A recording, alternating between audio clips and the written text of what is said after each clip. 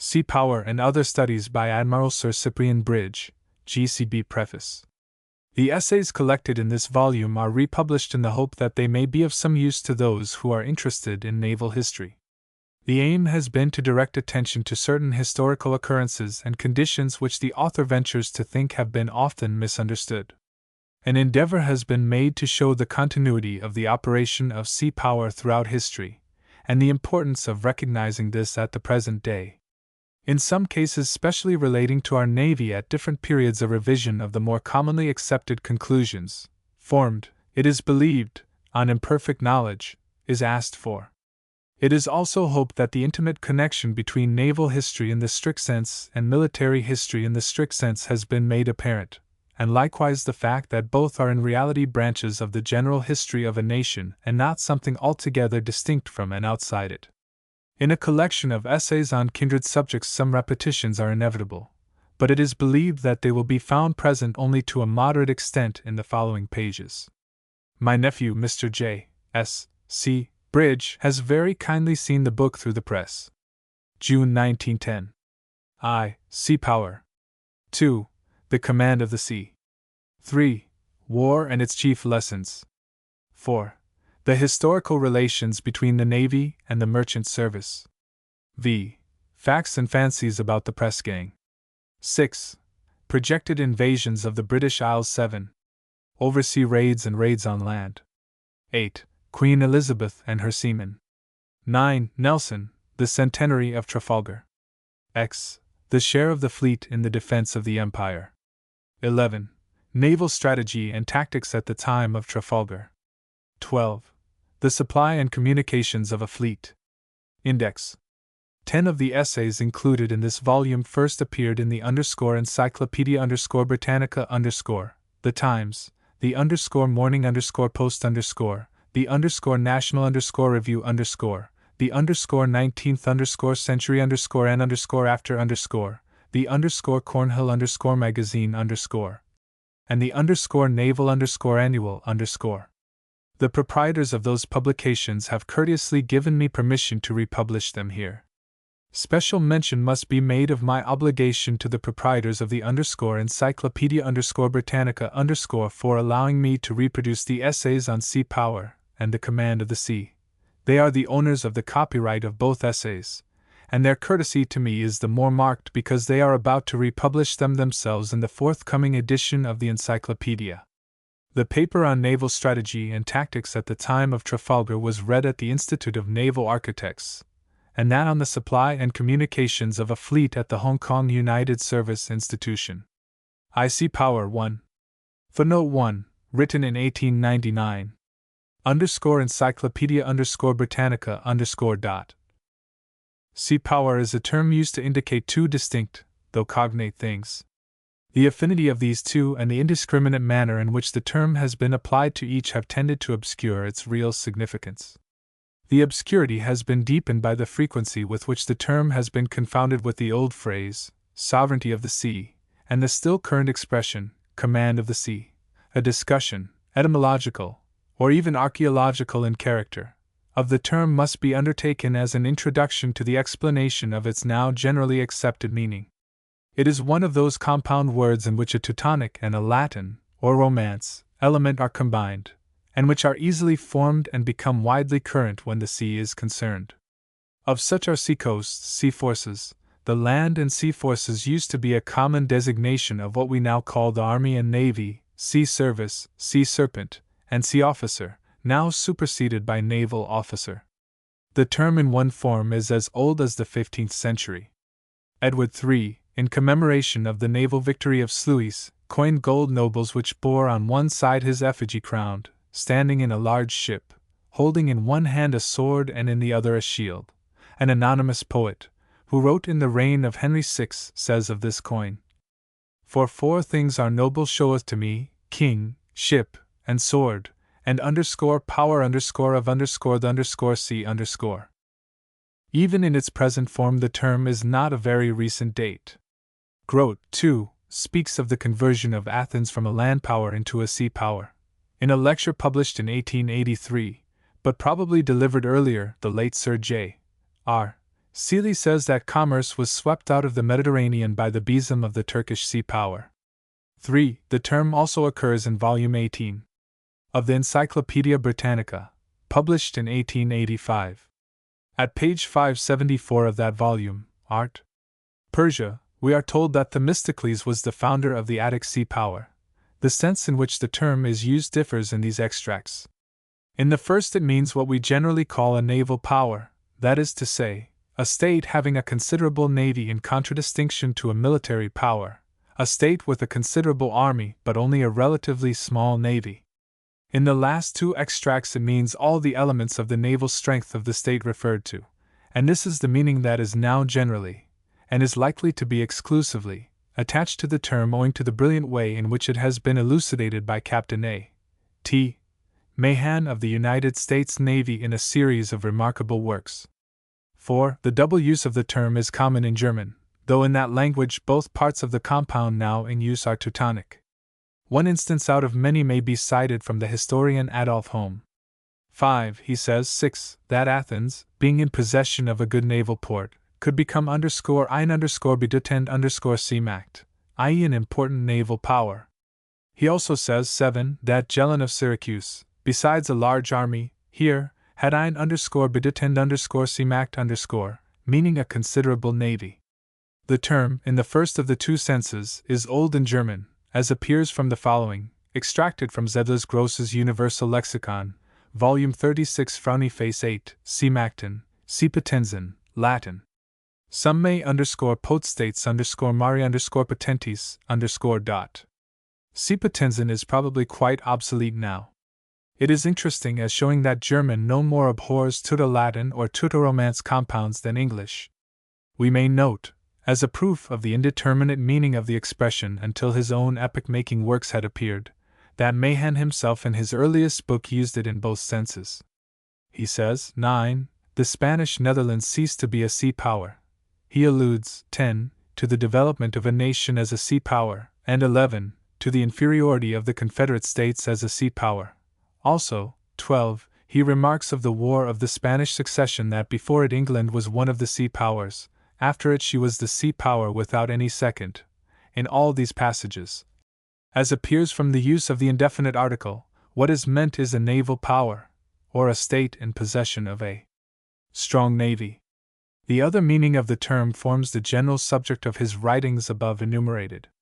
In his earlier works Mahan writes sea power as two words, but in a published letter of the February 19, 1897, he joins them with a hyphen, and defends this formation of the term and the sense in which he uses it. We may regard him as the virtual inventor of the term in its more diffused meaning, for, even if it had been employed by earlier writers in that sense, it is he beyond all question who has given it general currency. He has made it impossible for anyone to treat of sea power without frequent reference to his writings and conclusions. Footnote 2, _hist. _of Greece v. Page 67, published in 1849, but with preface dated 1848. Footnote 3, expansion of England page 89. Footnote 4, influence of sea power on history published 1890. Influence of sea power on the French Revolution and Empire 2 volumes 1892. Nelson. The embodiment of the sea power of Great Britain 2 volumes 1897. Footnote 5. Griechisch Gesticht Berlin 1889. Footnote 6, Ibid. 2, page 37. Footnote 7, Ibid. 2, page 91. Footnote 8, Leipzig UND Halle, 1743. Footnote 9, influence of sea power on history page 35. Footnote 10, Ibid. Page 42. Footnote 11, Ibid. Page 43. Footnote 12, Ibid. Page 225. There is something more than mere literary interest in the fact that the term in another language was used more than 2,000 years ago. Before Mahan, no historian, not even one of those who specially devoted themselves to the narration of naval occurrences, had evinced a more correct appreciation of the general principles of naval warfare than Thucydides. He alludes several times to the importance of getting command of the sea. This country would have been saved some disasters and been less often in peril had British writers, taken as guides by the public, possessed the same grasp of the true principles of defense as Thucydides exhibited. One passage in his history is worth quoting. Brief as it is, it shows that on the subject of sea power he was a predecessor of Mahan. In a speech in favor of prosecuting the war, which he puts into the mouth of Pericles, these words occur.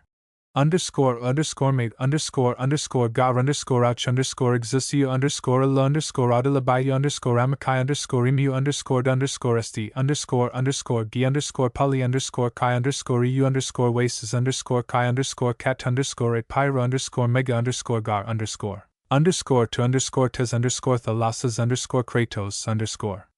The last part of this extract, though often translated command of the sea, or dominion of the sea, really has the wider meaning of sea power, the power of the sea of the Old English poet above quoted. This wider meaning should be attached to certain passages in Herodotus 13, which have been generally interpreted commanding the sea, or by the mere titular and honorific having the dominion of the sea. One editor of Herodotus, CHF. Baer, did, however, see exactly what was meant, for, with reference to the allusion to Polycrates, he says, _class maximum value it _. This is perhaps as exact a definition of sea power as could be given in a sentence. Footnote 13, Herodotus 3. 122 in two places, v.83. It is, however, impossible to give a definition which would be at the same time succinct and satisfactory. To say that sea power means the sum total of the various elements that go to make up the naval strength of a state would be in reality to beg the question. Mahan lays down the principal conditions affecting the sea power of nations, but he does not attempt to give a concise definition of it. Yet no one who has studied his works will find it difficult to understand what it indicates. Our present task is to put readers in possession of the means of doing this. The best, indeed, as Mahan has made us see, the only effective way of attaining this object is to treat the matter historically. Whatever date we may agree to assign to the formation of the term itself, the idea, as we have seen, is as old as history. It is not intended to give a condensed history of sea power, but rather an analysis of the idea and what it contains, illustrating this analysis with examples from history ancient and modern. It is important to know that it is not something which originated in the middle of the 17th century, and having seriously affected history in the 18th, ceased to have weight till Captain Mahan appeared to comment on it in the last decade of the 19th. With a few masterly touches, Mahan, in his brief allusion to the Second Punic War, has illustrated its importance in the struggle between Rome and Carthage. What has to be shown is that the principles which he has laid down in that case, and in cases much more modern, are true and have been true always and everywhere. Until this is perceived, there is much history which cannot be understood, and yet it is essential to our welfare as a maritime people that we should understand it thoroughly. Our failure to understand it has more than once brought us, if not to the verge of destruction, at any rate within a short distance of serious disaster. Sea power in ancient times. The high antiquity of decisive naval campaigns is amongst the most interesting features of international conflicts. Notwithstanding the much greater frequency of land wars, the course of history has been profoundly changed more often by contests on the water. That this has not received the notice it deserved is true, and Mahan tells us why. Historians generally, he says, have been unfamiliar with the conditions of the sea, having as to it neither special interest nor special knowledge, and the profound determining influence of maritime strength on great issues has consequently been overlooked. Moralising on that which might have been is admittedly a sterile process, but it is sometimes necessary to point, if only by way of illustration, to a possible alternative. As in modern times the fate of India and the fate of North America were determined by sea power, so also at a very remote epoch sea power decided whether or not Hellenic colonization was to take root in, and Hellenic culture to dominate, central and northern Italy as it dominated southern Italy, where traces of it are extant to this day. A moment's consideration will enable us to see how different the history of the world would have been had a Hellenized city grown and prospered on the Seven Hills. Before the Tarquins were driven out of Rome, a Phocian fleet was encountered, 537 BC, off Corsica by a combined force of Etruscans and Phoenicians, and was so handled that the Phocians abandoned the island and settled on the coast of Lucania. 14. The enterprise of their navigators had built up for the Phoenician cities and their great offshoot Carthage, a sea power which enabled them to gain the practical sovereignty of the sea to the west of Sardinia and Sicily.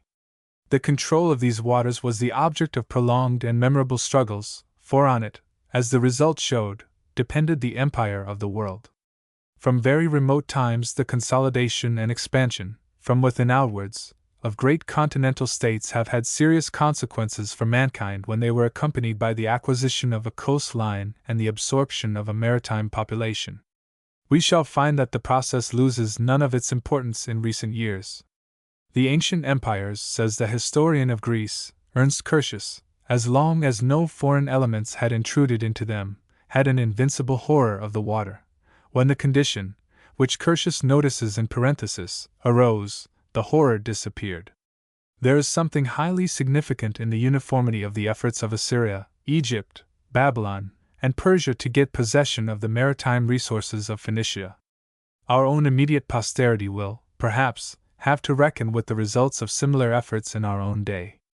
It is this which gives a living interest to even the very ancient history of sea power, and makes the study of it of great practical importance to us now. We shall see, as we go on, how the phenomena connected with it reappear with striking regularity in successive periods. Looked at in this light, the great conflicts of former ages are full of useful, indeed necessary, instruction. Footnote 14 Mommsen, _Hist. Rome English Trans. I. Page 153. In the first and greatest of the contests waged by the nations of the East against Europe, the Persian Wars, sea power was the governing factor. Until Persia had expanded to the shores of the Levant, the European Greeks had little to fear from the ambition of the great king. The conquest of Egypt by Cambyses had shown how formidable that ambition could be when supported by an efficient navy. With the aid of the naval forces of the Phoenician cities, the Persian invasion of Greece was rendered comparatively easy. It was the naval contingents from Phoenicia which crushed the Ionian revolt. The expedition of Mardonius, and still more that of Datis and Artaphernes, had indicated the danger threatening Greece when the master of a great army was likewise the master of a great navy. Their defeat at Marathon was not likely to, and as a matter of fact did not, discourage the Persians from further attempts at aggression. As the advance of Cambyses into Egypt had been flanked by a fleet, so also was that of Xerxes into Greece. By the good fortune sometimes vouchsafed to a people which, owing to its obstinate opposition to, or neglect of, a wise policy, scarcely deserves it, there appeared at Athens an influential citizen who understood all that was meant by the term sea power.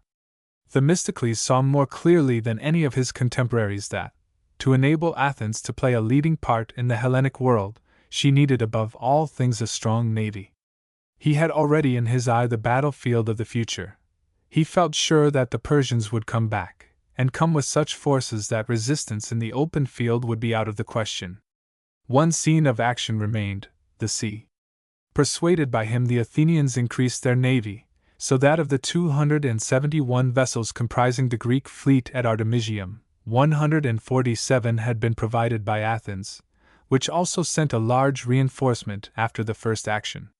Though no one has ever surpassed Themistocles in the faculty of correctly estimating the importance of sea power, it was understood by Xerxes as clearly as by him that the issue of the war depended upon naval operations. The arrangements made under the Persian monarch's direction, and his very personal movements, show that this was his view. He felt, and probably expressed the feeling, exactly as, in the War of American Independence, Washington did in the words, "Whatever efforts are made by the land armies, the Navy must have the casting vote in the present contest." The decisive event was the naval action of Salamis. To have made certain of success, the Persians should have first obtained a command of the Aegean, as complete for all practical purposes as the French and English had of the sea generally in the war against Russia of 1854–56. The Persian sea power was not equal to the task. The fleet of the Great King was numerically stronger than that of the Greek allies, but it has been proved many times that naval efficiency does not depend on numerical superiority alone.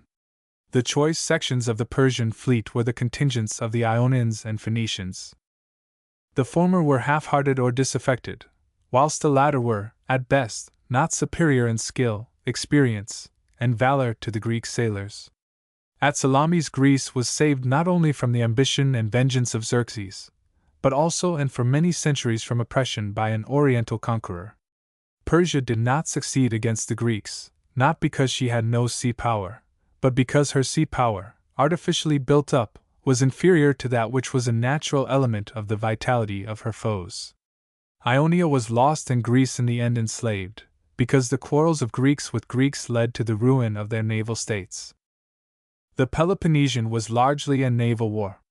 The confidence of the Athenians in their sea power had a great deal to do with its outbreak. The immediate occasion of the hostilities, which in time involved so many states, was the opportunity offered by the conflict between Corinth and Corcyra of increasing the sea power of Athens. Hitherto the Athenian naval predominance had been virtually confined to the Aegean Sea. The Corcyrian envoy, who pleaded for help at Athens, dwelt upon the advantage to be derived by the Athenians from alliance with a naval state occupying an important situation with respect to the western regions towards which the views of the Athenians had for some time been directed. 15. It was the weapon of her sea power, to adopt Mahan's phrase, that enabled Athens to maintain the great conflict in which she was engaged. Repeated invasions of her territory, the ravages of disease amongst her people, and the rising disaffection of her allies had been more than made up for by her predominance on the water. The scale of the subsequent Syracusan expedition showed how vigorous Athens still was down to the interruption of the war by the peace of Nicias. The great expedition just mentioned overtaxed her strength. Its failure brought about the ruin of the state. It was held by contemporaries, and has been held in our own day, that the Athenian defeat at Syracuse was due to the omission of the government at home to keep the force in Sicily properly supplied and reinforced. This explanation of failure is given in all ages, and should always be suspected. The friends of unsuccessful generals and admirals always offer it, being sure of the support of the political opponents of the administration. After the dispatch of the supporting expedition under Demosthenes and Eurymedon, no further great reinforcement, as Nicias admitted, was possible. The weakness of Athens was in the character of the men who swayed the popular assemblies and held high commands. A people which remembered the administration of a Pericles, and yet allowed a Cleon or an Alcibiades to direct its naval and military policy, courted defeat.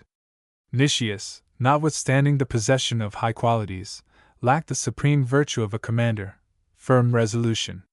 He dared not face the obloquy consequent on withdrawal from an enterprise on which the popular hopes had been fixed, and therefore he allowed a reverse to be converted into an overwhelming disaster. The complete ruin of Athens had appeared, both to her enemies and to herself, impending and irreparable. But so astonishing, so rapid, and so energetic had been her rally, that, a year after Syracuse, she was found again carrying on a terrible struggle. 16. Nevertheless, her sea power had indeed been ruined at Syracuse. Now she could wage war only with impaired resources and on a purely defensive system. Even before Arginusi, it was seen that superiority of nautical skill had passed to the Peloponnesians and their allies. 17. Footnote 15, Thirlwall, _hist. Greece 3. Page 96. Footnote 16, Grote, _hist. Greece v. Page 354. Footnote 17, Ibid. Page 503. The great, occasionally interrupted, and prolonged contest between Rome and Carthage was a sustained effort on the part of one to gain, and of the other to keep the control of the western Mediterranean. So completely had that control been exercised by Carthage, that she had anticipated the Spanish commercial policy in America. The Romans were precluded by treaties from trading with the Carthaginian territories in Hispania, Africa, and Sardinia. Rome, as Mommsen tells us, was from the first a maritime city and, in the period of its vigor, never was so foolish or so untrue to its ancient traditions as wholly to neglect its war marine and to desire to be a mere continental power. It may be that it was lust of wealth rather than lust of dominion that first prompted a trial of strength with Carthage. The vision of universal empire could hardly as yet have formed itself in the imagination of a single Roman. The area of Phoenician maritime commerce was vast enough both to excite jealousy and to offer vulnerable points to the cupidity of rivals. It is probable that the modern estimate of the sea power of Carthage is much exaggerated. It was great by comparison, and of course overwhelmingly great when there were none but insignificant competitors to challenge it. Mommsen holds that, in the 4th and 5th centuries after the foundation of Rome, the two main competitors for the dominion of the western waters were Carthage and Syracuse. Carthage, he says, had the preponderance, and Syracuse sank more and more into a second-rate naval power. The maritime importance of the Etruscans was wholly gone. Rome itself was not exempt from the same fate. Its own waters were likewise commanded by foreign fleets. The Romans were for a long time too much occupied at home to take much interest in Mediterranean matters. The position of the Carthaginians in the western basin of the Mediterranean was very like that of the Portuguese long afterwards in India. The latter kept within reach of the sea, nor did their rule ever extend a day's march from their ships. 18. The Carthaginians in Spain, says Mommsen, made no effort to acquire the interior from the warlike native nations. They were content with the possession of the mines and of stations for traffic and for shell and other fisheries, allowance being made for the numbers of the classes engaged in administration, commerce, and supervision. It is nearly certain that Carthage could not furnish the crews required by both a great war navy and a great mercantile marine. No one is surprised on finding that the land forces of Carthage were composed largely of alien mercenaries. We have several examples from which we can infer a parallel, if not an identical, condition of her maritime resources. How, then, was the great Carthaginian carrying trade provided for? The experience of more than one country will enable us to answer this question. The ocean trade of those offshoots or dependencies of the United Kingdom, viz., the United States, Australasia, and India, is largely or chiefly conducted by shipping of the old country. So that of Carthage was largely conducted by old Phoenicians. These may have obtained a Carthaginian register, or the contemporary equivalent, but they could not all have been purely Carthaginian or Libya-Phoenician. This must have been the case even more with the war navy. British India for a considerable time possessed a real and indeed highly efficient navy, but it was officered entirely and manned almost entirely by men from the old country. Moreover, it was small. The wealth of India would have sufficed to furnish a larger material element, but, as the country could not supply the personnel, it would have been absurd to speak of the sea power of India apart from that of England. As soon as the Romans chose to make the most of their natural resources, the maritime predominance of Carthage was doomed. The artificial basis of the latter's sea power would not enable it to hold out against serious and persistent assaults. Unless this is perceived, it is impossible to understand the story of the Punic Wars. Judged by every visible sign of strength, Carthage, the richer, the more enterprising, ethnically the more predominant amongst her neighbors, and apparently the more nautical, seemed sure to win in the great struggle with Rome which, by the conditions of the case, was to be waged largely on the water. Yet those who had watched the struggles of the Punic city with the Sicilian Greeks, and especially that with Agathocles, must have seen reason to cherish doubts concerning her naval strength. It was an anticipation of the case of Spain in the age of Philip II. As the great Elizabethan seamen discerned the defects of the Spanish naval establishment, so men at Rome discerned those of the Carthaginian. Dates in connection with this are of great significance. A comprehensive measure, with the object of rescuing their marine from its condition of impotence, was taken by the Romans in the year 267 BC for quaestores classici. In modern naval English we may perhaps call them port admirals, were nominated, and one was stationed at each of 4 ports. The objects of the Roman Senate, so Mommsen tells us, were very obvious. They were to recover their independence by sea, to cut off the maritime communications of Tarentum, to close the Adriatic against fleets coming from Epirus, and to emancipate themselves from Carthaginian supremacy. For years afterwards, the First Punic War began. It was, and had to be, largely a naval contest. The Romans waged it with varying fortune, but in the end triumphed by means of their sea power. The sea was the place where all great destinies were decided. 19. The victory of Catullus over the Carthaginian fleet off the Aegean islands decided the war and left to the Romans the possession of Sicily and the power of possessing themselves of Sardinia and Corsica. It would be an interesting and perhaps not a barren investigation to inquire to what extent the decline of the mother states of Phoenicia, consequent on the campaigns of Alexander the Great, had helped to enfeeble the naval efficiency of the Carthaginian defenses. One thing was certain. Carthage had now met with a rival endowed with natural maritime resources greater than her own. That rival also contained citizens who understood the true importance of sea power. With a statesmanlike sagacity from which succeeding generations might have drawn a lesson, the leading men of the Roman Commonwealth perceived that all their coast fortifications and coast garrisons would prove inadequate unless the war marine of the state were again placed on a footing that should command respect. 20. It is a gloomy reflection that the leading men of our own great maritime country could not see this in 1860.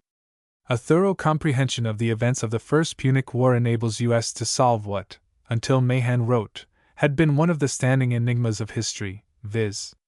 Hannibal's invasion of Italy by land instead of by sea in the Second Punic War. Mahan's masterly examination of this question has set at rest all doubts as to the reason of Hannibal's action. 21. The naval predominance in the western basin of the Mediterranean acquired by Rome had never been lost. Though modern historians, even those belonging to a maritime country, may have failed to perceive it, the Carthaginians knew well enough that the Romans were too strong for them on the sea. Though other forces cooperated to bring about the defeat of Carthage in the Second Punic War, the Roman navy, as Mahan demonstrates, was the most important. As a navy, he tells us in words like those already quoted, acts on an element strange to most writers, as its members have been from time immemorial a strange race apart, without profits of their own, either themselves nor their calling understood, its immense determining influence on the history of that era, and consequently upon the history of the world, has been overlooked. Footnote 18. R. S. Whiteway, _rise _of the _Portuguese _power _in India page 12. Westminster, 1899. Footnote 19. J. H. Burton, _hist. of Scotland 1873, Volume 1, page 318. Footnote 20. Mommsen, I. Page 427. Footnote 21. INF. On hist. Pages 13 to 21. The attainment of all but universal dominion by Rome was now only a question of time. The annihilation of the Carthaginian fleet had made the Romans masters of the sea. 22. A lodgment had already been gained in Illyricum, and countries farther east were before long to be reduced to submission. A glance at the map will show that to effect this the command of the eastern basin of the Mediterranean, like that of the western, must be secured by the Romans. The old historic navies of the Greek and Phoenician states had declined. One considerable naval force there was which, though it could not have prevented, was strong enough to have delayed the Roman progress eastwards. This force belonged to Rhodes, which in the years immediately following the close of the Second Punic War reached its highest point as a naval power. 23. Far from trying to obstruct the advance of the Romans, the Rhodian fleet helped it. Hannibal, in his exile, saw the necessity of being strong on the sea if the East was to be saved from the grasp of his hereditary foe, but the resources of Antiochus, even with the mighty cooperation of Hannibal, were insufficient. In a later and more often quoted struggle between East and West, that which was decided at Actium, sea power was again seen to have the casting vote. When the whole of the Mediterranean coasts became part of a single state, the importance of the navy was naturally diminished, but in the struggles within the declining empire it rose again at times. The contest of the Vandal Genseric with Madrian and the African expedition of Belisarius, not to mention others, were largely influenced by the naval operations. 24. Footnote 22. Schmitz _hist. Rome, page 256. Footnote 23, c. Tor, roads in ancient times, page 40. Footnote 24, Gibbon, deck, and fall, chaps. 36, Zli. Sea power in the Middle Ages. A decisive event, the Mohammedan conquest of northern Africa from Egypt westwards, is unintelligible until it is seen how great a part sea power played in effecting it. Purely land expeditions, or expeditions but slightly supported from the sea, had ended in failure. The emperor at Constantinople still had at his disposal a fleet capable of keeping open the communications with his African province. It took the Saracens half a century, 647 to 698 AD, to win their way along the coast of Africa as far as the Pillars of Hercules Winkworth around 25, and, as Gibbon tells us, it was not till the commander of the faithful had prepared a great expedition, this time by sea as well as by land, that the Saracenic dominion was definitely established. It has been generally assumed that the Arabian conquerors who, within a few years of his death, spread the faith of Muhammad over vast regions, belonged to an essentially non-maritime race, and little or no stress has been laid on the extent to which they relied on naval support in prosecuting their conquests. In parts of Arabia, however, maritime enterprise was far from non-existent, and when the Mohammedan Empire had extended outwards from Mecca and Medina till it embraced the coasts of various seas, the consequences to the neighboring states were as serious as the rule above mentioned would lead us to expect that they would be. With the conquest of Syria and Egypt, a long stretch of seaboard had come into the Saracenic power, and the creation and maintenance of a navy for the protection of the maritime ports as well as for meeting the enemy became a matter of vital importance. Great attention was paid to the manning and equipment of the fleet. 26. At first the fleet was manned by sailors drawn from the Phoenician towns where nautical energy was not yet quite extinct, and later the crews were recruited from Syria, Egypt, and the coasts of Asia Minor. Ships were built at most of the Syrian and Egyptian ports, and also at Abala and Bushire on the Persian Gulf, whilst the mercantile marine and maritime trade were fostered and encouraged. The sea power thus created was largely artificial. It drooped, as in similar cases, when the special encouragement was withdrawn. In the days of Arabian energy, says Hallam, Constantinople was twice, in 668 and 716, attacked by great naval armaments. The same authority believes that the abandonment of such maritime enterprises by the Saracens may be attributed to the removal of the capital from Damascus to Baghdad. The removal indicated a lessened interest in the affairs of the Mediterranean Sea, which was now left by the administration far behind. The Greeks in their turn determined to dispute the command of the sea, with the result that in the middle of the 10th century their empire was far more secure from its enemies than under the first successors of Heraclius. Not only was the fall of the empire, by a rational reliance on sea power, postponed for centuries, but also much that had been lost was regained. At the close of the 10th century the emperors of Constantinople possessed the best and greatest part of southern Italy, part of Sicily, the whole of what is now called the Balkan Peninsula, Asia Minor, with some parts of Syria and Armenia. 27. Footnote 25, Hallam, _mid, Ages, Chapter 6.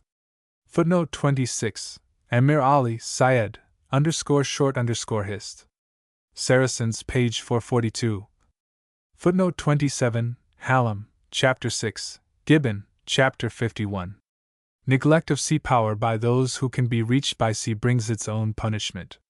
Whether neglected or not, if it is an artificial creation, it is nearly sure to disappoint those who wield it when it encounters a rival power of natural growth. How was it possible for the Crusaders, in their various expeditions, to achieve even the transient success that occasionally crowned their efforts? How did the Christian kingdom of Jerusalem contrive to exist for more than 3/4 of a century? Why did the Crusades more and more become maritime expeditions? The answer to these questions is to be found in the decline of the Mohammedan naval defenses and the rising enterprise of the seafaring people of the West. Venetians, Pisans, and Genoese transported crusading forces, kept open the communications of the places held by the Christians, and hampered the operations of the infidels.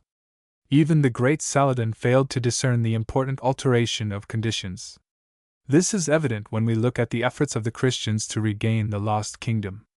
Saladin forgot that the safety of Phoenicia lay in immunity from naval incursions, and that no victory on land could ensure him against an influx from beyond the sea.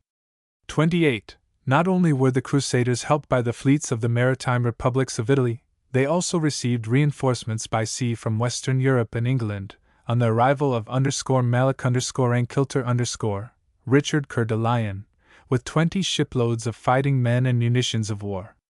Footnote 28. Amir Ali, Syed, pages 359-360. Participation in the Crusades was not a solitary proof of the importance of the naval states of Italy.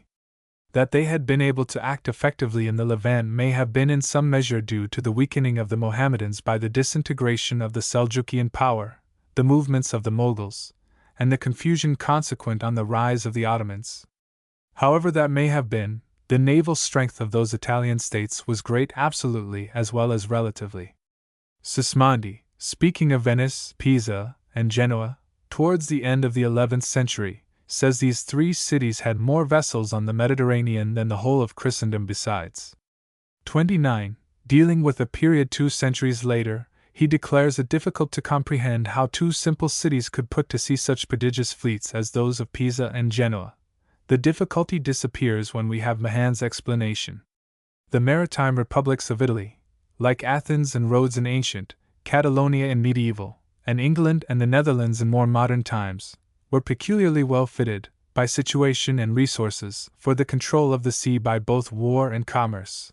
As far as the western Mediterranean was concerned, Genoa and Pisa had given early proofs of their maritime energy, and fixed themselves, in succession to the Saracens, in the Balearic Isles, Sardinia, and Corsica. Sea power was the Themistoclean instrument with which they made a small state into a great one. Footnote 29, Ital. Republics, English edition, page 29.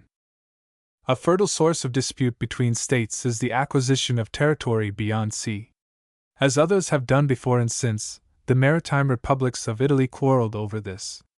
Sea power seemed, like Saturn, to devour its own children. In 1284, in a great sea fight off Meloria, the Pisans were defeated by the Genoese with heavy loss, which, as Sismondi states, ruined the maritime power of the former. From that time Genoa, transferring her activity to the Levant, became the rival of Venice. The fleets of the two cities in 1298 met near Cyprus in an encounter, said to be accidental, that began a terrible war which for 7 years stained the Mediterranean with blood and consumed immense wealth. In the next century the two republics, irritated by commercial quarrels, like the English and Dutch afterwards, were again at war in the Levant. Sometimes one side, sometimes the other was victorious, but the contest was exhausting to both, and especially to Venice. Within a quarter of a century they were at war again. Hostilities lasted till the Genoese met with the crushing defeat of Chioggia. From this time, says Hallam, Genoa never commanded the ocean with such navies as before. Her commerce gradually went into decay, and the 15th century, the most splendid in the annals of Venice, is till recent times the most ignominious in those of Genoa. Venice seemed now to have no naval rival, and had no fear that any one could forbid the ceremony in which the Doge, standing in the bows of the Bucentaur, cast a ring into the Adriatic with the words, _desponsimus _t, _mare, in _signum _veri _perpetuique _dominii The result of the combats at Chioggia, though fatal to it in the long run, did not at once destroy the naval importance of Genoa. A remarkable characteristic of sea power is the delusive manner in which it appears to revive after a great defeat. The Persian navy occasionally made a brave show afterwards, but in reality it had received at Salamis a mortal wound. Athens seemed strong enough on the sea after the catastrophe of Syracuse, but, as already stated, her naval power had been given there a check from which it never completely recovered. The navy of Carthage had had similar experience, and in later ages, the power of the Turks was broken at Lepanto, and that of Spain at Gravelines notwithstanding deceptive appearances afterwards. Venice was soon confronted on the sea by a new rival. The Turkish naval historian, Haji Khalifa 30 tells us that, after the taking of Constantinople, when they, the Ottomans, spread their conquests over land and sea, it became necessary to build ships and make armaments in order to subdue the fortresses and castles on the Rumelian and Anatolian shores, and in the islands of the Mediterranean. Muhammad too established a great naval arsenal at Constantinople. In 1470 the Turks, for the first time, equipped a fleet with which they drove that of the Venetians out of the Grecian seas. 31. The Turkish Wars of Venice lasted a long time. In that which ended in 1503 the decline of the Venetians' naval power was obvious. The Mussulmans had made progress in naval discipline. The Venetian fleet could no longer cope with theirs. Henceforward it was as an allied contingent of other navies that of Venice was regarded as important. Dyer 32 quotes a striking passage from a letter of Aeneas Sylvius, afterwards Pope Pius II, in which the writer affirms that, if the Venetians are defeated, Christendom will not control the sea any longer, for neither the Catalans nor the Genoese, without the Venetians, are equal to the Turks. Footnote 30. Maritime wars of the Turks Mitchell's Trans. Page 12. Footnote 31. Sismondi, page 256. Footnote 32. Hist. Europe, page 85. Sea power in the 16th and 17th centuries. The last named people, indeed, exemplified once more the rule that a military state expanding to the sea and absorbing older maritime populations becomes a serious menace to its neighbors. Even in the 15th century Muhammad too had made an attack on southern Italy, but his sea power was not equal to the undertaking. Suleiman the Magnificent directed the Ottoman forces towards the west. With admirable strategic insight he conquered Rhodes, and thus freed himself from the danger of a hostile force on his flank. The centenary of the conquest of Constantinople was past, and the Turk had developed a great naval power besides annexing Egypt and Syria. 33. The Turkish fleets, under such leaders as Kheireddin, Barbarossa, Pial, and Dragut, seemed to command the Mediterranean including its western basin, but the repulse at Malta in 1565 was a serious check, and the defeat at Lepanto in 1571 virtually put an end to the prospect of Turkish maritime dominion. The predominance of Portugal in the Indian Ocean in the early part of the 16th century had seriously diminished the Ottoman resources. The wealth derived from the trade in that ocean, the Persian Gulf, and the Red Sea, had supplied the Mohammedans with the sinews of war, and had enabled them to contend with success against the Christians in Europe. The main artery had been cut when the Portuguese took up the challenge of the Mohammedan merchants of Calicut, and swept their ships from the ocean. 34. The sea power of Portugal wisely employed had exercised a great, though unperceived, influence.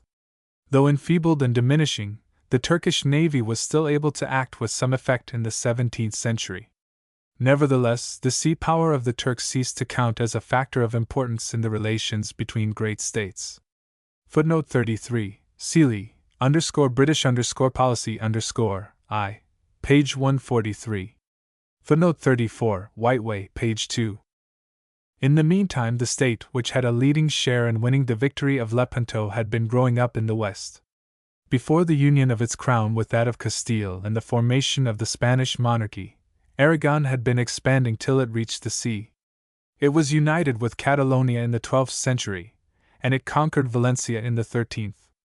Its long line of coast opened the way to an extensive and flourishing commerce, and an enterprising navy indemnified the nation for the scantiness of its territory at home by the important foreign conquests of Sardinia, Sicily, Naples, and the Balearic Isles. Amongst the maritime states of the Mediterranean, Catalonia had been conspicuous. She was to the Iberian Peninsula much what Phoenicia had been to Syria. The Catalan navy had disputed the empire of the Mediterranean with the fleets of Pisa and Genoa. The incorporation of Catalonia with Aragon added greatly to the strength of that kingdom. The Aragonese kings were wise enough to understand and liberal enough to foster the maritime interests of their new possessions. 35. Their French and Italian neighbors were to feel, before long, the effect of this policy, and when the Spanish monarchy had been consolidated, it was felt not only by them, but by others also. The more Spanish dominion was extended in Italy, the more were the naval resources at the command of Spain augmented. Genoa became Spain's Watergate to Italy.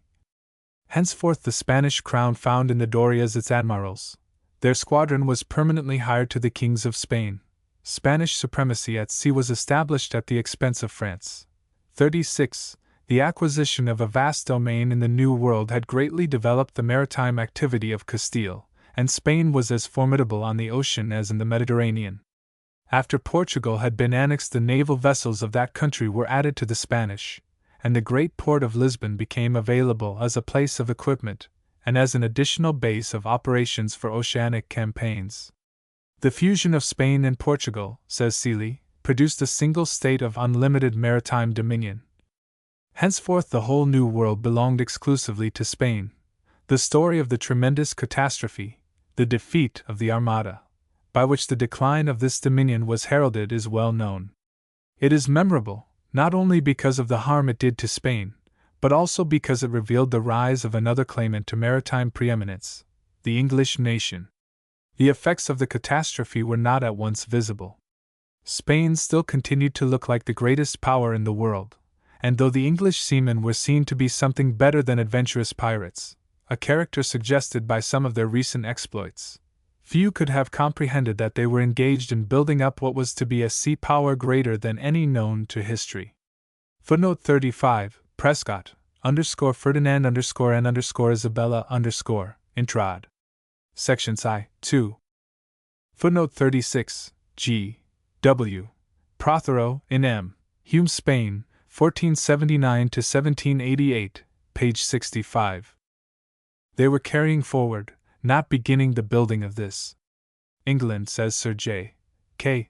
Lawton, had always believed in her naval power, had always claimed the sovereignty of the narrow seas, and more than 200 years before Elizabeth came to the throne, Edward III had testified to his sense of its importance by ordering a gold coinage bearing a device showing the armed strength and sovereignty of England based on the sea. 37. It is impossible to make intelligible the course of the many wars which the English waged with the French in the Middle Ages unless the true naval position of the former is rightly appreciated.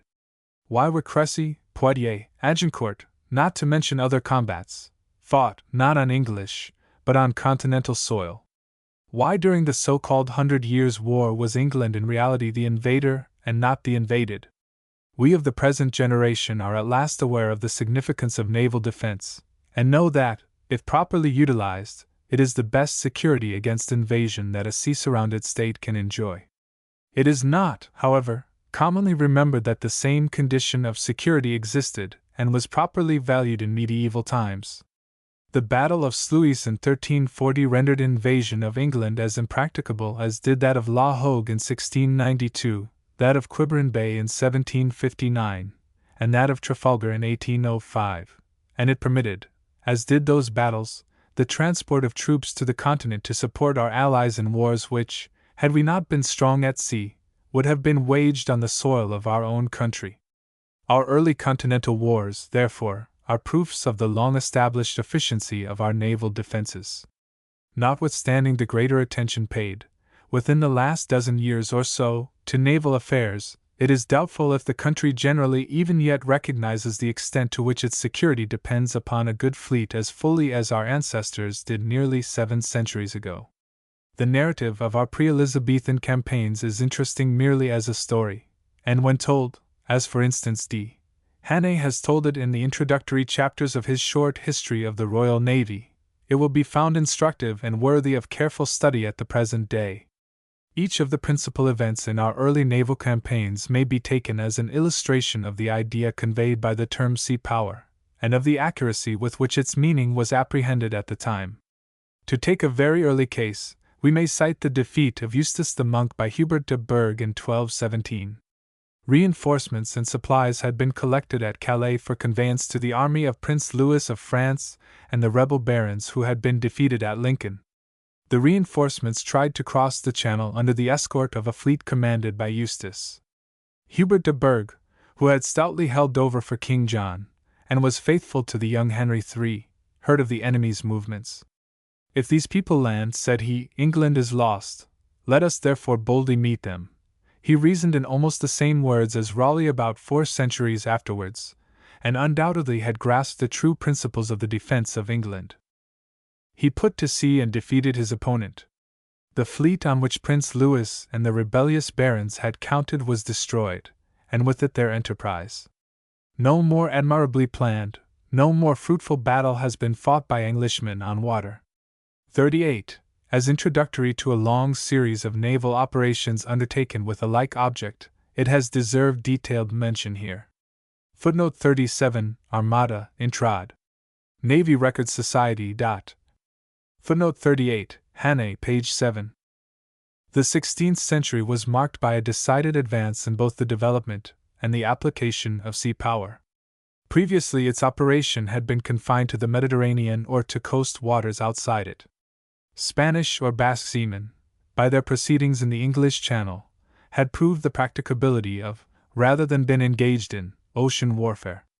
The English, who withstood them, were accustomed to seas so rough, to seasons so uncertain, and to weather so boisterous, that the ocean had few terrors for them. All that was wanting was a sufficient inducement to seek distant fields of action and a development of the naval art that would permit them to be reached. The discovery of the New World supplied the first. The consequently increased length of voyages and of absence from the coast led to the second. The world had been moving onwards in other things as well as in navigation. Intercommunication was becoming more and more frequent. What was done by one people was soon known to others. It is a mistake to suppose that, because the English had been behindhand in the exploration of remote regions, they were wanting in maritime enterprise. The career of the Cabots would of itself suffice to render such a supposition doubtful. The English had two good reasons for postponing voyages to unsettlement in far-off lands. They had their hands full nearer home, and they thoroughly, and as it were by instinct, understood the conditions on which permanent expansion must rest. They wanted to make sure of the line of communication first. To effect this, a seagoing marine of both war and commerce, and, for further expansion, stations on the way were essential. The chart of the world furnishes evidence of the wisdom and the thoroughness of their procedure. Taught by the experience of the Spaniards and the Portuguese, when unimpeded by the political circumstances of the time, and provided with suitable equipment, the English displayed their energy in distant seas. It now became simply a question of the efficiency of sea power. If this was not a quality of that of the English, then their efforts were bound to fail, and more than this, the position of their country, challenging as it did what was believed to be the greatest of maritime states, would have been altogether precarious. The principal expeditions now undertaken were distinguished by a characteristic peculiar to the people, and not to be found in connection with the exploring or colonizing activity of most other great nations even down to our own time. They were really unofficial speculations in which, if the government took part at all, it was for the sake of the profit expected and almost, if not exactly, like any private adventurer. The participation of the government, nevertheless, had an aspect which it is worth while to note.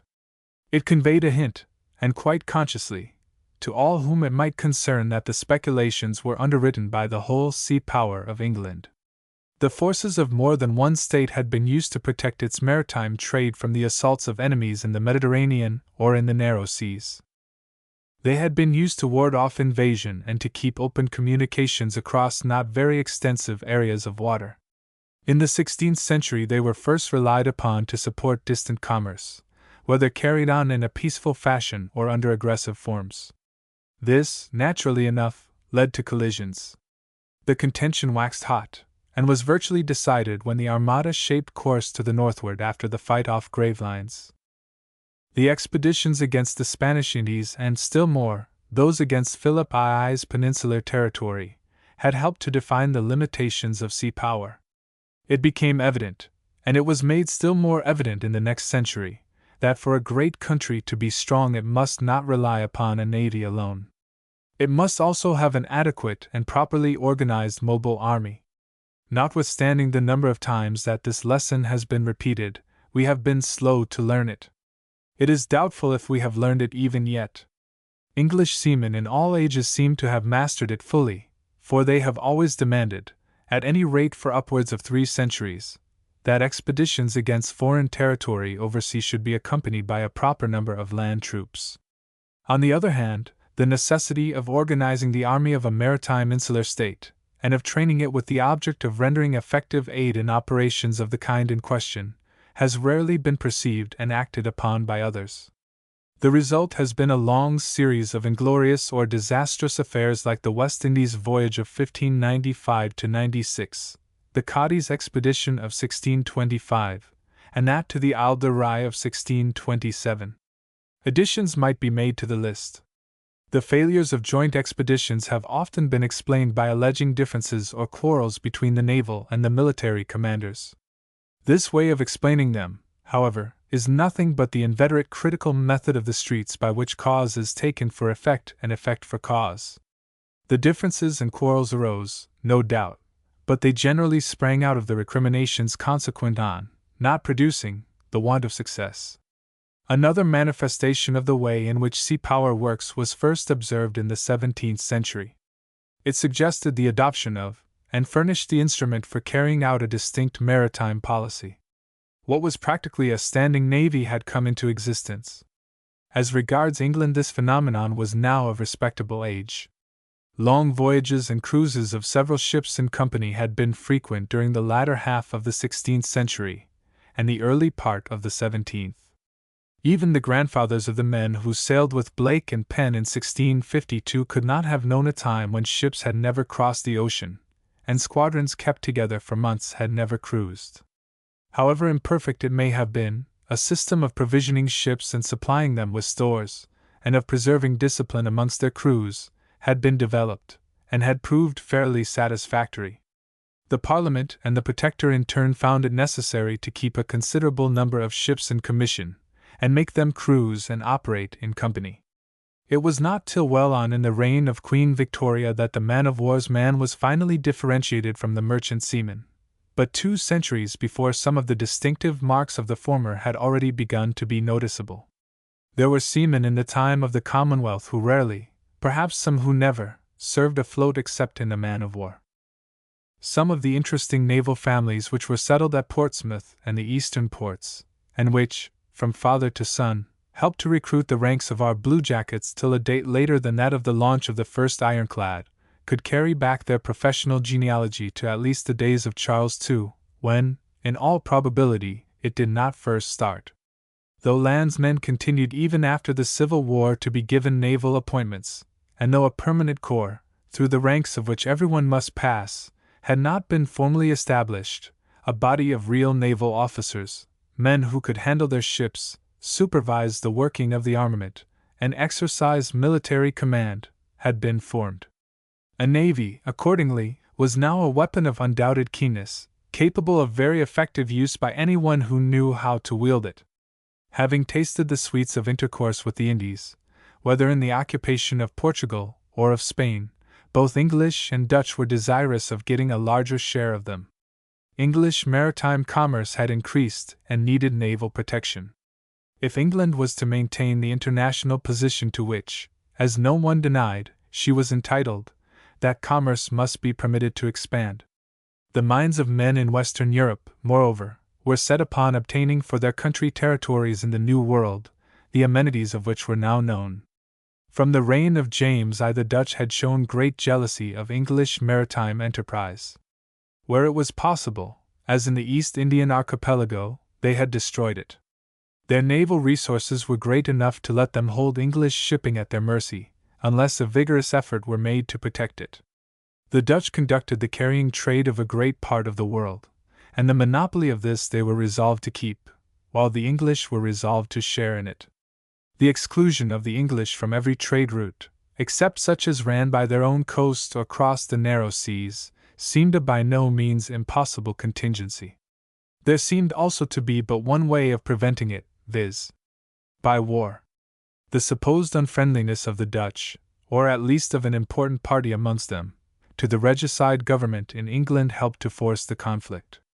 The Navigation Act of 1651 was passed and regarded as a covert declaration of hostilities.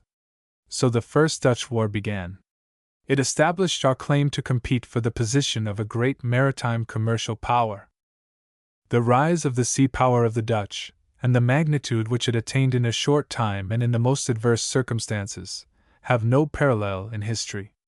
The case of Athens was different, because the Athenian power had not so much been unconsciously developed out of a great maritime trade, as based on a military marine deliberately and persistently fostered during many years. Thowell believes that it was Solon who laid the foundations of the Attic navy, 39, a century before Salamis. The great achievement of Themistocles was to convince his fellow citizens that their navy ought to be increased. Perhaps the nearest parallel with the power of the Dutch was presented by that of Rhodes, which rested largely on a carrying trade. The Rhodian undertakings, however, were by comparison small and restricted in extent. Motley declares of the 7 united provinces that they commanded the ocean, 40, and that it would be difficult to exaggerate the naval power of the young Commonwealth. Even in the days of Spain's greatness, English seamen positively declined to admit that she was stronger than England on the sea, and the story of the Armada justified their view. Our first 2 Dutch wars were, therefore, contests between the 2 foremost naval states of the world for what was primarily a maritime object. The identity of the cause of the first and of the second war will be discerned by anyone who compares what has been said about the circumstances leading to the former, with Monk's remark as to the latter. He said that the English wanted a larger share of the trade enjoyed by the Dutch. It was quite in accordance with the spirit of the age that the Dutch should try to prevent, by force, this want from being satisfied. Anything like free and open competition was repugnant to the general feeling. The high road to both individual wealth and national prosperity was believed to lie in securing a monopoly. Merchants or manufacturers who called for the abolition of monopolies granted to particular courtiers and favorites had not the smallest intention, on gaining their object, of throwing open to the enterprise of all what had been monopolized. It was to be kept for the exclusive benefit of some privileged or chartered company. It was the same in greater affairs. As Mahan says, to secure to one's own people a disproportionate share of the benefits of sea commerce, every effort was made to exclude others, either by the peaceful legislative methods of monopoly or prohibitory regulations, or, when these failed, by direct violence. The apparent wealth of Spain was believed to be due to the rigorous manner in which foreigners were excluded from trading with the Spanish oversea territories. The skill and enterprise of the Dutch having enabled them to force themselves into this trade, they were determined to keep it to themselves. The Dutch East India Company was a powerful body, and largely dictated the maritime policy of the country. We have thus come to an interesting point in the historical consideration of sea power. The Elizabethan conflict with Spain had practically settled the question whether or not the expanding nations were to be allowed to extend their activities to territories in the New World. The first 2 Dutch wars were to settle the question whether or not the ocean trade of the world was to be open to any people qualified to engage in it. We can see how largely these were maritime questions, how much depended on the solution found for them, and how plain it was that they must be settled by naval means. Footnote 39, _hist. Greece 2. Page 52. Footnote 40, _United Netherlands 2. Page 132. Mahan's Great Survey of Sea Power opens in 1660, midway between the First and Second Dutch Wars. The sailing ship era, with its distinctive features, he tells us, had fairly begun. The art of war by sea, in its more important details, had been settled by the First War. From the beginning of the Second, the general features of ship design, the classification of ships, the armament of ships, and the handling of fleets, were to remain without essential alteration until the date of Navarino. Even the tactical methods, except where improved on occasions by individual genius, altered little. The great thing was to bring the whole broadside force to bear on an enemy. Whether this was to be impartially distributed throughout the hostile line or concentrated on one part of it depended on the character of particular admirals. It would have been strange if a period so long and so rich in incidents had afforded no materials for forming a judgment on the real significance of sea power. The text, so to speak, chosen by Mahan is that, notwithstanding the changes wrought in naval material during the last half-century, we can find in the history of the past instructive illustrations of the general principles of maritime war. These illustrations will prove of value not only in those wider operations which embrace a whole theater of war, but also, if rightly applied, in the tactical use of the ships and weapons of our own day. By a remarkable coincidence, the same doctrine was being preached at the same time, and quite independently, by the late Vice Admiral Philip Colomb in his work on naval warfare. As a prelude to the Second Dutch War, we find a repetition of a process which had been adopted somewhat earlier. That was the permanent conquest of transoceanic territory. Until the 17th century had well begun, naval, or combined naval and military, operations against the distant possessions of an enemy had been practically restricted to raiding or plundering attacks on commercial centers. The Portuguese territory in South America having come under Spanish dominion in consequence of the annexation of Portugal to Spain, the Dutch, as the power of the latter country declined, attempted to reduce part of that territory into permanent possession. This improvement on the practice of Drake and others was soon seen to be a game at which more than one could play. An expedition sent by Cromwell to the West Indies seized the Spanish island of Jamaica, which has remained in the hands of its conquerors to this day. In 1664, an English force occupied the Dutch North American settlements on the Hudson. Though the dispossessed rulers were not quite in a position to throw stones at sinners, this was rather a raid than an operation of recognized warfare, because it preceded the formal outbreak of hostilities. The conquered territory remained in English hands for more than a century, and thus testified to the efficacy of a sea power which Europe had scarcely begun to recognize. Neither the Second nor the Third Dutch War can be counted amongst the occurrences to which Englishmen may look back with unalloyed satisfaction, but they, unquestionably, disclosed some interesting manifestations of sea power. Much indignation has been expressed concerning the corruption and inefficiency of the English government of the day, and its failure to take proper measures for keeping up the navy as it should have been kept up. Some, perhaps a good deal, of this indignation was deserved, but it would have been nearly as well deserved by every other government of the day. Even in those homes of political virtue where the administrative machinery was worked by or in the interest of speculating capitalists and privileged companies, the accumulating evidence of late years has proved that everything was not considered to be, and as a matter of fact was not, exactly as it ought to have been. Charles II and his brother, the Duke of York, have been held up to obloquy because they thought that the coast of England could be defended against a naval enemy better by fortifications than by a good fleet, and, as Pepys noted, were not ashamed of it. The truth is that neither the King nor the Duke believed in the power of a navy to ward off attack from an island. This may have been due to want of intellectual capacity, but it would be going a long way to put it down to personal wickedness. They have had many imitators, some in our own day. The huge forts which stud the coast of the United Kingdom, and have been erected within the memory of the present generation, are monuments, likely to last for many years, of the inability of people, whom no one could accuse of being vicious, to rate sea power at its proper value. It is much more likely that it was owing to a reluctance to study questions of naval defense as industriously as they deserved, and to that moral timidity which so often tempts even men of proved physical courage to undertake the impossible task of making themselves absolutely safe against hostile efforts at every point.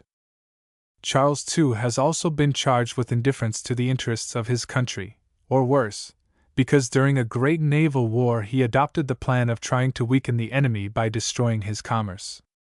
The king took a fatal resolution of laying up his great ships and keeping only a few frigates on the cruise.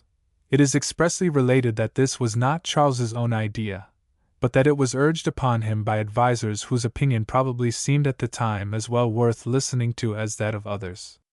Anyhow, if the king erred, as he undoubtedly did, he erred in good company. 1400 years earlier, the statesman who conducted the great war against Carthage, and whose astuteness has been the theme of innumerable panegyrics since, took the same fatal resolution. In the midst of the great struggle they did away with the fleet. At the most they encouraged privateering, and with that view placed the war vessels of the state at the disposal of captains who were ready to undertake a corsair warfare on their own account. 41. In much later times this method has had many and respectable defenders. Mahan's works are, in a sense, a formal warning to his fellow citizens not to adopt it. In France, within the last years of the 19th century it found, and appears still to find, adherents enough to form a school. The reappearance of belief in demonstrated impossibilities is a recognized incident in human history.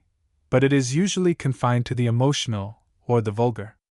It is serious and filled with menaces of disaster when it is held by men thought fit to administer the affairs of a nation, or advise concerning its defense. The Third Dutch War may not have settled directly the position of England in the maritime world, but it helped to place that country above all other maritime states, in the position, in fact, which Great Britain, the United Kingdom, the British Empire, whichever name may be given it, has retained up to the present. It also manifested in a very striking form the efficacy of sea power. The United Provinces, though attacked by two of the greatest monarchies in the world, France and England, were not destroyed. Indeed, they preserved much of their political importance in the state system of Europe. The Republic owed this astonishing result partly to the skill of one or two men, but mainly to its sea power. The effort, however, had undermined its strength and helped forward its decline. Footnote 41 Mommsen 2. Page 52. The war, which was ended by the Peace of Ryswick in 1697, presents two features of exceptional interest. One was the havoc wrought on English commerce by the enemy. The other was Torrington's conduct at and after the engagement off Beachy Head. Mahan discusses the former with his usual lucidity. At no time has war against commerce been conducted on a larger scale and with greater results than during this period.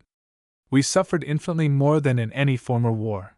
Many of our merchants were ruined, and it is affirmed that the English shipping was reduced to the necessity of sailing under the Swedish and Danish flags. The explanation is that Louis XIV made great efforts to keep up powerful fleets. Our navy was so fully occupied in watching these that no ships could be spared to protect our maritime trade. This is only another way of saying that our commerce had increased so largely that the navy was not strong enough to look after it as well as oppose the enemy's main force. Notwithstanding our losses, we were on the winning side in the conflict. Much misery and ruin had been caused, but not enough to affect the issue of the war. Torrington's proceedings in July 1690 were at the time the subject of much angry debate. The debate, still meriting the epithet angry, has been renewed within the last few years. The matter has to be noticed here, because it involves the consideration of a question of naval strategy which must be understood by those who wish to know the real meaning of the term sea power, and who ought to learn that it is not a thing to be idly risked or thrown away at the bidding of the ignorant and the irresponsible. Arthur Herbert, Earl of Torrington, the later peerage is a viscounty held by the Byng family, was in command of the allied English and Dutch fleet in the Channel. The disparity of force, says Mahan, was still in favor of France in 1690, but it was not so great as the year before. We can measure the ability of the then English government for conducting a great war, when we know that, in its wisdom, it had still further weakened our fleet by dividing it, Vice Admiral Killigrew having been sent to the Mediterranean with a squadron, and had neglected, and indeed refused when urged, to take the necessary steps to repair this error. The government having omitted, as even British governments sometimes do, to gain any trustworthy intelligence of the strength or movements of the enemy, Torrington suddenly found himself confronted by a considerably superior French fleet under Tourville, one of the greatest of French sea officers. Of late years the intentions of the French have been questioned, but it is beyond dispute that in England at the time Tourville's movements were believed to be preliminary to invasion. Whether Tourville deliberately meant his movement to cover an invasion or not, invasion would almost certainly have followed complete success on his part. Otherwise his victory would have been without any valuable result. Torrington saw that as long as he could keep his own fleet intact, he could, though much weaker than his opponent, prevent him from doing serious harm. Though personally not a believer in the imminence of invasion, the English admiral knew that most men were in fear that the French would invade. His own view was, that whilst we had a fleet in being they would not dare to make an attempt. Of late years controversy has raged round this phrase, a fleet in being, and the strategic principle which it expresses. Most seamen were at the time, have been since, and still are in agreement with Torrington. This might be supposed enough to settle the question. It has not been allowed, however, to remain one of purely naval strategy. It was made at the time a matter of party politics. This is why it is so necessary that in a notice of sea power it should be discussed. Both as a strategist and as a tactician Torrington was immeasurably ahead of his contemporaries. The only English admirals who can be placed above him are Hawke and Nelson. He paid the penalty of his preeminence. He could not make ignorant men and dull men see the meaning or the advantages of his proceedings. Mahan, who is specially qualified to do him full justice, does not devote much space in his work to a consideration of Torrington's case, evidently because he had no sufficient materials before him on which to form a judgment. The Admiral's character had been taken away already by Macaulay, who did have ample evidence before him. William III, with all his fine qualities, did not possess a military genius quite equal to that of Napoleon, and Napoleon, in naval strategy, was often wrong. William III understood that subject even less than the French Emperor did, and his favorites were still less capable of understanding it. Consequently, Torrington's action has been put down to jealousy of the Dutch. There have been people who accused Nelson of being jealous of the naval reputation of Caracciolo. The explanation of Torrington's conduct is this: he had a fleet so much weaker than Tourville's that he could not fight a general action with the latter without a practical certainty of getting a crushing defeat. Such a result would have laid the kingdom open. A defeat of the Allied fleet, says Mahan, if sufficiently severe, might involve the fall of William's throne in England. Given certain movements of the French fleet, Torrington might have maneuvered to slip past it to the westward and join his force with that under Killigrew, which would make him strong enough to hazard a battle. This proved impracticable. There was then one course left: to retire before the French, but not to keep far from them. He knew that, though not strong enough to engage their whole otherwise unemployed fleet with any hope of success, he would be quite strong enough to fight and most likely beat it, when a part of it was trying either to deal with our ships to the westward or to cover the disembarkation of an invading army. He, therefore, proposed to keep his fleet in being in order to fall on the enemy when the latter would have two affairs at the same time on his hands. The late Vice Admiral Colomb rose to a greater height than was usual even with him in his criticism of this campaign. What Torrington did was merely to reproduce on the sea what has been noticed dozens of times on shore, viz., the menace by the flanking enemy. In land warfare this is held to give exceptional opportunities for the display of good generalship. But, to quote Mahan over again, a navy acts on an element strange to most writers. Its members have been from time immemorial a strange race apart, without profits of their own, either themselves nor their calling understood. Whilst Torrington has had the support of seamen, his opponents have been landsmen. For the crime of being a good strategist he was brought before a court-martial, but acquitted. His sovereign, who had been given the crowns of 3 kingdoms to defend our laws, showed his respect for them by flouting a legally constituted tribunal and disregarding its solemn finding. The admiral who had saved his country was forced into retirement. Still, the principle of the fleet in being lies at the bottom of all sound strategy. Admiral Colomb has pointed out a great change of plan in the later naval campaigns of the 17th century. Improvements in naval architecture, in the methods of preserving food, and in the arrangements for keeping the crews healthy, permitted fleets to be employed at a distance from their home ports for long continuous periods. The Dutch, when allies of the Spaniards, kept a fleet in the Mediterranean for many months. The great de Ruyter was mortally wounded in one of the battles there fought. In the War of the Spanish Succession the Anglo-Dutch fleet found its principal scene of action eastward of Gibraltar. This, as it were, set the fashion for future wars. It became a kind of tacitly accepted rule that the operation of British sea power was to be felt in the enemy's rather than in our own waters. The hostile coast was regarded strategically as the British frontier, and the sea was looked upon as territory which the enemy must be prevented from invading. Acceptance of this principle led in time to the so-called blockades of Brest and Toulon. The name was misleading. As Nelson took care to explain, there was no desire to keep the enemy's fleet in. What was desired was to be near enough to attack it if it came out. The wisdom of the plan is undoubted. The hostile navy could be more easily watched and more easily followed if it put to sea. To carry out this plan a navy stronger in number of ships or in general efficiency than that of the enemy was necessary to us. With the exception of that of American independence, which will therefore require special notice, our subsequent great wars were conducted in accordance with the rule. Sea power in the 18th century and early part of the 19th century. In the early part of the 18th century, there was a remarkable manifestation of sea power in the Baltic. Peter the Great, having created an efficient army, drove the Swedes from the coast provinces south of the Gulf of Finland. Like the earlier monarchies of which we have spoken, Russia, in the Baltic at least, now became a naval state. A large fleet was built, and indeed, a considerable navy established. It was a purely artificial creation, and showed the merits and defects of its character. At first, and when under the eye of its creator, it was strong. When Peter was no more, it dwindled away and, when needed again, had to be created afresh. It enabled Peter the Great to conquer the neighboring portion of Finland, to secure his coast territories, and to dominate the Baltic.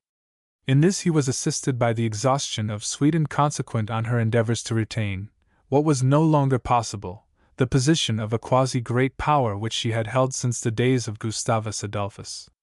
Sweden had been further weakened, especially as a naval state, by almost incessant wars with Denmark, which prevented all hope of Scandinavian predominance in the Baltic, the control of which sea has in our own days passed into the hands of another state possessing a quickly created navy, the modern German Empire. The War of the Spanish Succession left Great Britain a Mediterranean power, a position which, in spite of twice losing Minorca, she still holds. In the War of the Austrian Succession, France was forced to give up her conquests for want of a navy, and England saved her position by her sea power, though she had failed to use it to the best advantage. 42. This shows, as we shall find that a later war showed more plainly, that even the government of a thoroughly maritime country is not always sure of conducting its naval affairs wisely. The 7 Years' War included some brilliant displays of the efficacy of sea power. It was this which put the British in possession of Canada, decided which European race was to rule in India, and led to a British occupation of Havana in one hemisphere and of Manila in the other. In the same war we learned how, by a feeble use of sea power, a valuable possession like Minorca may be lost. At the same time our maritime trade and the general prosperity of the kingdom increased enormously. The result of the conflict made plain to all the paramount importance of having in the principal posts in the government men capable of understanding what war is and how it ought to be conducted.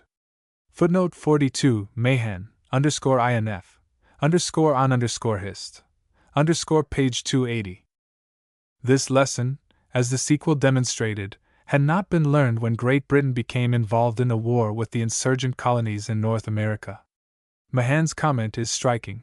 The magnificence of sea power and its value had perhaps been more clearly shown by the uncontrolled sway and consequent exaltation of one belligerent, but the lesson thus given, if more striking, is less vividly interesting than the spectacle of that sea power meeting a foe worthy of its steel, and excited to exertion by a strife which endangered not only its most valuable colonies, but even its own shores.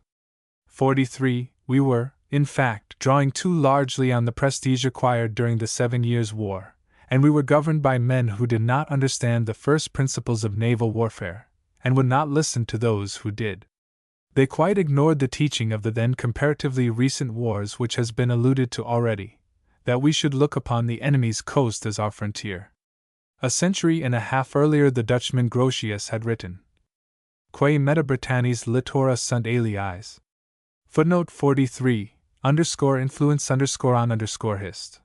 _hist, page 338. Though ordinary prudence would have suggested ample preparation, British ministers allowed their country to remain unprepared. Instead of concentrating their efforts on the main objective, they frittered away force in attempts to relieve 2 beleaguered garrisons under the pretext of yielding to popular pressure, which is the official term for acting on the advice of irresponsible and uninstructed busybodies. Depuis le début de la crise, says Captain Chevalier, les ministres de la Grande Bretagne étaient monteurs inférieurs à leur tâche. An impressive result of this was the repeated appearance of powerful and indeed numerically superior hostile fleets in the English Channel. The war, notwithstanding that, perhaps because land operations constituted an important part of it, and in the end settled the issue, was essentially oceanic. Captain Mahan says it was purely maritime. It may be true that, whatever the belligerent result, the political result, as regards the status of the insurgent colonies, would have been the same. It is in the highest degree probable, Indeed, it closely approaches to certainty that a proper use of the British sea power would have prevented independence from being conquered, as it were, at the point of the bayonet. There can be no surprise in store for the student acquainted with the vagaries of strategists who are influenced in war by political in preference to military requirements. Still, it is difficult to repress an emotion of astonishment on finding that a British government intentionally permitted de Grasse's fleet and the French army in its convoy to cross the Atlantic unmolested, for fear of postponing for a time the revictualling of the garrison beleaguered at Gibraltar. Washington's opinion as to the importance of the naval factor has been quoted already, and Mahan does not put the case too strongly when he declares that the success of the Americans was due to sea power being in the hands of the French and its improper distribution by the English authorities. Our navy, misdirected as it was, made a good fight of it, never allowed itself to be decisively beaten in a considerable battle, and won at least one great victory. At the point of contact with the enemy, however, it was not in general so conspicuously successful as it was in the 7 Years' War, or as it was to be in the great conflict with the French Republic and Empire. The truth is that its opponent, the French Navy, was never so thoroughly a seagoing force as it was in the War of American Independence, and never so closely approached our own in real sea experience as it did during that period. We met antagonists who were very nearly, but fortunately for us, not quite as familiar with the sea as we were ourselves, and we never found it so hard to beat them, or even to avoid being beaten by them. An Englishman would, naturally enough, start at the conclusion confronting him, if he were to speculate as to the result of more than one battle had the great Suffren's captains and crews been quite up to the level of those commanded by stout old Sir Edward Hughes. Suffren, it should be said, before going to the East Indies, had 38 years of almost uninterrupted sea service. 44. A glance at a chart of the world, with the scenes of the general actions of the war dotted on it, will show how notably oceanic the campaigns were. The hostile fleets met over and over again on the far side of the Atlantic and in distant Indian seas. The French navy had penetrated into the ocean as readily and as far as we could do ourselves. Besides this, it should be remembered that it was not until the April 12, 1782, when Rodney in one hemisphere and Suffren in the other showed them the way, that our officers were able to escape from the fetters imposed on them by the fighting instructions, a fact worth remembering in days in which it is sometimes proposed, by establishing schools of naval tactics on shore, to revive the pedantry which made a decisive success in battle nearly impossible. Footnote 44, Lawton, _studies _ in naval _hist. Page 103. The mighty conflict which raged between Great Britain on one side and France and her allies on the other, with little intermission, for more than 20 years, presents a different aspect from that of the war last mentioned. The victories which the British fleet was to gain were generally to be overwhelming; if not, they were looked upon as almost defeats. Whether the fleet opposed to ours was, or was not, the more numerous, the result was generally the same: our enemy was beaten. That there was a reason for this which can be discovered is certain. A great deal has been made of the disorganization in the French navy consequent on the confusion of the Revolution. That there was disorganization is undoubted; that it did impair discipline and consequently general efficiency will not be disputed; but that it was considerable enough to account by itself for the French naval defeats is altogether inadmissible. Revolutionary disorder had invaded the land forces to a greater degree than it had invaded the sea forces. The supersession, flight, or guillotining of army officers had been beyond measure more frequent than was the case with the naval officers. In spite of all this, the French armies were on the whole, even in the early days of the Revolution, extraordinarily successful. In 1792 the most formidable invasion that ever threatened France, as Alison calls it, was repelled, though the invaders were the highly disciplined and veteran armies of Prussia and Austria. It was nearly 2 years later that the French and English fleets came into serious conflict. The first great battle, which we call the glorious 1st of June, though a tactical victory for us, was a strategical defeat. Villaret-Joyeuse maneuvered so as to cover the arrival in France of a fleet of merchant vessels carrying sorely needed supplies of food, and in this he was completely successful. His plan involved the probability, almost the necessity, of fighting a general action which he was not at all sure of winning. He was beaten, it is true, but the French made so good a fight of it that their defeat was not nearly so disastrous as the later defeats of the Nile or Trafalgar, and, at the most, not more disastrous than that of Dominica. Yet no one even alleges that there was disorder or disorganization in the French fleet at the date of any one of those affairs. Indeed, if the French navy was really disorganized in 1794, it would have been better for France, judging from the events of 1798 and 1805, if the disorganization had been allowed to continue. In point of organization, the British navy was inferior, and in point of discipline not much superior to the French at the earliest date. At the later dates, and especially at the latest, owing to the all-pervading energy of Napoleon, the British was far behind its rival in organization, in science, and in every branch of training that can be imparted without going to sea. We had the immense advantage of counting amongst our officers some very able men. Nelson, of course, stands so high that he holds a place entirely by himself. The other British chiefs, good as they were not conspicuously superior to the Hawkes and Rodneys of an earlier day. Howe was a great commander, but he did little more than just appear on the scene in the war. Almost the same may be said of Hood, of whom Nelson wrote, "He is the greatest sea officer I ever knew." 45. There must have been something, therefore, beyond the meritorious qualities of our principal officers which helped us so consistently to victory. The many triumphs won could not have been due in every case to the individual superiority of the British admiral, or captain to his opponent. There must have been bad as well as good amongst the hundreds on our lists, and we cannot suppose that Providence had so arranged it that in every action in which a British officer of inferior ability commanded a still inferior French commander was opposed to him. The explanation of our nearly unbroken success is, that the British was a thoroughly seagoing navy, and became more and more so every month, whilst the French, since the close of the American War, had lost to a great extent its seagoing character, and, because we shut it up in its ports, became less and less seagoing as hostilities continued.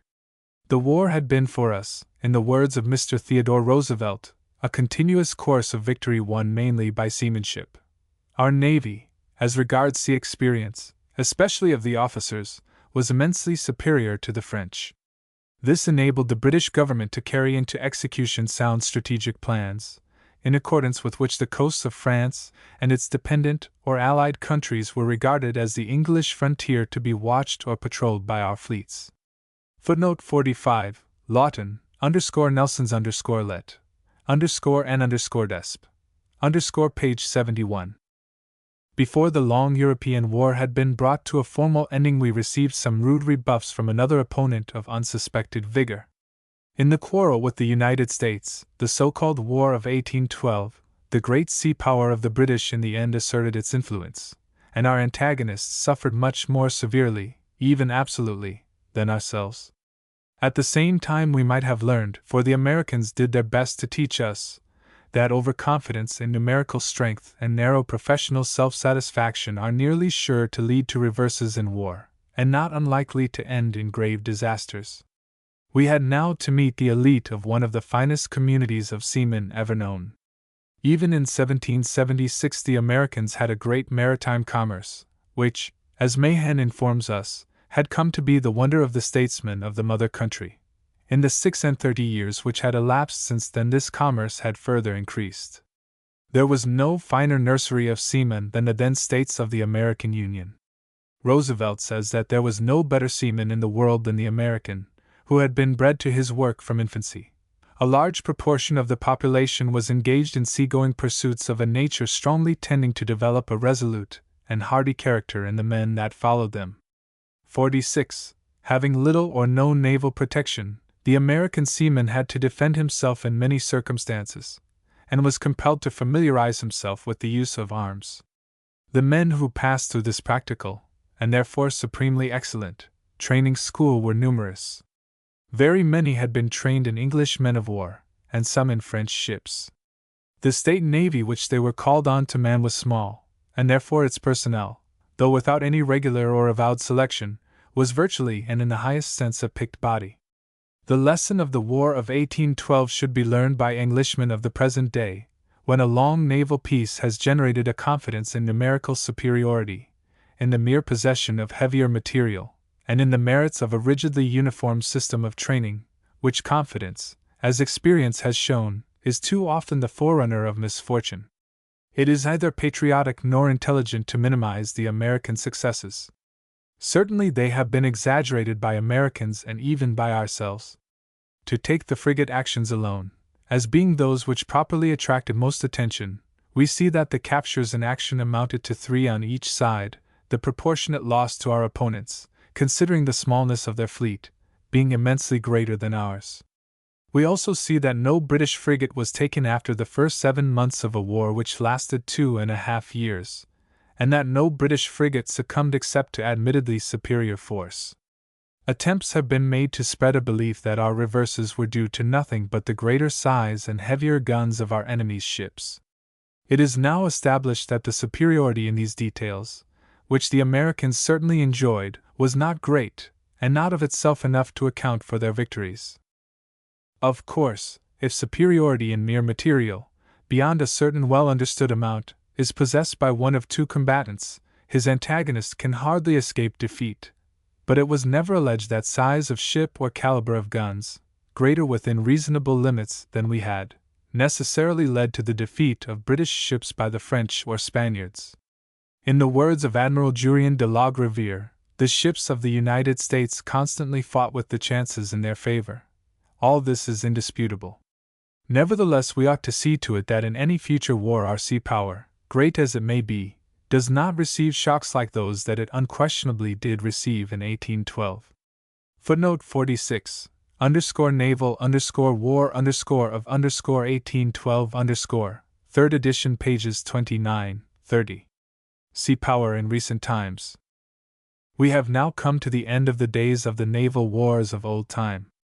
The subsequent period has been illustrated repeatedly by manifestations of sea power, often of great interest and importance, though rarely understood or even discerned by the nations which they more particularly concerned. The British sea power, notwithstanding the first year of the War of 1812, had come out of the great European conflict unshaken and indeed more preeminent than ever.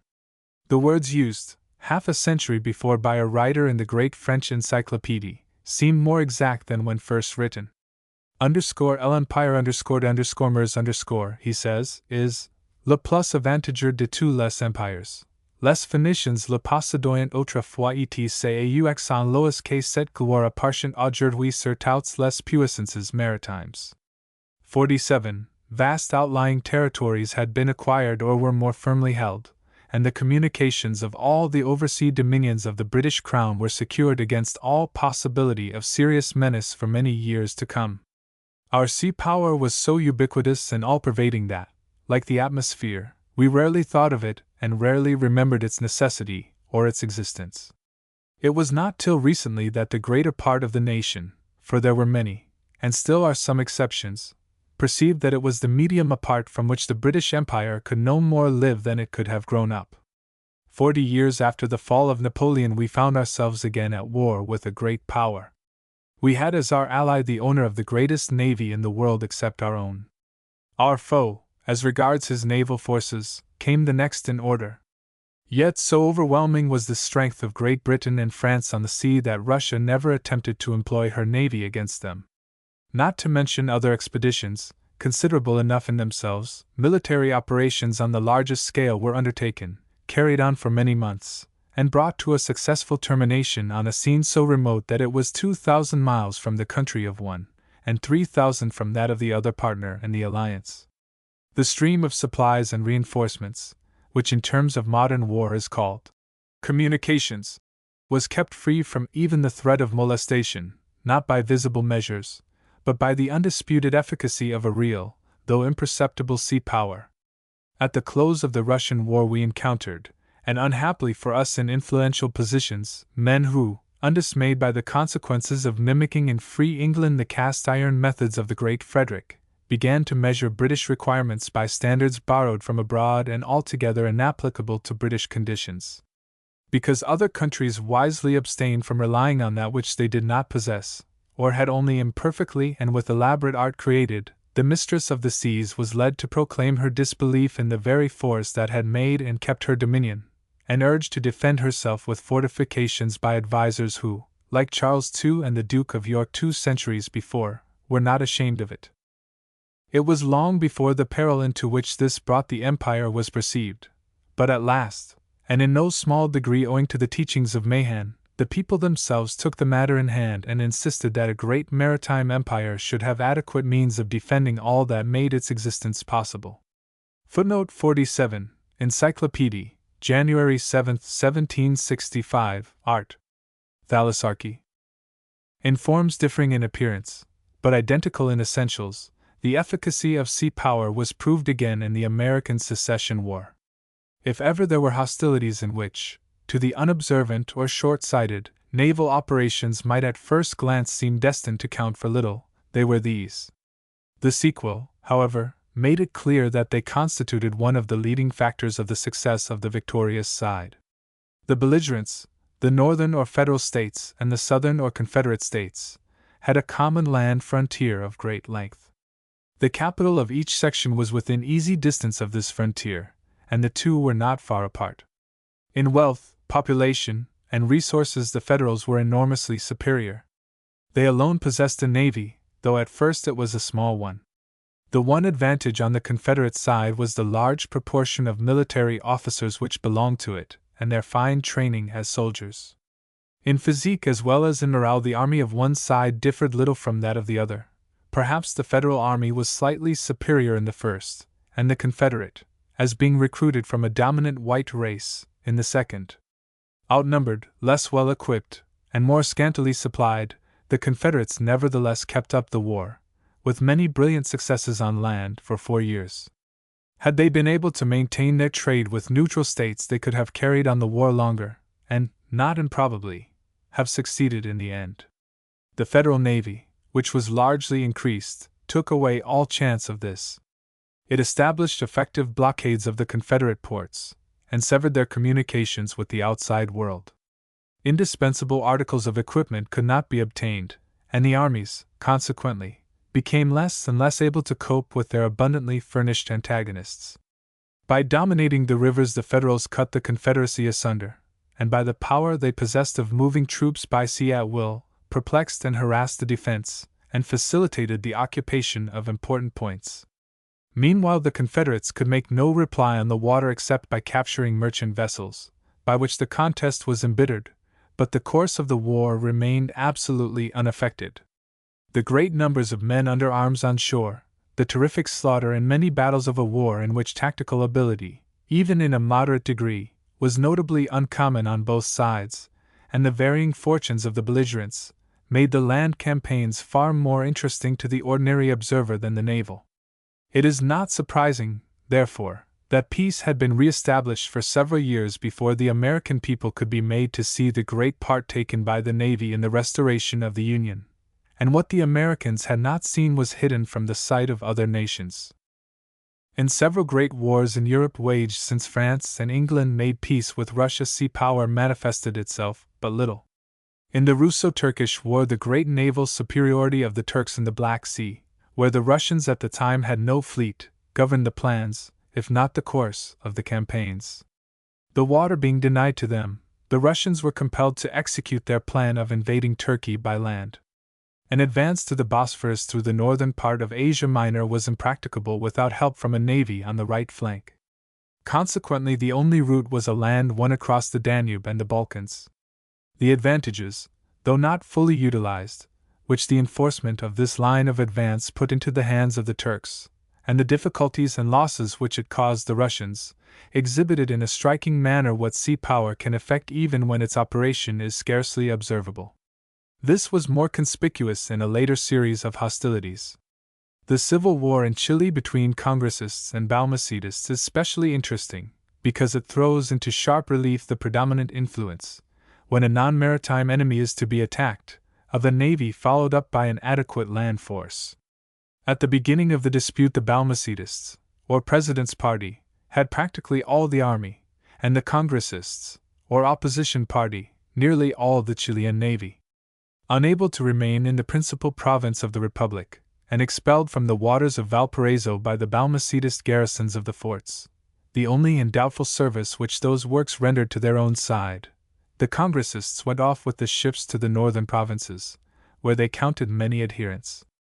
There they formed an army, and having money at command, and open sea communications, they were able to import equipment from abroad, and eventually to transport their land force, secured from molestation on the voyage by the sea power at their disposal, to the neighborhood of Valparaiso, where it was landed and triumphantly ended the campaign. It will have been noticed that, in its main outlines, this story repeated that of many earlier campaigns. It was itself repeated, as regards its general features, by the story of the war between China and Japan in 1894–95. Every aspect of the war, says Column, is interesting to this country, as Japan is to China in a position similar to that which the British Islands occupied to the European continent. 48. It was additionally interesting because the sea power of Japan was a novelty. Though a novelty, it was well known by English naval men to be superior in all essentials to that of China, a novelty itself. As is the rule when two belligerents are contending for something beyond a purely maritime object, the final decision was to be on land. Korea was the principal theater of the land war, and, as far as access to it by sea was concerned, the chief bases of the two sides were about the same distance from it. It was possible for the Chinese to march there by land. The Japanese, coming from an island state, were obliged to cross the water. It will be seen at once that not only the success of the Japanese in the struggle, but also the possibility of its being carried on by them at all, depended on sea power. The Japanese proved themselves decisively superior at sea. Their navy effectually cleared the way for one army which was landed in Korea, and for another which was landed in the Chinese province of Shantung. The Chinese land forces were defeated. The navy of Japan, being superior on the sea, was able to keep its sister service supplied or reinforced as required. It was, however, not the navy, but the army, which finally frustrated the Chinese efforts at defense, and really terminated the war. What the navy did was what, in accordance with the limitations of sea power, may be expected of a navy. It made the transport of the army across the sea possible, and enabled it to do what of itself the army could not have done, viz. Overcome the last resistance of the enemy. Footnote 48, _naval_warfare_, 3rd edition, page 436. The issue of the Spanish-American War, at least as regards the mere defeat of Spain, was, perhaps, a foregone conclusion. That Spain, even without a serious insurrection on her hands, was unequal to the task of meeting so powerful an antagonist as the United States must have been evident even to Spaniards. Be that as it may, an early collapse of the Spanish defense was not anticipated, and however one-sided the war may have been seen to be, it furnished examples illustrating rules as old as naval warfare. Mahan says of it that, while possessing, as every war does, characteristics of its own differentiating it from others, nevertheless in its broad analogies it falls into line with its predecessors, evidencing that unity of teaching which pervades the art from its beginnings unto this day. 49. The Spaniards were defeated by the superiority of the American sea power. 1,000,000 of the best soldiers, says Mahan, would have been powerless in face of hostile control of the sea. That control was obtained and kept by the United States Navy, thus permitting the unobstructed dispatch of troops, and their subsequent reinforcement and supply, to Spanish territory, which was finally conquered, not by the Navy, but by the army on shore. That it was the Navy which made this final conquest possible happened, in this case, to be made specially evident by the action of the United States government, which stopped a military expedition on the point of starting for Cuba until the sea was cleared of all Spanish naval force worth attention. Footnote 49, lessons of the war with Spain page 16. The events of the long period which we have been considering will have shown how sea power operates, and what it affects. What is in it will have appeared from this narrative more clearly than would have been possible from any mere definition. Like many other things, sea power is composed of several elements. To reach the highest degree of efficacy, it should be based upon a population naturally maritime, and on an ocean commerce naturally developed rather than artificially enticed to extend itself. Its outward and visible sign is a navy, strong in the discipline, skill, and courage of a numerous personnel habituated to the sea, in the number and quality of its ships, in the excellence of its material, and in the efficiency, scale, security, and geographical position of its arsenals and bases. History has demonstrated that sea power thus conditioned can gain any purely maritime object, can protect the trade and the communications of a widely extended empire, and whilst so doing can ward off from its shores a formidable invader. There are, however, limitations to be noted. Left to itself, its operation is confined to the water, or at any rate to the inner edge of a narrow zone of coast. It prepares the way for the advance of an army, the work of which it is not intended, and is unable to perform. Behind it, in the territory of which it guards the shores, there must be a land force adjusted in organization, equipment, and numbers to the circumstances of the country. The possession of a navy does not permit a sea-surrounded state to dispense with all fixed defenses or fortification, but it does render it unnecessary, and indeed absurd, that they should be abundant or gigantic. The danger which always impends over the sea power of any country is that, after being long unused, it may lose touch of the sea. The revolution in the constructive arts during the last half-century, which has also been a period of but little interrupted naval peace, and the universal adoption of mechanical appliances, both for ship propulsion and for many minor services, mere material being thereby raised in the general estimation far above really more important matters, makes the danger mentioned more menacing in the present age than it has ever been before. To the command of the sea 50. Footnote 50, written in 1899. Encyclopedia Britannica dot. This phrase, a technical term of naval warfare, indicates a definite strategical condition.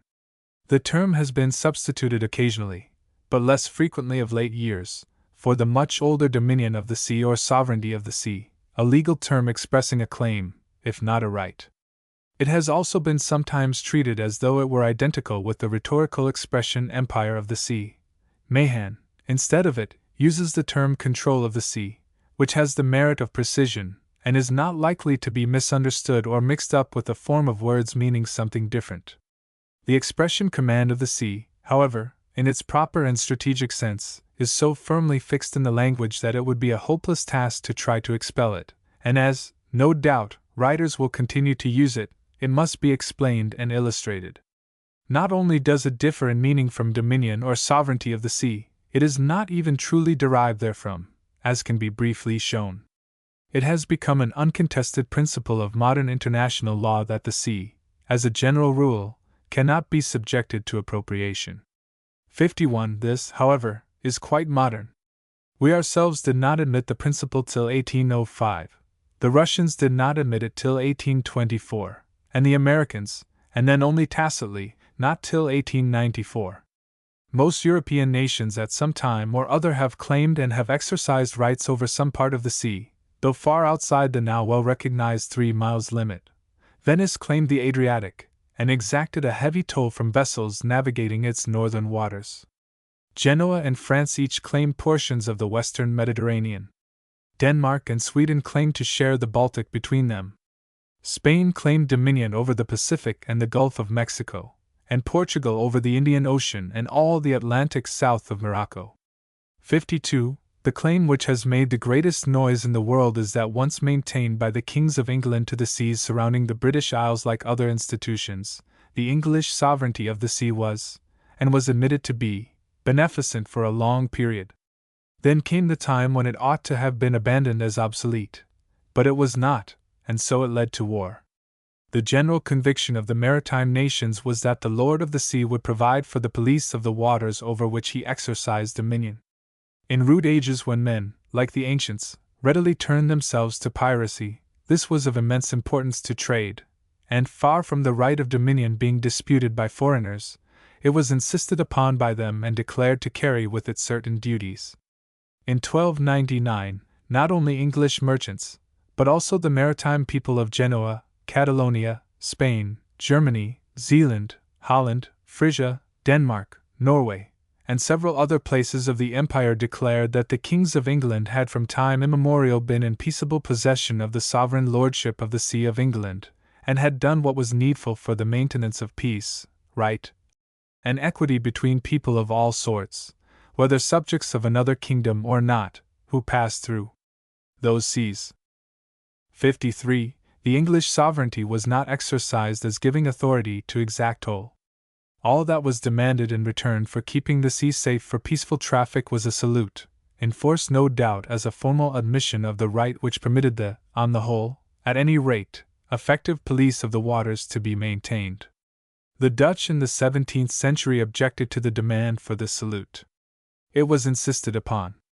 War ensued, but in the end the Dutch acknowledged by solemn treaties their obligation to render the salute. The time for exacting it, however, was really past. S. R. Gardiner, 54, maintains that though the question of the flag was the occasion, it was not the cause of the war.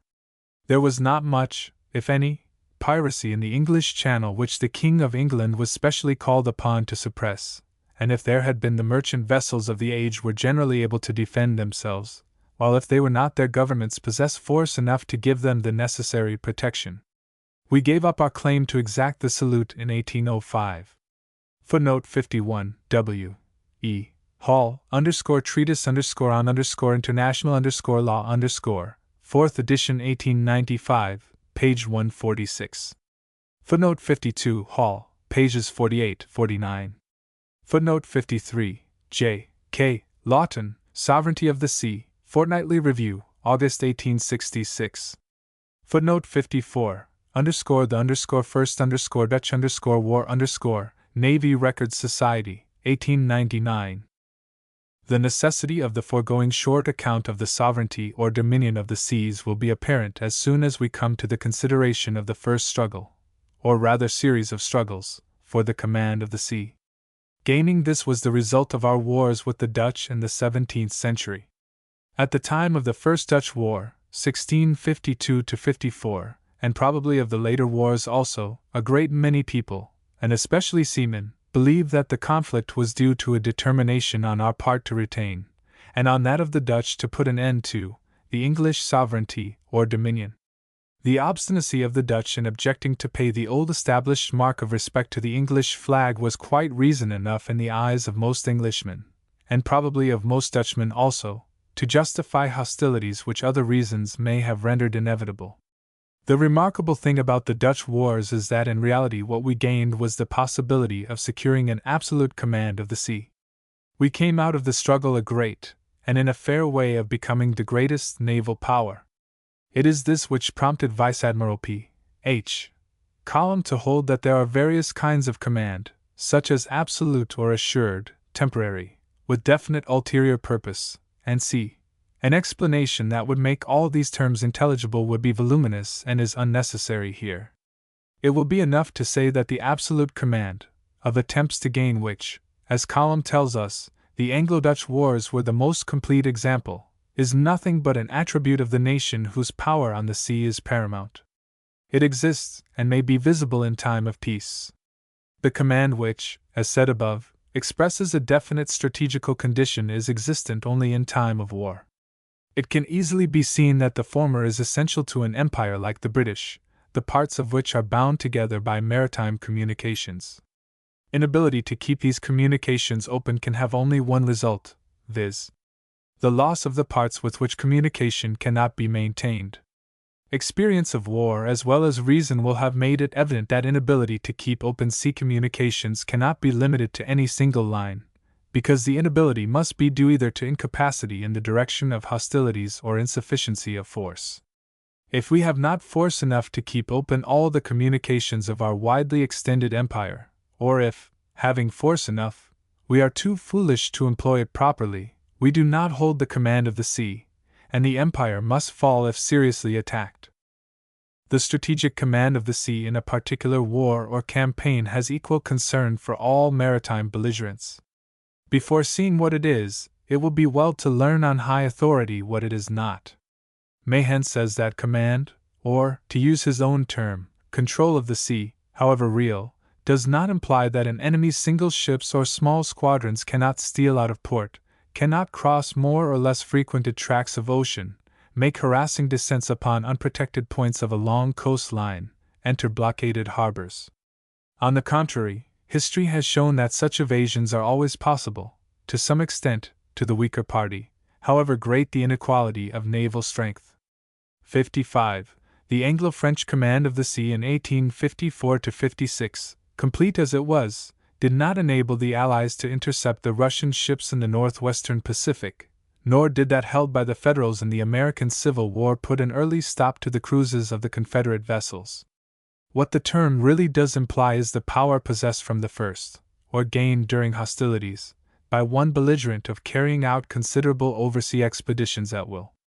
In the Russian war just mentioned, the Allies had such overwhelmingly superior sea power that the Russians abandoned to them without a struggle the command of the sea, and the more recent landing in South Africa, more than 6,000 miles away, of a large British army without even a threat of interruption on the voyage is another instance of unchallenged command. In wars between great powers and also between secondary powers, if nearly equally matched, this absence of challenge is rare. The rule is that the command of the sea has to be won after hostilities begin. To win it, the enemy's naval force must be neutralized. It must be driven into his ports and there blockaded or masked, and thus rendered virtually innocuous, or it must be defeated and destroyed. The latter is the preferable, because the more effective, plan. As was perceptible in the Spanish-American War of 1898, as long as one belligerent's fleet is intact or at large, the other is reluctant to carry out any considerable expedition oversea. In fact, the command of the sea has not been secured whilst the enemy continues to have a fleet in being. 56. Footnote 55. Influence of sea power on history 1890, page 4. Footnote 56. See Sea Power, page 50. In 1782, a greatly superior Franco-Spanish fleet was covering the siege of Gibraltar. Had this fleet succeeded in preventing the revictualling of the fortress, the garrison would have been starved into surrender. A British fleet under Lord Howe, though much weaker in numbers, had not been defeated and was still at large. Howe, in spite of the odds against him, managed to get his supply ships into the anchorage and to fight a partial action, in which he did the Allies as much damage as he received. There has never been a display of higher tactical skill than this operation of Howe's, though, it may be said, he owes his fame much more to his less meritorious performance on the 1st of June. The revictualling of Gibraltar surpassed even Suffren's feat of the capture of Trincomalee in the same year. In 1798 the French, assuming that a temporary superiority in the Mediterranean had given them a free hand on the water, sent a great expedition to Egypt. Though the army which was carried succeeded in landing there, the covering fleet was destroyed by Nelson at the Nile, and the army itself was eventually forced to surrender. The French had not perceived that, except for a short time and for minor operations, you cannot separate the command of the Mediterranean or of any particular area of water from that of the sea in general. Local command of the sea may enable a belligerent to make a hasty raid, seize a relatively insignificant port, or cut out a vessel, but it will not ensure his being able to effect anything requiring considerable time for its execution, or, in other words, anything likely to have an important influence on the course of the war. If Great Britain has not naval force enough to retain command of the Mediterranean, she will certainly not have force enough to retain command of the English Channel. It can be easily shown why it should be so. In war, danger comes less from conditions of locality than from the enemy's power to hurt. Taking up a weak position when confronting an enemy may help him in the exercise of his power, but it does not constitute it. 57. A maritime enemy's power to hurt resides in his fleet. If that can be neutralized, his power disappears. It is in the highest degree improbable that this end can be attained by splitting up our own fleet into fragments so as to have a part of it in nearly every quarter in which the enemy may try to do us mischief. The most promising plan, as experience has often proved, is to meet the enemy, when he shows himself, with a force sufficiently strong to defeat him. The proper station of the British fleet in war should, accordingly, be the nearest possible point to the enemy's force. This was the fundamental principle of Nelson's strategy, and it is as valid now as ever it was. If we succeed in getting into close proximity to the hostile fleet with an adequate force of our own, our foe cannot obtain command of the sea, or of any part of it, whether that part be the Mediterranean or the English Channel, at any rate until he has defeated us. If he is strong enough to defeat our fleet, he obtains the command of the sea in general, and it is for him to decide whether he shall show the effectiveness of that command in the Mediterranean or in the Channel. Footnote 57. In his _history of Scotland _1873. J. H. M. Burton, speaking of the Orkney and Shetland Isles in the Viking Times, says, Volume 1, page 320, those who occupied them were protected, not so much by their own strength of position, as by the complete command over the North Sea held by the fleets that found shelter in the fjords and firths. In the smaller operations of war, temporary command of a particular area of water may suffice for the success of an expedition, or at least will permit the execution of the preliminary movements. When the main fleet of a country is at a distance, which it ought not to be except with the object of nearing the opposing fleet, a small hostile expedition may slip across, say the Channel, throw shells into a coast town or burn a fishing village, and get home again unmolested. Its action would have no sort of influence on the course of the campaign, and would, therefore, be useless. It would also most likely lead to reprisals, and if this process were repeated, the war would probably degenerate into the antiquated system of cross-raiding, discarded centuries ago, not at all for reasons of humanity, but because it became certain that war could be more effectually waged in other ways. The nation in command of the sea may resort to raiding to expedite the formal submission of an already defeated enemy, as Russia did when at war with Sweden in 1719, but in such a case the other side cannot retaliate. Temporary command of local waters will also permit of operations rather more considerable than mere raiding attacks, but the duration of these operations must be adjusted to the time available. If the duration of the temporary command is insufficient, the operation must fail. It must fail even if the earlier steps have been taken successfully. Temporary command of the Baltic in war might enable a German force to occupy an Åland Isle, but unless the temporary could be converted into permanent command, Germany could make no use of the acquisition, which in the end would revert as a matter of course to its former possessors. The command of the English Channel, which Napoleon wished to obtain when maturing his invasion project, was only temporary.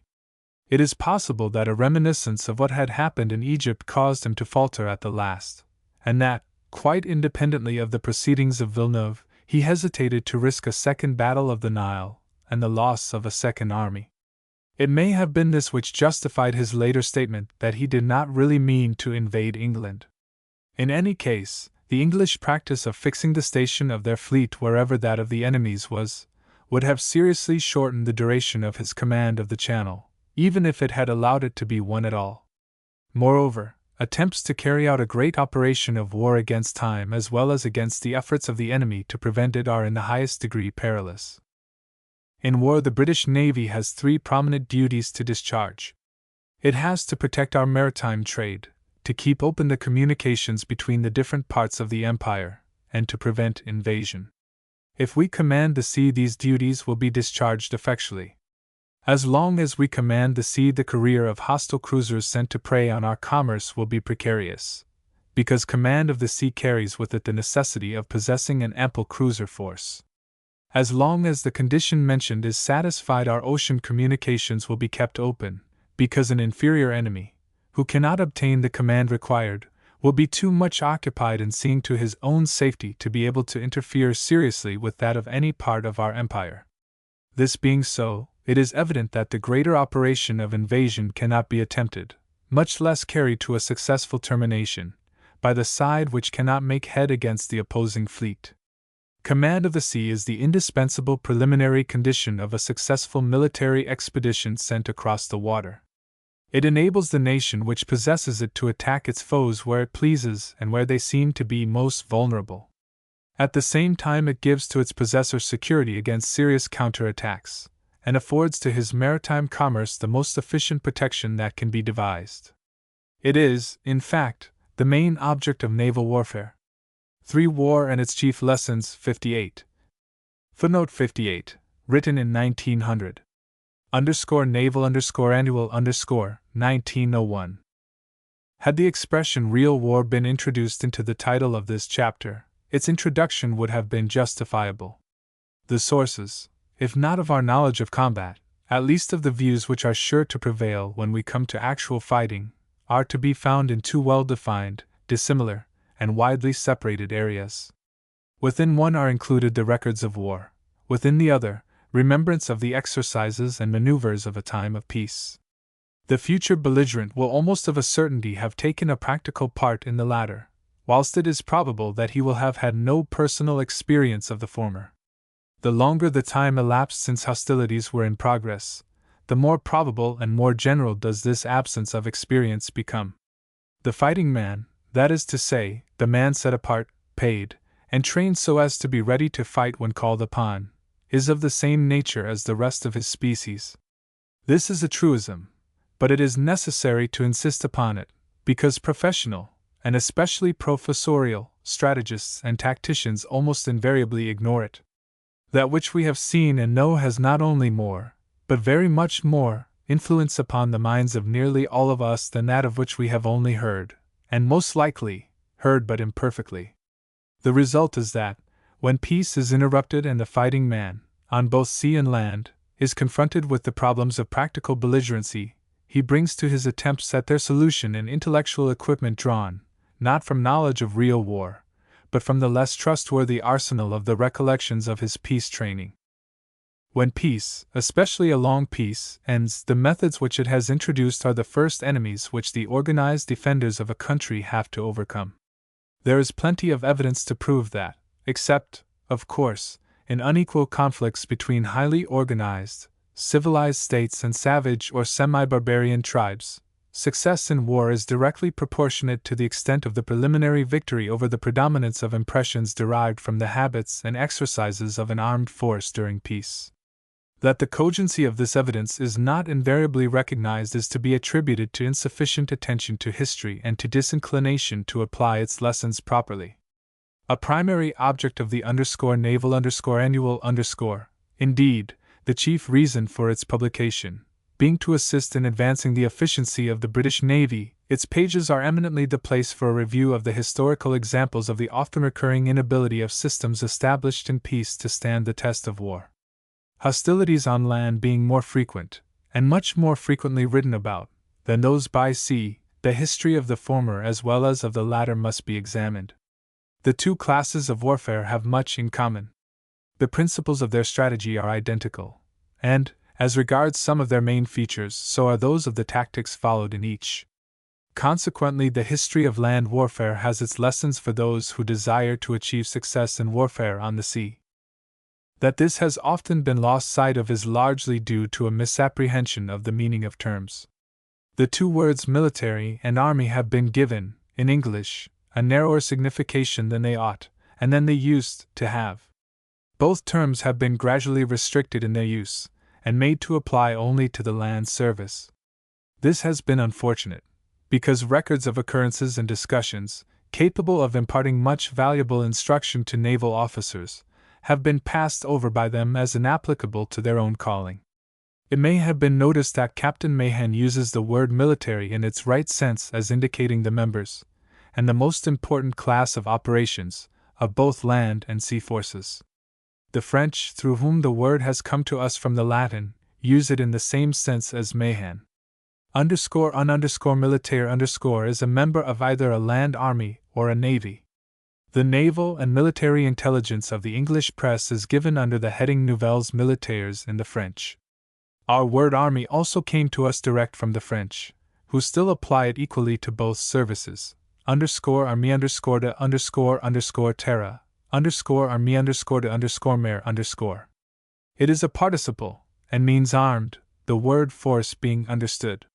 The kindred words armada in Spanish and Portuguese, and armada in Italian, equally derived from the Latin, are used to indicate a fleet or navy, another name being given to a land army. The word army was generally applied to a fleet in former days by the English, as will be seen on reference to the Navy Records Society's volumes on the defeat of the Spanish Armada. This short etymological discussion is not inappropriate here, for it shows why we should not neglect authorities on the history and conduct of war merely because they do not state specially that they are dealing with the naval branch of it. A very slight knowledge of history is quite enough to make us acquainted with the frequent recurrence of defeats and disasters inflicted on armed forces by antagonists whose power to do so had not been previously suspected. It has been the same on the sea as on the land, though, owing to more copious records, we may have a larger list of events on the latter. It will not be denied that it is of immense importance to us to inquire how this happened, and ascertain how, for the future, it may be rendered highly improbable in our own case. A brief enumeration of the more striking instances will make it plain that the events in question have been confined to no particular age and to no particular country. It may be said that the more elaborately organized and trained in peacetime an armed force happened to be, the more unexpected always, and generally the more disastrous, was its downfall. Examples of this are to be found in the earliest campaigns of which we have anything like detailed accounts, and they continue to reappear down to very recent times. In the elaborate nature of its organization and training, there probably never has been an army surpassing that led by Xerxes into Greece 24 centuries ago. Something like 8 years had been devoted to its preparation. The minute account of its review by Xerxes on the shores of the Hellespont proves that, however inefficient the semi-civilized contingents accompanying it may have been, the regular Persian army appeared, in discipline, equipment, and drill, to have come up to the highest standard of the most intense pipe-clay epoch. In numbers alone its superiority was considerable to the last, and down to the very eve of Plataea its commander openly displayed his contempt for his enemy. Yet no defeat could be more complete than that suffered by the Persians at the hands of their despised antagonists. As if to establish beyond dispute the identity of governing conditions in both land and maritime wars, the next very conspicuous disappointment of an elaborately organized force was that of the Athenian fleet at Syracuse. At the time Athens, without question, stood at the head of the naval world. Her empire was in the truest sense the product of sea power. Her navy, whilst unequaled in size, might claim, without excessive exaggeration, to be invincible. The great armament which the Athenians dispatched to Sicily seemed, in numbers alone, capable of triumphing over all resistance.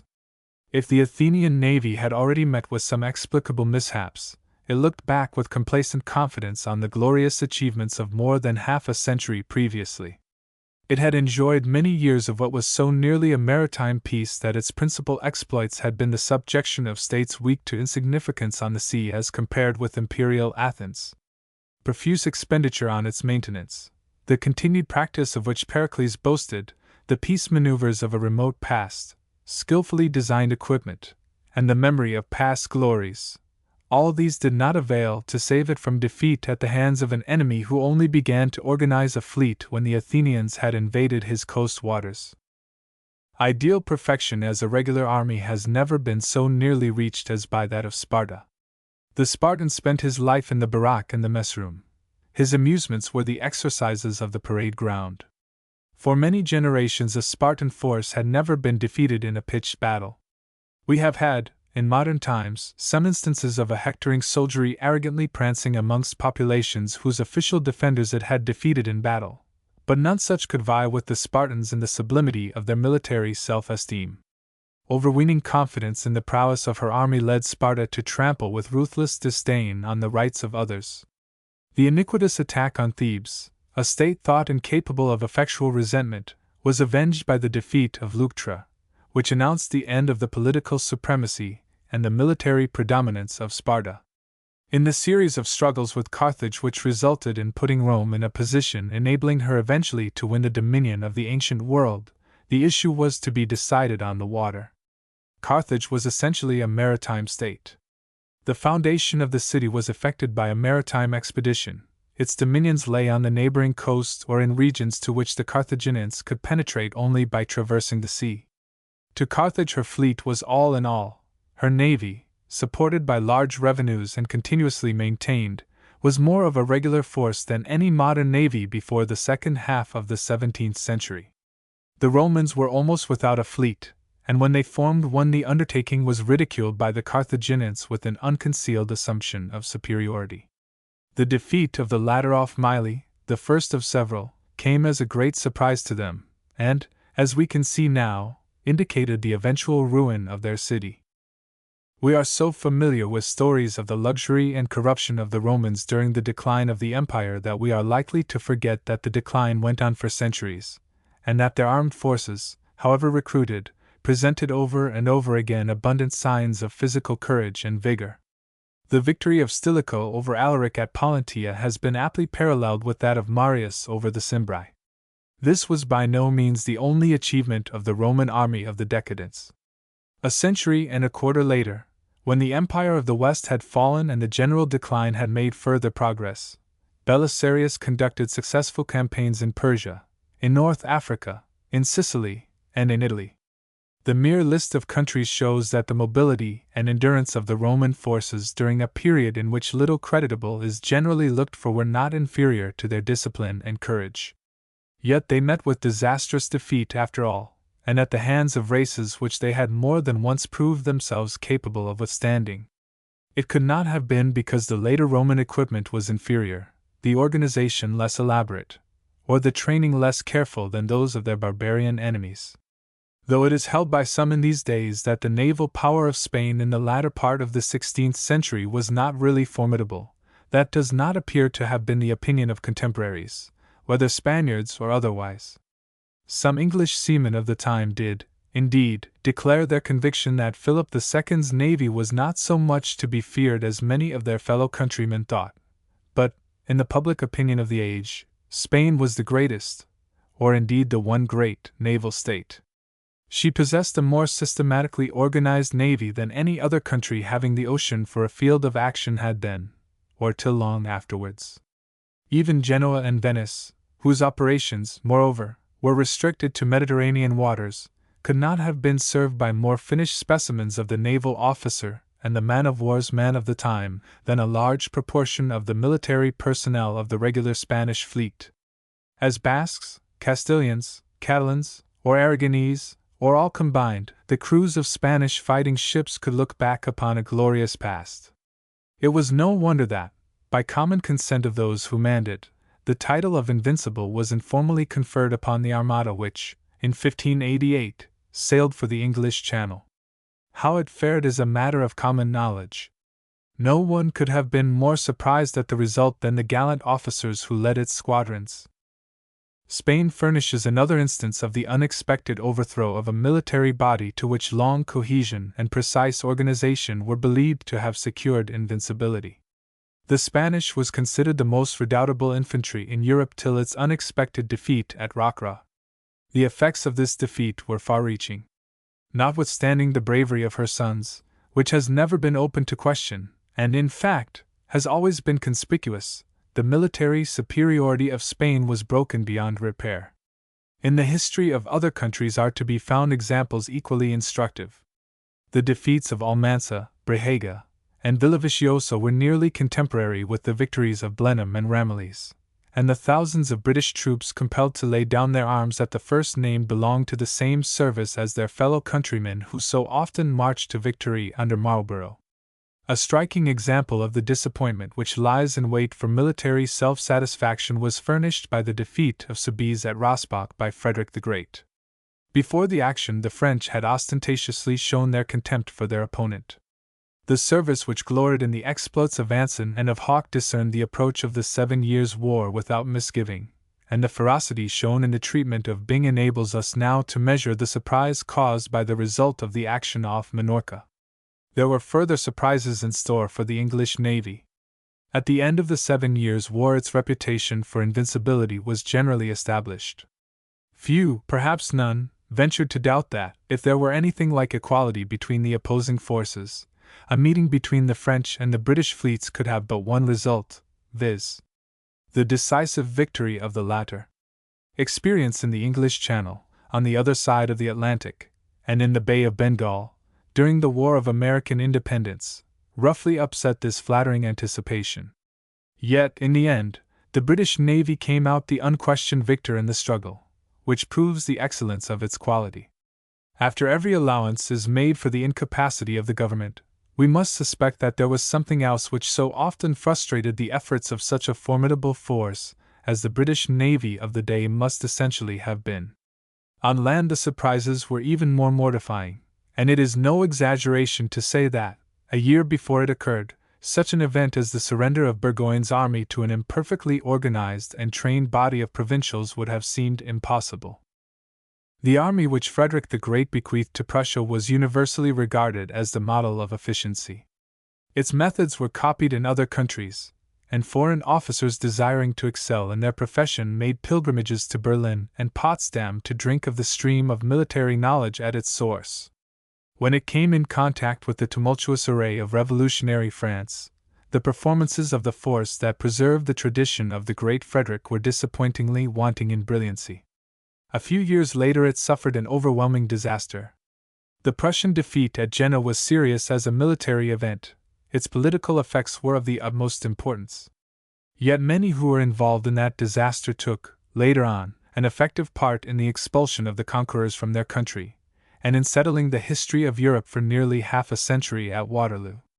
The brilliancy of the exploits of Wellington and the British army in Portugal and Spain has thrown into comparative obscurity that part of the Peninsular War which was waged for years by the French against the Spaniards.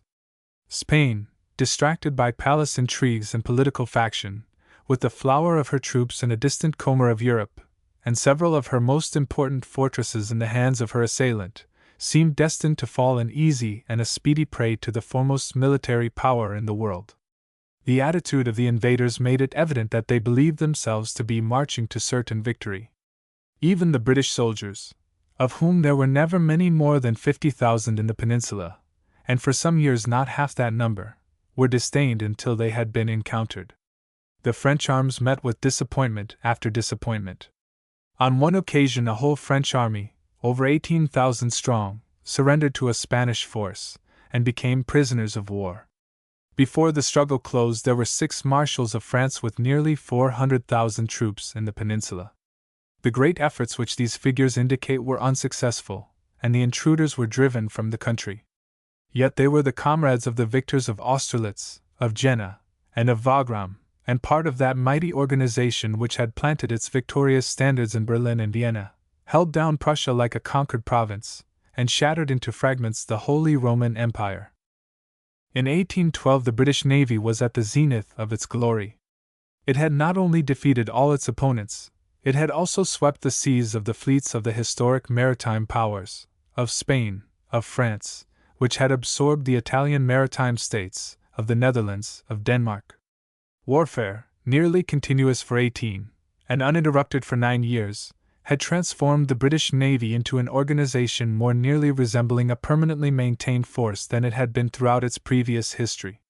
Its long employment in serious hostilities had saved it from some of the failings which the narrow spirit inherent in a close profession is only too sure to foster. It had, however, a confidence, not unjustified by its previous exploits, in its own invincibility. This confidence did not diminish, and was not less ostentatiously exhibited, as its great achievements receded more and more into the past. The new enemy who now appeared on the farther side of the Atlantic was not considered formidable. In the British Navy there were 145,000 men. In the United States Navy the number of officers, seamen, and Marines available for ocean service was less than 4,500, an insignificant numerical addition to the enemies with whom we were already contending. The subsequent and rapid increase in the American personnel to 18,000 shows the small extent to which it could be considered a regular force, its permanent nucleus being overwhelmingly outnumbered by the hastily enrolled additions. Our defeats in the War of 1812 have been greatly exaggerated, but, all the same, they did constitute rebuffs to our naval self-esteem which were highly significant in themselves, and deserved deep attention. Rebuffs of the kind were not confined to the sea service, and at New Orleans our army, which numbered in its ranks soldiers of Busaco, Fuentes de Honoro, and Salamanca, met with a serious defeat. When the Austro-Prussian War broke out in 1866, the Austrian commander-in-chief, General Benedek, published an order, probably still in the remembrance of many, which officially declared the contempt for the enemy felt in the imperial army. Even those who perceived that the Prussian forces were not fit subjects of contempt counted with confidence on the victory of the Austrians. Yet the latter never gained a considerable success in their combats with the Prussians, and within a few weeks from the beginning of hostilities the general who had assumed such a lofty tone of superiority in speaking of his foes had to implore his sovereign to make peace to avoid further disasters. At the beginning of the Franco-German War of 1870, the widespread anticipation of French victories was clearly shown by the unanimity with which the journalists of various nationalities illustrated their papers with maps giving the country between the French frontier and Berlin, and omitting the part of France extending to Paris. In less than 5 weeks from the opening of hostilities, events had made it certain that a map of the country to the eastward of Lorraine would be practically useless to a student of the campaign, unless it were to follow the route of the hundreds of thousands of French soldiers who were conveyed to Germany as prisoners of war. It is to be specially noted that in the above enumeration only contests in which the result was unexpected not only by the beaten side but also by impartial observers, have been specified. In all wars one side or the other is defeated, and it has not been attempted to give a general resume of the history of war. The object has been to show the frequency, in all ages and in all circumstances of systematic, as distinguished from savage, warfare, of the defeat of the force which by general consent was regarded as certain to win. Now it is obvious that a result so frequently reappearing must have a distinct cause, which is well worth trying to find out. Discovery of the cause may enable us to remove it in the future, and thus prevent results which are likely to be all the more disastrous because they have not been foreseen.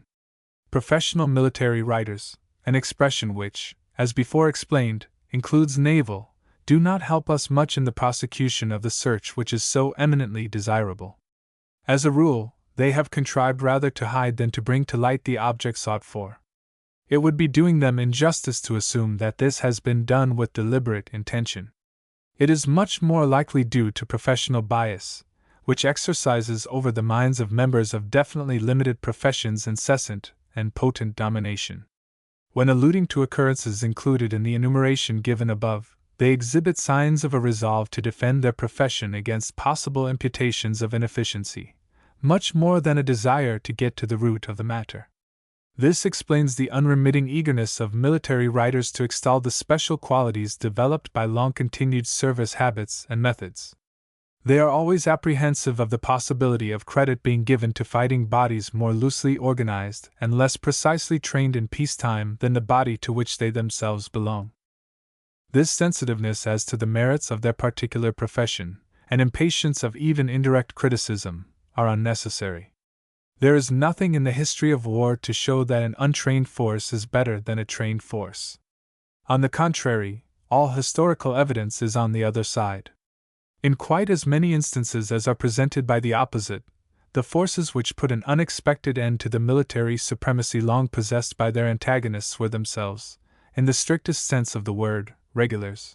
The Thebans whom Epaminondas led to victory over the Spartans at Leuctra no more resembled a hasty levy of armed peasants, or men imperfectly trained as soldiers than did Napoleon's army which overthrew the Prussians at Jena, or the Germans who defeated the French at Gravelotte and Sedan.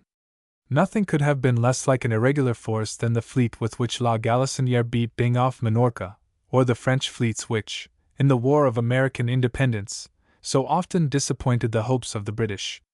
The records of war on land and by sea, especially the extracts from them included in the enumeration already given, lend no support to the silly suggestion that efficient defense can be provided for a country by an untrained man with a rifle behind a hedge. The truth is that it was not the absence of organization or training on one side which enabled it to defeat the other. If the beaten side had been elaborately organized and carefully trained, there must have been something bad in its organization or its methods. Now this something bad, this defect, wherever it has disclosed itself, has been enough to neutralize the most splendid courage and the most unselfish devotion. It has been seen that armies and navies the valor of which has never been questioned have been defeated by antagonists sometimes as highly organized as they were, and sometimes much less so. This ought to put us on the track of the cause which has produced an effect so little anticipated. A regular permanently embodied or maintained service of fighting men is always likely to develop a spirit of intense professional self-satisfaction.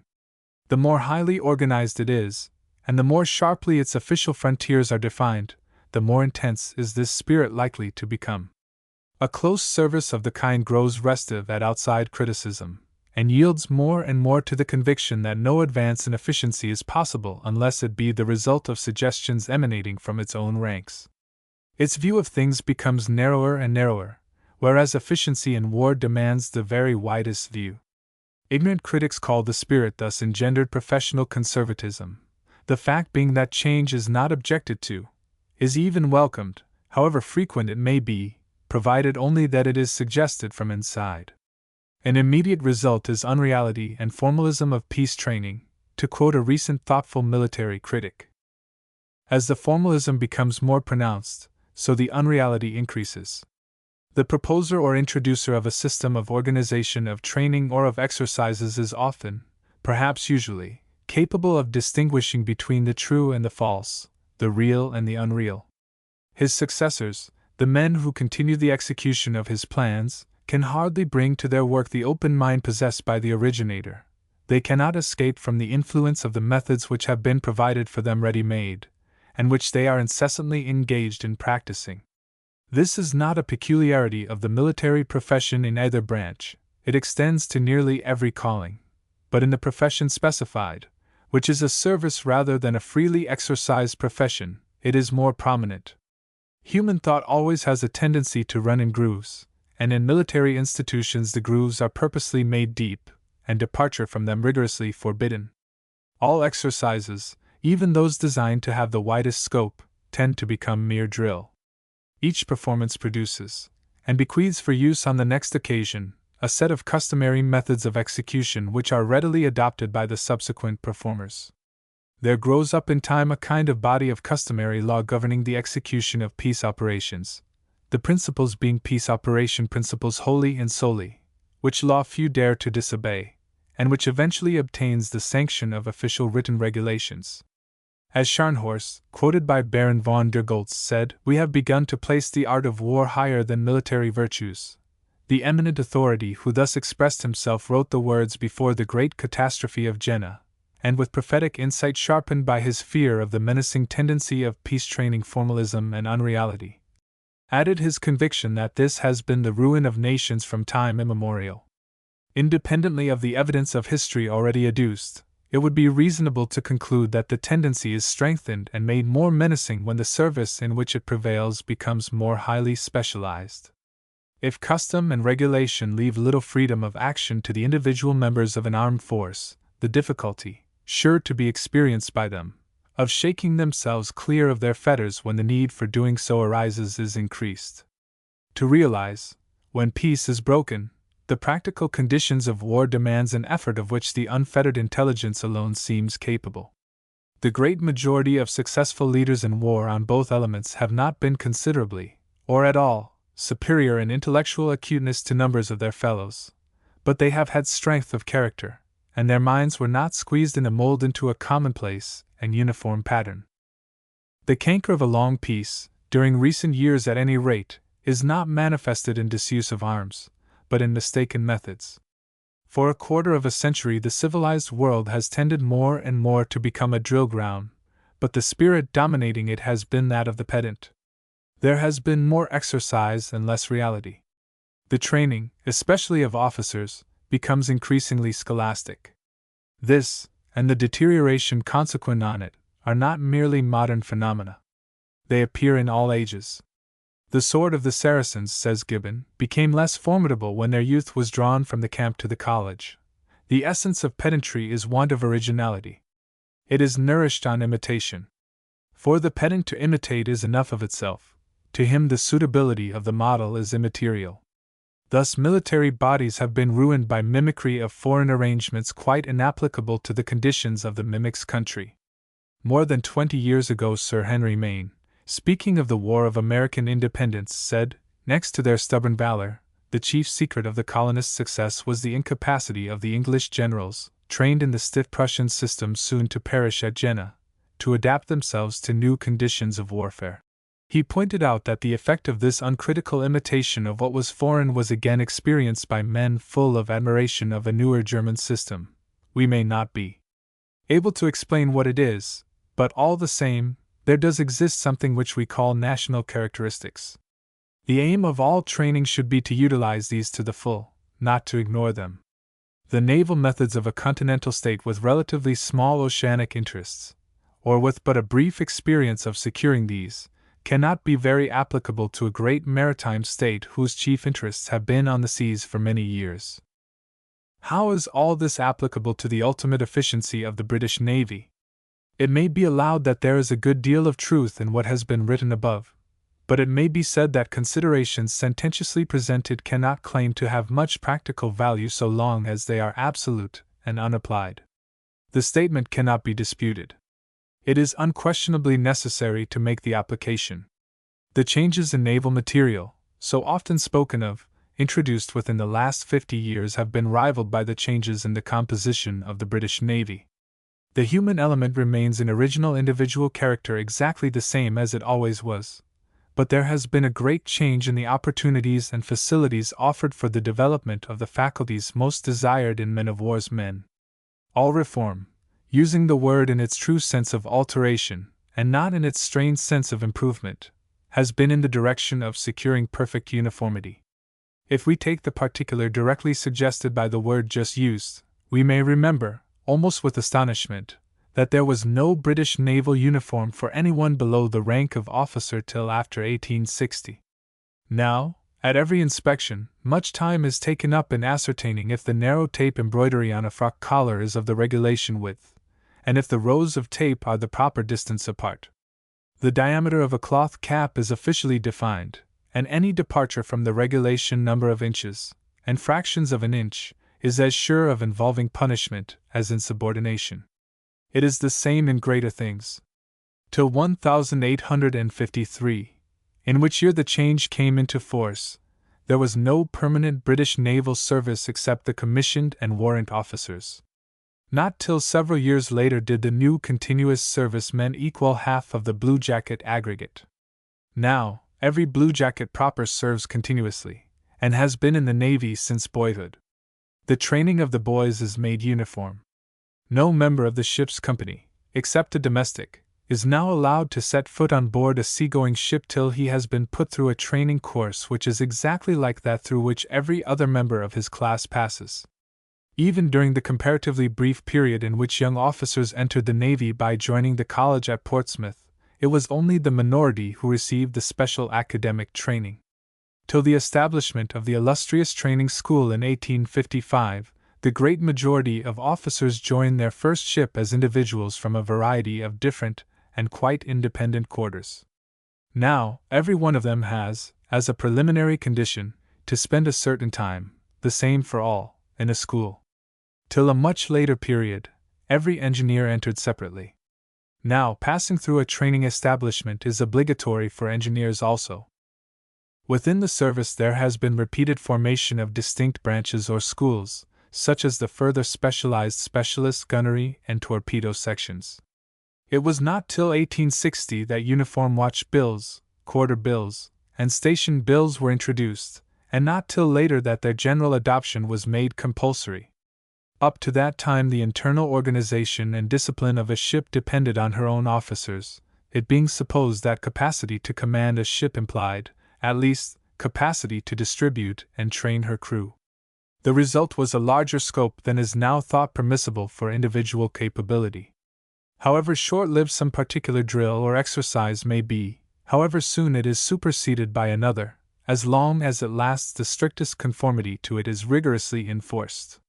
Even the number of times that an exercise has to be performed, difference in class of ship or in the nature of the service on which she is employed notwithstanding, is authoritatively laid down. Still more noteworthy, though much less often spoken of than the change in material, has been the progress of the Navy towards centralization.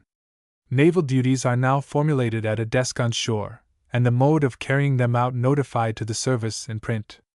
All this would have been quite as astonishing to the contemporaries of Nelson or of Exmouth and Codrington as the aspect of a battleship or of a 12-inch breech-loading gun. Let it be clearly understood that none of these things has been mentioned with the intention of criticizing them either favorably or unfavorably.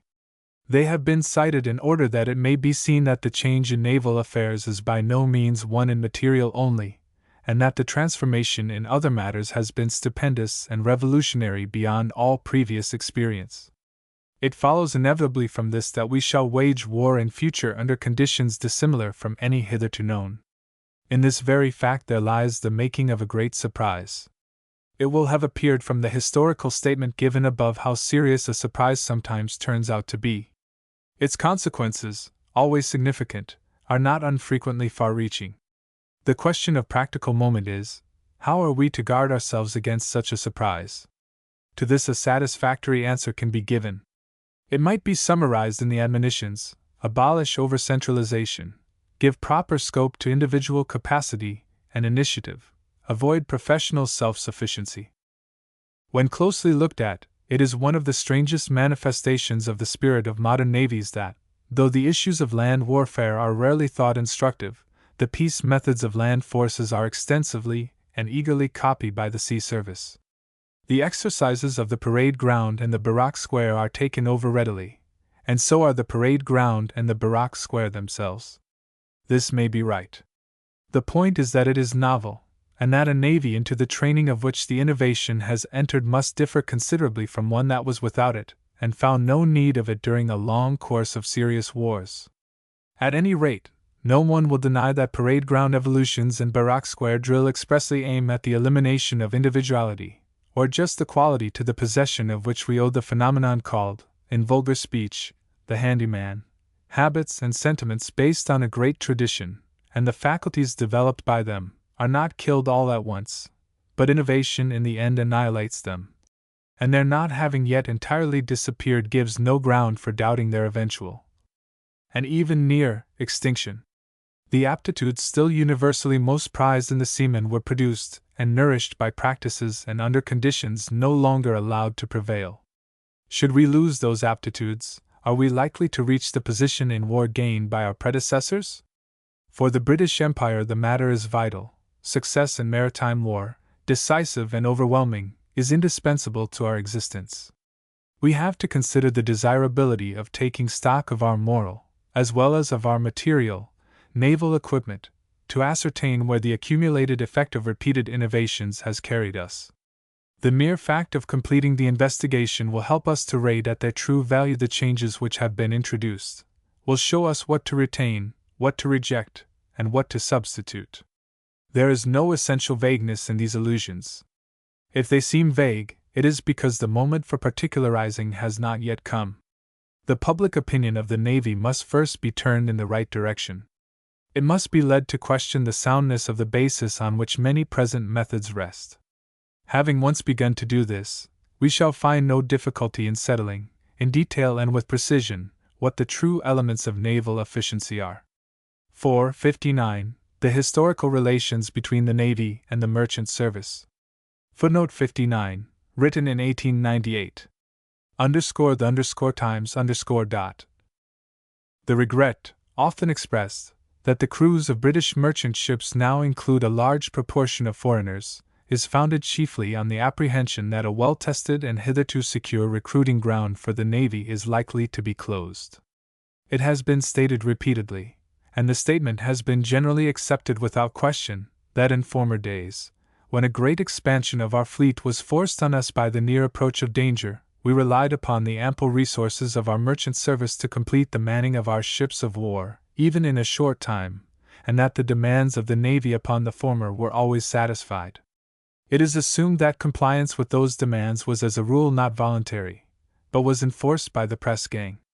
The resources, it is said, existed and were within reach, and the method employed in drawing upon them was a detail of comparatively minor importance. Our merchant ships were manned by native-born British seamen, of whom tens of thousands were always at hand, so that if volunteers were not forthcoming the number wanted could be pressed into the royal service. It is lamented that at the present day the condition of affairs is different, that the presence in it of a large number of foreigners forbids us to regard with any confidence the merchant service as an adequate naval recruiting ground in the event of war, even though we are ready to substitute for the system of impressment, which is now considered both undesirable and impossible, rewards likely to attract volunteers. The importance of the subject need not be dwelt upon. The necessity to a maritime state of a powerful navy, including abundant resources for manning it, is now no more disputed than the law of gravitation. If the proportion of foreigners in our merchant service is too high, it is certainly deplorable, and if, being already too high, that proportion is rising, an early remedy is urgently needed. I do not propose to speak here of that matter, which is grave enough to require separate treatment. My object is to present the results of an inquiry into the history of the relations between the Navy and the merchant service, from which will appear to what extent the latter helped in bringing the former up to a war footing, how far its assistance was affected by the presence in it of any foreign element, and in what way impressment ensured or expedited the rendering of the assistance. The inquiry has necessarily been largely statistical, consequently the results will often be given in a statistical form. This has the great advantage of removing the conclusions arrived at from the domain of mere opinion into that of admitted fact. The statistics used are those which have not been, and are not likely to be, questioned. It is desirable that this should be understood, because official figures have not always commanded universal assent. Lord Brougham, speaking in the House of Lords in 1849 of tables issued by the Board of Trade, said that a lively impression prevailed that they could prove anything and everything, and in connection with them he adopted some unnamed person's remark, "Give me half an hour and the run of the multiplication table, and I'll engage to pay off the national debt." In this inquiry there has been no occasion to use figures relating to the time of Lord Brougham's observations. We will take the last 3 great maritime wars in which our country has been engaged. These were the War of American Independence, the war with revolutionary France to the Peace of Amiens, and the war with Napoleon. The period covered by these 3 contests roughly corresponds to the last quarter of the 18th and the first 15 years of the 19th century. In each of the 3 wars there was a sudden and large addition to the number of seamen in the Navy, and in each there were considerable annual increases as the struggle continued. It must be understood that we shall deal with the case of seamen only, the figures, which also were large, relating to the Marines not being included in our survey because it has never been contended that their corps looked to the merchant service for any appreciable proportion of its recruits. In taking note of the increase of seamen voted for any year, it will be necessary to make allowance also for the waste of the previous year. The waste, even in the latter part of the last century, was large. Commander Robinson, in his valuable work, The British Fleet, gives details showing that the waste during the 7 Years' War was so great as to be truly shocking. In 1895 Lord Brassey, _naval _annual allowed for the personnel of the Navy, even in these days of peace and advanced sanitary science, a yearly waste of 5%, a percentage which is, I expect, rather lower than that officially accepted. We may take it as certain that, during the 3 serious wars above named, the annual waste was never less than 6%. This is, perhaps, to put it too low, but it is better to understate the case than to appear to exaggerate it. The recruiting demand, therefore, for a year of increased armament will be the sum of the increase in men plus the waste on the previous year's numbers. The capacity of the British merchant service to supply what was demanded would, of course, be all the greater the smaller the number of foreigners it contained in its ranks. This is not only generally admitted at the present day, it is also frequently pointed out when it is asserted that the conditions now are less favorable than they were owing to a recent influx of foreign seamen. The fact, however, is that there were foreigners on board British merchant ships, and, it would seem, in considerable numbers, long before even the War of American Independence. By 13 George II c. 3 foreigners, not exceeding 3/4 of the crew, were permitted in British vessels, and in 2 years to be naturalized. By 13 George II c. 17, exemption from impressment was granted to every person, being a foreigner, who shall serve in any merchant ship, or other trading vessel or privateer belonging to a subject of the Crown of Great Britain. The acts quoted were passed about the time of the Jenkins Ear War and the War of the Austrian Succession, but the fact that foreigners were allowed to form the majority of a British vessel's crew is worthy of notice. The effect and probably the object of this legislation were not so much to permit foreign seamen to enter our merchant service as to permit the number of those already there to be increased. It was in 1759 that Lord then Commander Duncan reported that the crew of the hired merchant ship Royal Exchange consisted to a large extent of boys and foreigners, many of whom could not speak English. In 1770, by 11 George 3 c. 3, merchant ships were allowed to have 3/4 of their crews foreigners till the February 1, 1772. Acts permitting the same proportion of foreign seamen and extending the time were passed in 1776, 1778, 1779, 1780, 1781, and 1782. A similar act was passed in 1792. It was in contemplation to reduce the foreign proportion, after the war, to 1/4. In 1794 it was enacted, 34 George 3 c. 68, for the encouragement of British seamen, that after the expiration of 6 months from the conclusion of the war, vessels in the foreign, as distinguished from the coasting, trade were to have their commanders and 3/4 of their crews British subjects. From the wording of the Act it seems to have been taken for granted that the proportion of 3/4 bona fide British-born seamen was not likely to be generally exceeded. It will have been observed that in all the legislation mentioned, from the time of George II downwards, it was assumed as a matter of course that there were foreign seamen on board our merchant vessels. The United States citizens in the British Navy, about whom there was so much discussion on the eve of the War of 1812, came principally from our own merchant service, and not direct from the American. It is remarkable that, until a recent date, the presence of foreigners in British vessels, even in time of peace, was not loudly or generally complained of. Mr. W. S. Lindsay, writing in 1876, stated that the throwing open the coasting trade in 1855 had neither increased on the average the number of foreigners we had hitherto been allowed to employ in our ships, nor deteriorated the number and quality of British seamen. I have brought forward enough evidence to show that, as far as the merchant service was the proper recruiting ground for the British Navy, it was not one which was devoid of a considerable foreign element. We may, nevertheless, feel certain that that element never amounted to, and indeed never nearly approached, 3/4 of the whole number of men employed in our foreign-going vessels. For this, between 50,000 and 60,000 men would have been required, at least in the last of the 3 wars above mentioned. If all the foreign mercantile marines at the present day, when nearly all have been so largely increased, were to combine, they could not furnish the number required after their own wants had been satisfied. During the period under review some of the leading commercial nations were at war with us, so that few, if any, seamen could have come to us from them. Our custom house statistics indicate an increase in the shipping trade of the neutral nations sufficient to have rendered it impossible for them to spare us any much larger number of seamen. Therefore, it is extremely difficult to resist the conclusion that during the wars the composition of our merchant service remained nearly what it was during peace. It contained a far from insignificant proportion of foreigners, and that proportion was augmented, though by no means enormously, whilst war was going on. This leads us to the further conclusion that, if our merchant service supplied the Navy with many men, it could recover only a small part of the number from foreign countries. In fact, any that it could give it had to replace from our own population almost exclusively. The question now to be considered is, what was the capacity of the merchant service for supplying the demands of the Navy? In the year 1770 the number of seamen voted for the Navy was 11,713. Owing to a fear of a difficulty with Spain about the Falkland Islands, the number for the following year was suddenly raised to 31,927.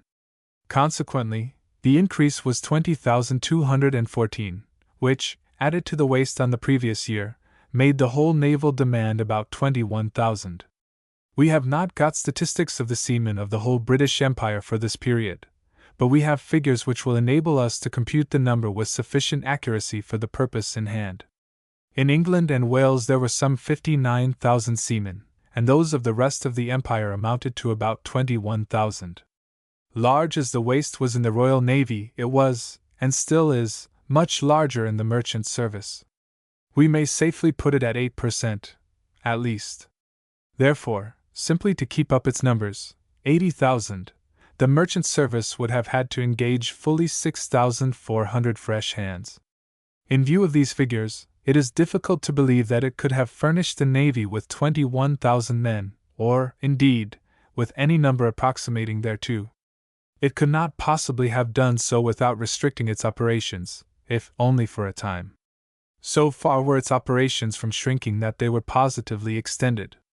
The English tonnage cleared outwards from our ports was for the years mentioned as follows: 1770, 703,495, 1771, 773,390, 1772, 818,108.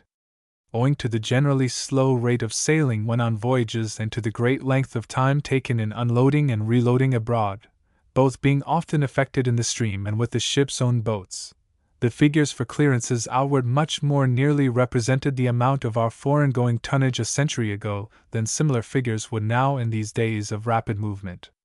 After 1771 the Navy was reduced and kept at a relatively low standard till 1775. In that year the state of affairs in America rendered an increase of our naval forces necessary. In 1778 we were at war with France, in 1779 with Spain as well, and in December 1780 we had the Dutch for enemies in addition. In September 1783 we were again at peace. The way in which we had to increase the Navy will be seen in the following table. Total, seamen, additional, voted for, number, year. The Navy, increase. Waste. Required.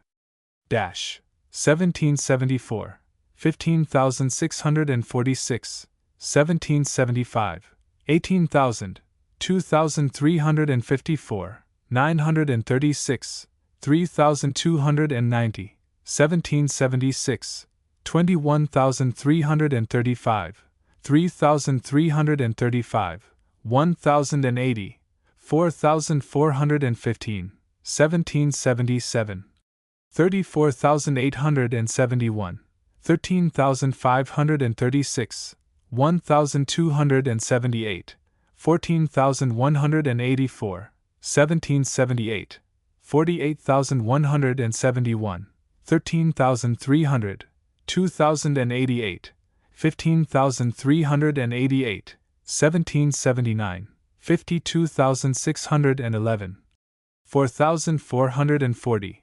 2,886, 7,326, 1780, 66,221, 13,610, 3,156, 16,766, 1781, 69,683, 3,462, 3,972, 7,434, 1782, 78,695, 9,012, 4,176, 13,188, 1783, 84,709, 6,014, 4,722, 10,736. It cannot be believed that the merchant service, with its then dimensions, could have possibly satisfied these great and repeated demands, besides making up its own waste, unless its size were much reduced. After 1777, indeed, there was a considerable fall in the figures of English tonnage outwards. I give these figures down to the first year of peace. 1777 736,234 tons outwards. 1778 657,238, 1779 590,911, 1780 619,462, 1781 547,953, 1782 552,851, 1783 795,669, 1784 846,355. At first sight it would seem as if there had, indeed, been a shrinkage. We find, however, on further examination that in reality there had been none. During the American War the shipyards in every port of Britain were full of employment, and consequently new shipyards were set up in places where ships had never been built before. Even the diminution in the statistics of outward clearances indicated no diminution in the number of merchant ships or their crews. The missing tonnage was merely employed elsewhere. At this time there were about 1,000 vessels of private property employed by the government as transports and in other branches of the public service. Of course, there had been some diminution due to the transfer of what had been British-American shipping to a new independent flag. This would not have set free any men to join the Navy. When we come to the Revolutionary War, we find ourselves confronted with similar conditions. The case of this war has often been quoted as proving that in former days the Navy had to rely practically exclusively on the merchant service when expansion was necessary. In giving evidence before a parliamentary committee about 50 years ago, Admiral Sir T. Byam Martin, referring to the great increase of the fleet in 1793, said, "It was the merchant service that enabled us to man some 60 ships of the line and double that number of frigates and smaller vessels." He added that we had been able to bring promptly together about 35,000 or 40,000 men of the mercantile marine. The requirements of the Navy amounted, as stated by the Admiral, to about 40,000 men. To be exact, 39,045. The number of seamen in the British Empire in 1793 was 118,952. In the next year the numbers showed no diminution, in fact it increased, though but slightly, to 119,629. How our merchant service could have satisfied the above-mentioned immense demand on it in addition to making good its waste, and then have even increased, is a thing that baffles comprehension. No such example of elasticity is presented by any other institution. Admiral Byam Martin spoke so positively, and indeed, with such justly admitted authority, that we should have to give up the problem as insoluble were it not for other passages in the Admiral's own evidence. It may be mentioned that all the witnesses did not hold his views. Sir James Stirling, an officer of nearly if not quite equal authority, differed from him. In continuation of his evidence, Sir T. Byam Martin stated that afterwards the merchant service could give only a small and occasional supply, as ships arrived from foreign ports or as apprentices grew out of their time. Now, during the remaining years of this war and throughout the Napoleonic War, great as were the demands of the Navy, they only in 1 year, that of the rupture of the Peace of Amiens, equaled the demand at the beginning of the Revolutionary War. From the beginning of hostilities till the final close of the conflict in 1815, the number of merchant seamen fell only once, viz. in 1795, the fall being 3,200. In 1795, however, the demand for men for the Navy was less than half that of 1794. The utmost, therefore, that Sir T.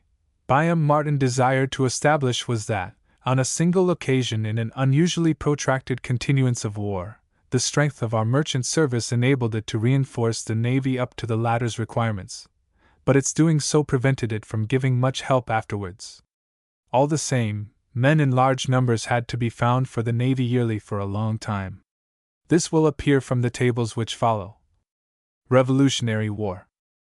Total, seamen, additional, voted for, number, year.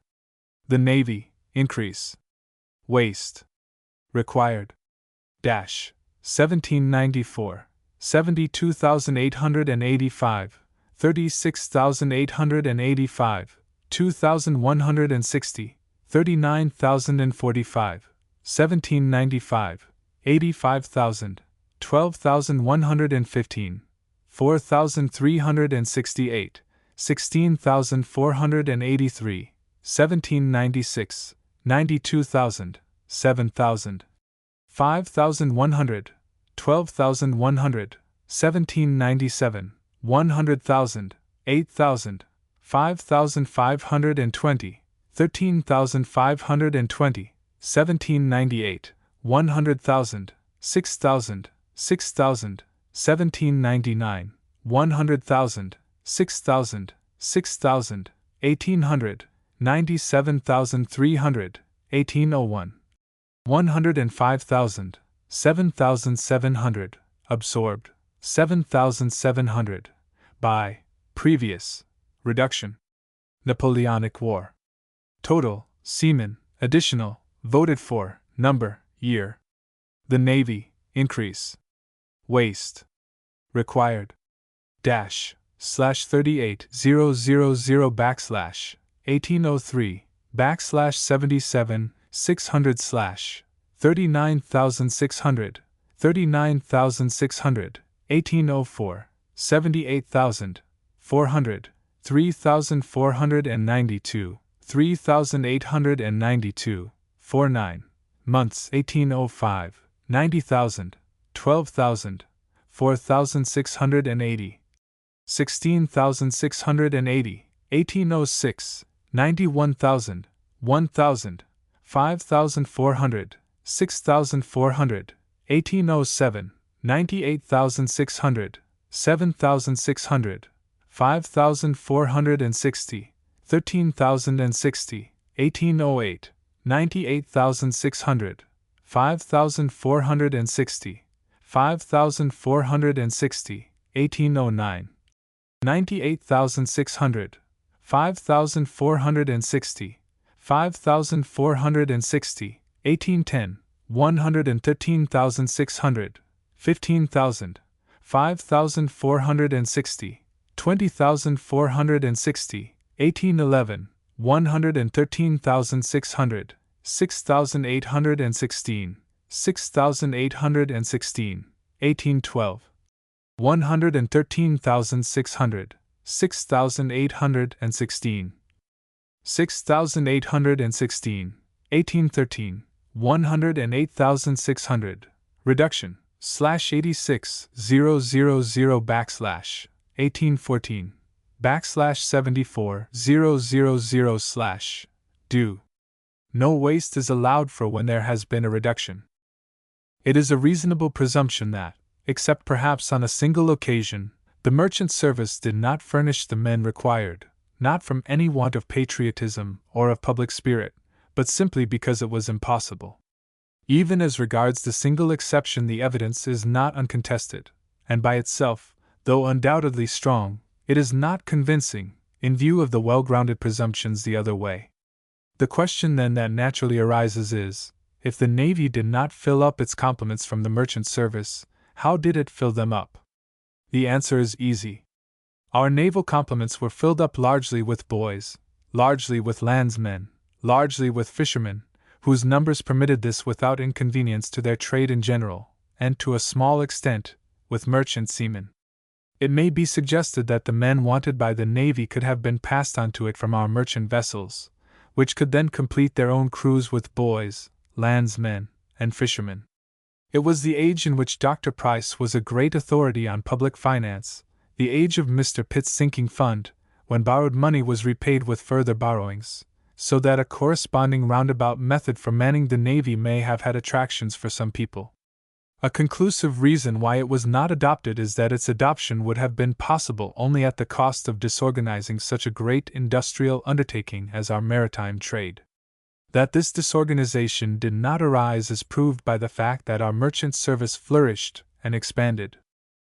It is widely supposed that, wherever the men wanted for the Navy may have come from, they were forced into it by the system of impressment.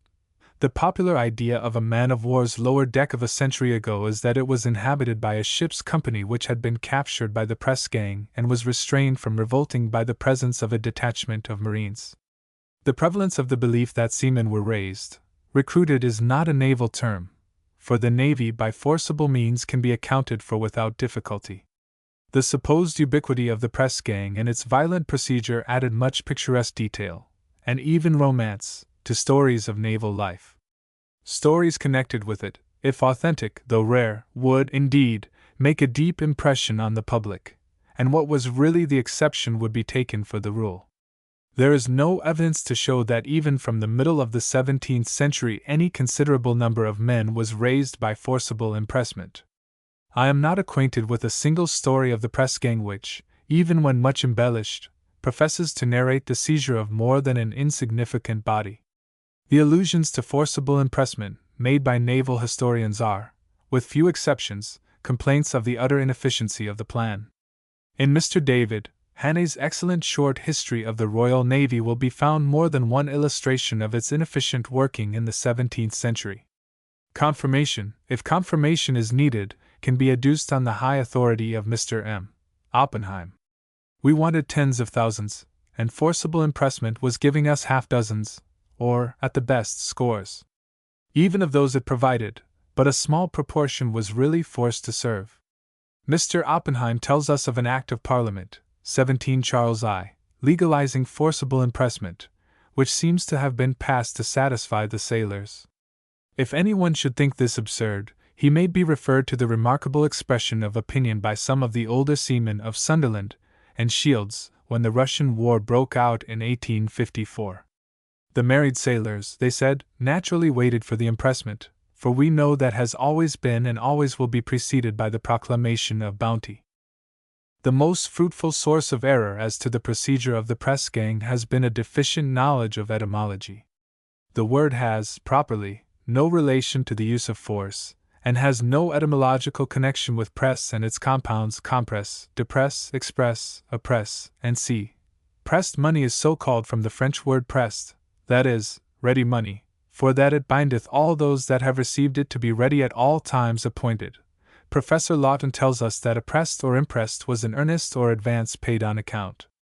A pressed man was really a man who received the pressed of 12d, as a soldier when enlisted.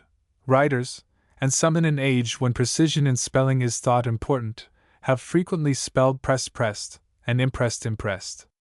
The natural result has been that the thousands who had received pressed money were classed as pressed into the service by force. The foregoing may be summed up as follows. For 170 years at least there never has been a time when the British merchant service did not contain an appreciable percentage of foreigners.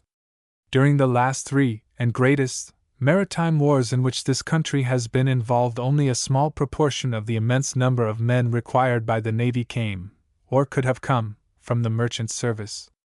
The number of men raised for the Navy by forcible impressment in wartime has been enormously exaggerated owing to a confusion of terms. As a matter of fact, the number so raised, for quite 2 centuries, was only an insignificant fraction of the whole. The Facts and Fancies about the Press Gang, 60. Footnote 60, written in 1900, _National Review _.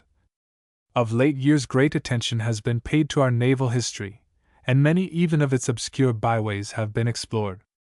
A general result of the investigation is that we are enabled to form a high estimate of the merits of our naval administration in former centuries.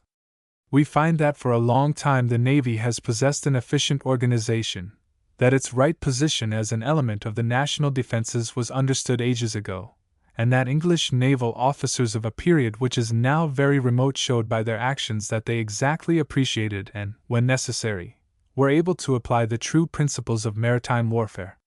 If anyone still believes that the country has been saved more than once merely by lucky chances of weather, and that the England of Elizabeth has been converted into the great oceanic and colonial British Empire of Victoria in a fit of absence of mind, it will not be for want of materials with which to form a correct judgment on these points. It has been accepted generally that the principal method of manning our fleet in the past, especially when war threatened to arise, was to seize and put men on board the ships by force. This has been taken for granted by many, and it seems to have been assumed that, in any case, there is no way of either proving it or disproving it.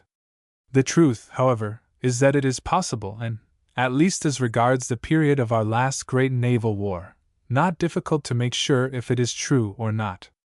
Records covering a long succession of years still exist, and in these can be found the name of nearly every seaman in the Navy and a statement of the conditions on which he joined it.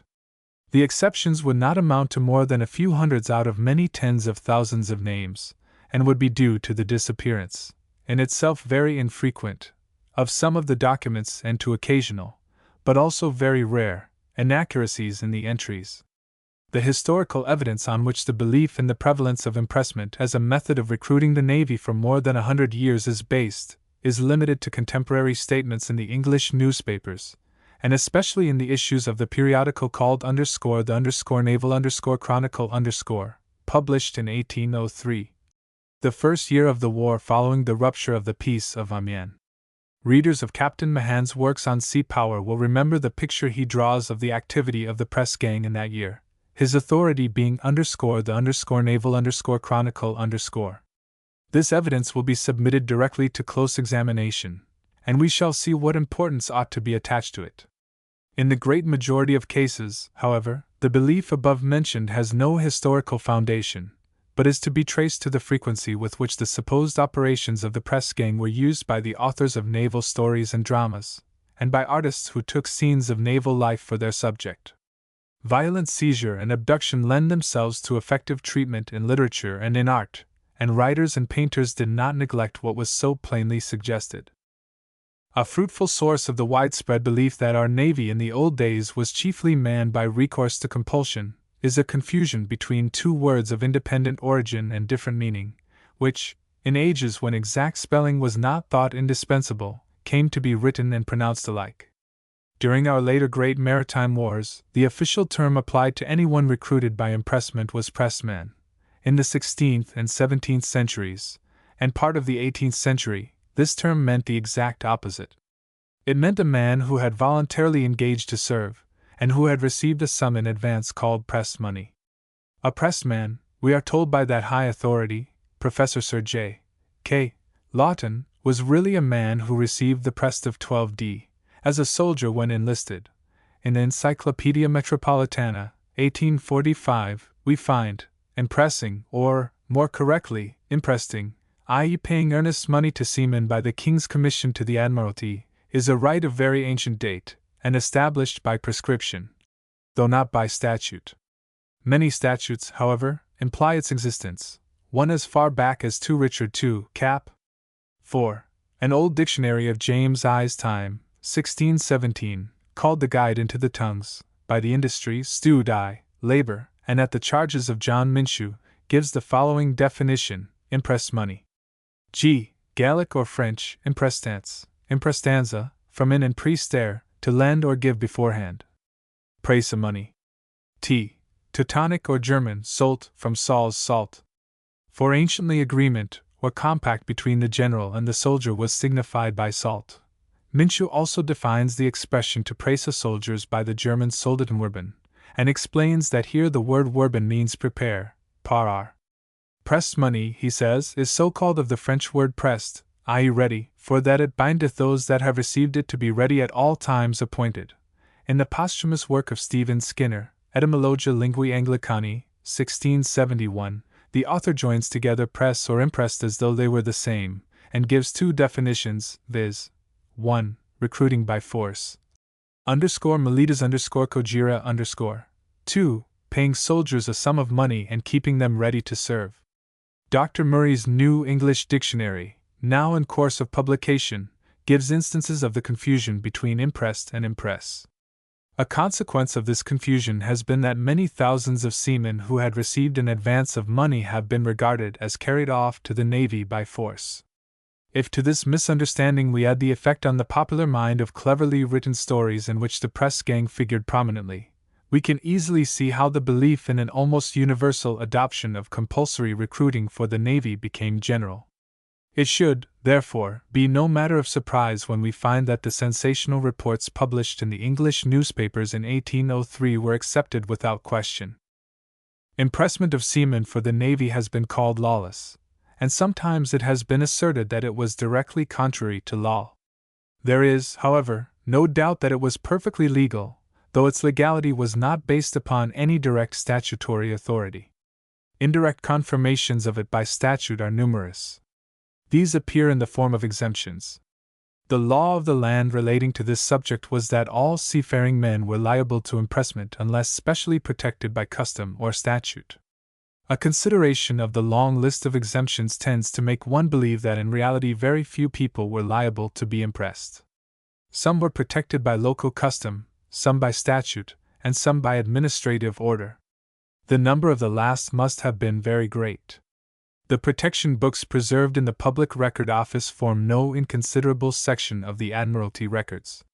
For the period specially under notice, viz., that beginning with the year 1803, there are no less than 5 volumes of protections. Exemptions by custom probably originated at a very remote date, ferrymen, for example, being everywhere privileged from impressment. The crews of colliers seem to have enjoyed the privilege by custom before it was confirmed by Act of Parliament. The naval historian Burchett, writing of 1691, cites a proclamation forbidding pressing men from colliers. Every ship in the coal trade had the following persons protected, viz. 2 ABs for every ship of 100 tons, and 1 for every 50 tons in larger ships. When we come to consider the sensational statements in the Naval Chronicle of 1803, it will be well to remember what the penalty for infringing the collier's privilege was. By the Act 6 and 7 William 3 c. 18 sect. 19, any officer who presumes to impress any of the above shall forfeit to the master or owner of such vessel £10 for every man so impressed, and such officer shall be incapable of holding any place, office, or employment in any of His Majesty's ships of war.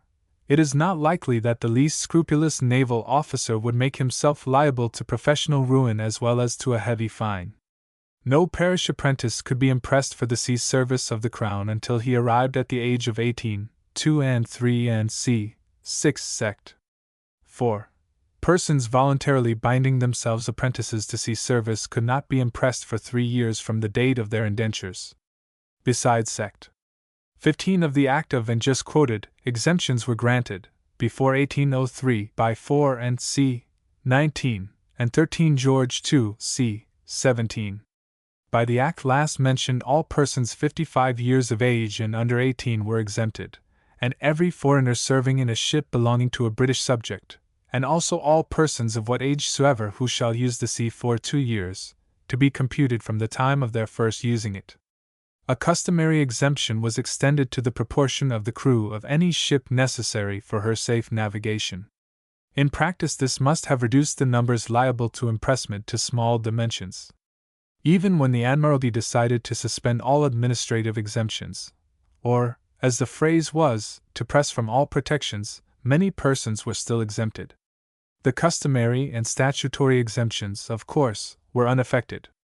On the November 5, 1803, their lordships informed officers in charge of rendezvous that it was necessary for the speedy manning of H.M. ships to impress all persons of the denominations expressed in the press warrant which you have received from us, without regard to any protections, excepting, however, all such persons as are protected pursuant to Acts of Parliament, and all others who by the printed instructions which accompanied the said warrant are forbidden to be impressed. In addition to these, a long list of further exemptions was sent. The last in the list included the crews of ships and vessels bound to foreign parts which are laden and cleared outwards by the proper officers of H.M. Customs.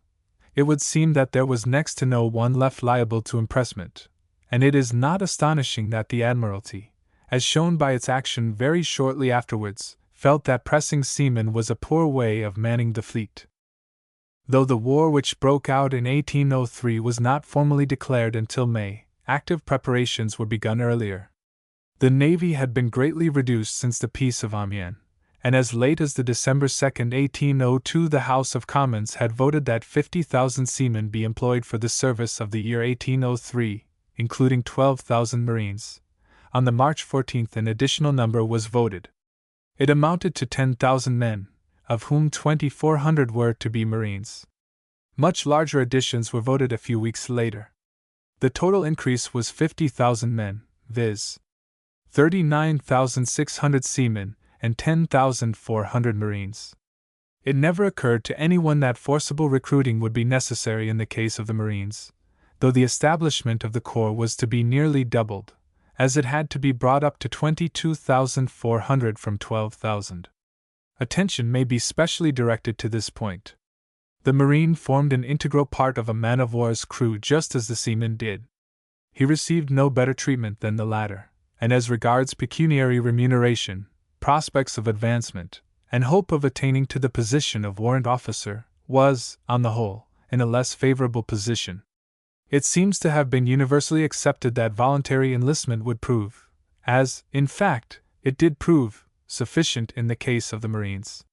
What we have got to see is how far it failed in the case of the seamen, and how far its deficiencies were made up by compulsion.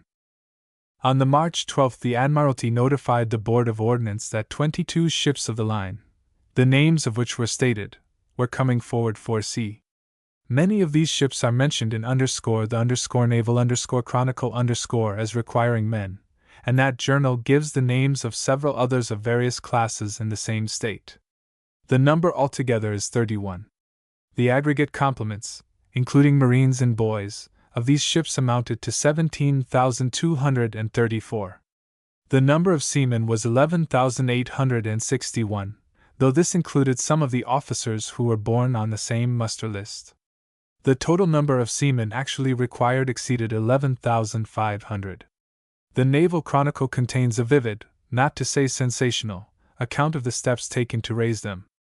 The report from Plymouth, dated March 10, is as follows: several bodies of Royal Marines in parties of 12 and 14 each, with their officers and naval officers armed, proceeded towards the quays.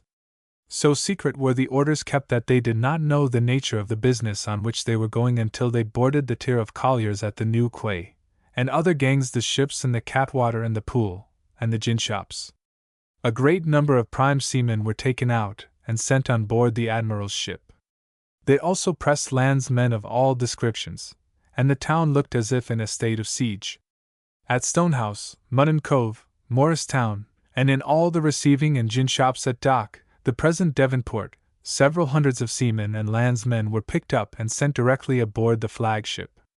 By the returns last night it appears that upwards of 400 useful hands were pressed last night in the three towns. One press gang entered the Dock, Devonport, theatre and cleared the whole gallery except the women. The reporter remarks, "It is said that near 600 men have been impressed in this neighborhood. The number, if obtained, would not have been sufficient to complete the seamen in the complements of a couple of line-of-battle ships." Naval officers who remembered the methods of manning ships which lasted well into the middle of the 19th century, and of course long after recourse to impressment had been given up, will probably notice the remarkable fact that the reporter makes no mention of any of the parties whose proceedings he described being engaged in picking up men who had voluntarily joined ships fitting out, but had not returned on board on the expiration of the leave granted them. The description in the naval chronicle might be applied to events which, when impressment had ceased for half a century, occurred over and over again at Portsmouth, Devonport, and other ports when 2 or 3 ships happened to be put in commission about the same time. We shall find that the 600 reported as impressed had to be considerably reduced before long. The reporter afterwards wisely kept himself from giving figures, except in a single instance when he states that about 40 were taken out of the flotilla of Plymouth trawlers. Reporting on March 11, he says that last Thursday and yesterday, the day of the sensational report above given, several useful hands were picked up, mostly seamen, who were concealed in the different lodgings and were discovered by their girls. He adds, several prime seamen were yesterday taken disguised as laborers in the different marble quarries round the town. On October 14 the report is that the different press gangs, with their officers, literally scoured the country on the eastern roads and picked up several fine young fellows. Here, again, no distinction is drawn between men really impressed and men who were arrested for being absent beyond the duration of their leave. We are told next that upon a survey of all impressed men before 3 captains and 3 surgeons of the Royal Navy, such as were deemed unfit for His Majesty's service, as well as all apprentices, were immediately discharged, which, no doubt, greatly diminished the above-mentioned 600. The reporter at Portsmouth begins his account of the press at that place by saying, "They indiscriminately took every man on board the colliers. In view of what we know of the heavy penalties to which officers who pressed more than a certain proportion of a collier's crew were liable, we may take it that this statement was made in error." On March 14 it was reported that the constables and gangs from the ships continue very alert in obtaining seamen, many of whom have been sent on board different ships in the harbor this day. We do not hear again from Portsmouth till May, on the 7th of which month it was reported that about 700 men were obtained. On the 8th the report was that on Saturday afternoon the gates of the town were shut, and soldiers placed at every avenue. Tradesmen were taken from their shops and sent on board the ships in the harbor or placed in the guardhouse for the night, till they could be examined. If fit for His Majesty's service they were kept, if in trade set at liberty. The tradesmen, then, if really taken, were taken simply to be set free again. As far as the reports first quoted convey any trustworthy information, it appears that at Portsmouth and Plymouth during March, April, and the first week of May, 1340 men were picked up, and that of these many were immediately discharged. How many of the 1340 were not really impressed, but were what in the Navy are called stragglers, i.e., men overstaying their leave of absence, is not indicated. The times of the March 11, 1803, and May 9, 1803, also contained reports of the impressment operations.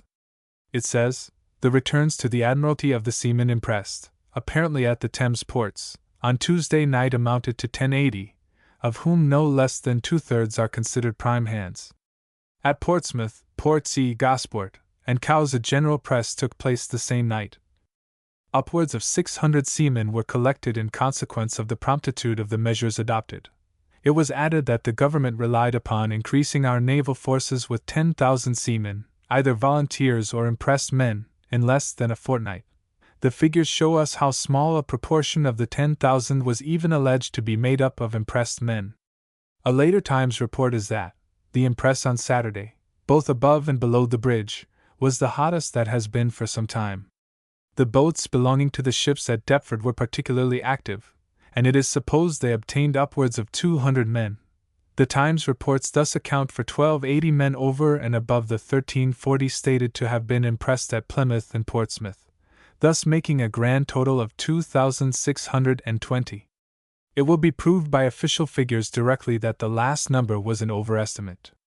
Before going farther, attention may be called to 1 or 2 points in connection with the above reports. The increase in the number of seamen voted by Parliament in March was 7,600. The reports of the impressment operations only came down to May. It was not till the June 11th that Parliament voted a further addition to the Navy of 32,000 seamen. Yet whilst the latter great increase was being obtained, for obtained it was, the reporters are virtually silent as to the action of the press gang.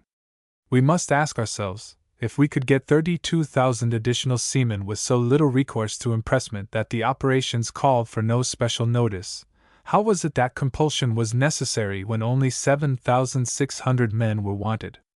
The question is all the more pertinent when we recall the state of affairs in the early part of 1803. The Navy had been greatly reduced in the year before, the men voted having diminished from 100,000 to 56,000. What became of the 44,000 men not required, of whom about 35,000 must have been of the seaman class and have been discharged from the service? There was a further reduction of 6,000, to take effect in the beginning of 1803. Sir Sidney Smith, at that time a member of Parliament, in the debate of the December 2, 1802, expressed considerable regret at the great reductions which were suddenly made, both in the King's dockyards and in the Navy in general. A prodigious number of men, he said, had been thus reduced to the utmost poverty and distress. He stated that he knew, from his own experience, that what was called an ordinary seaman could hardly find employment at present, either in the King's or in the merchant's service. The increase of the fleet in March must have seemed a godsend to thousands of men of war's men. If there was any holding back on their part, it was due, no doubt, to an expectation, which the sequel showed to be well founded, that a bounty would be given to men joining the Navy. The muster book of a man of war is the official list of her crew. It contains the name of every officer and man in the complement. Primarily it was an account book, as it contains entries of the payments made to each person whose name appears in it. At the beginning of the 19th century it was usual to make out a fresh muster book every 2 months, though that period was not always exactly adhered to. Each new book was a copy of the preceding one, with the addition of the names of persons who had joined the ship since the closing of the latter. Until the ship was paid off and thus put out of commission, or, in the case of a very long commission, until new books were ordered to be opened so as to escape the inconveniences due to the repetition of large numbers of entries, the name of every man that had belonged to her remained on the list, his disposal, if no longer in the ship, being noted in the proper column. One column was headed whence, and whether pressed or not, and this was noted his former ship, or the fact of his being entered direct from the shore, which answered to the question whence. There is reason to believe that the muster book being, as above said, primarily an account book. The words whether pressed or not were originally placed at the head of the column so that it might be noted against each man entered whether he had been paid pressed money or not.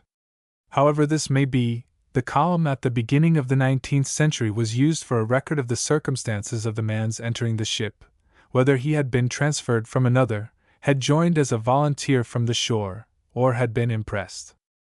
I have examined the muster book of every ship mentioned in the Admiralty letter to the Board of Ordnance above referred to, and also of the ships mentioned in the Naval Chronicle as fitting out in the early part of 1803.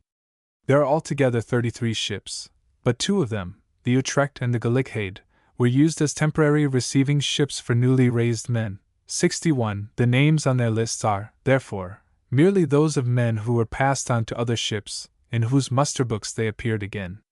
There remained 31 ships which, as far as could be ascertained, account for the additional force which the government had decided to put in commission, more than 2/3 of them being ships of the line. As already stated, their total complements amounted to 17,234, and the number of the blue jackets of full age to at least 11,500. The muster books appear to have been kept with great care. The only exception seems to be that of the Victory, in which there is some reason to think the number of men noted as pressed has been overstated owing to an error in copying the earlier book. Ships in 1803 did not get their full crews at once, any more than they did half a century later. I have, therefore, thought it necessary to take the muster books for the months in which the crews had been brought up to completion. Footnote 61. The words recruit and enlist, except as regards Marines, are unknown in the Navy, in which they are replaced by raise and enter. An examination of the books would be likely to dispel many misconceptions about the Old Navy. Not only is it noted against each man's name whether he was pressed or a volunteer, it is also noted if he was put on board ship as an alternative to imprisonment on shore, this being indicated by the word civil power, an expression still used in the Navy, but with a different meaning. The percentage of men thus raised was small. Sometimes there is a note stating that the man had been allowed to enter from the Shire militia. A rare note is brought on board by soldiers, which most likely indicated that the man had been recaptured when attempting to desert. It is sometimes asserted that many men who volunteered did so only to escape impressment. This may be so, but it should be said that there are frequent notations against the names of pressed men that they afterwards volunteered.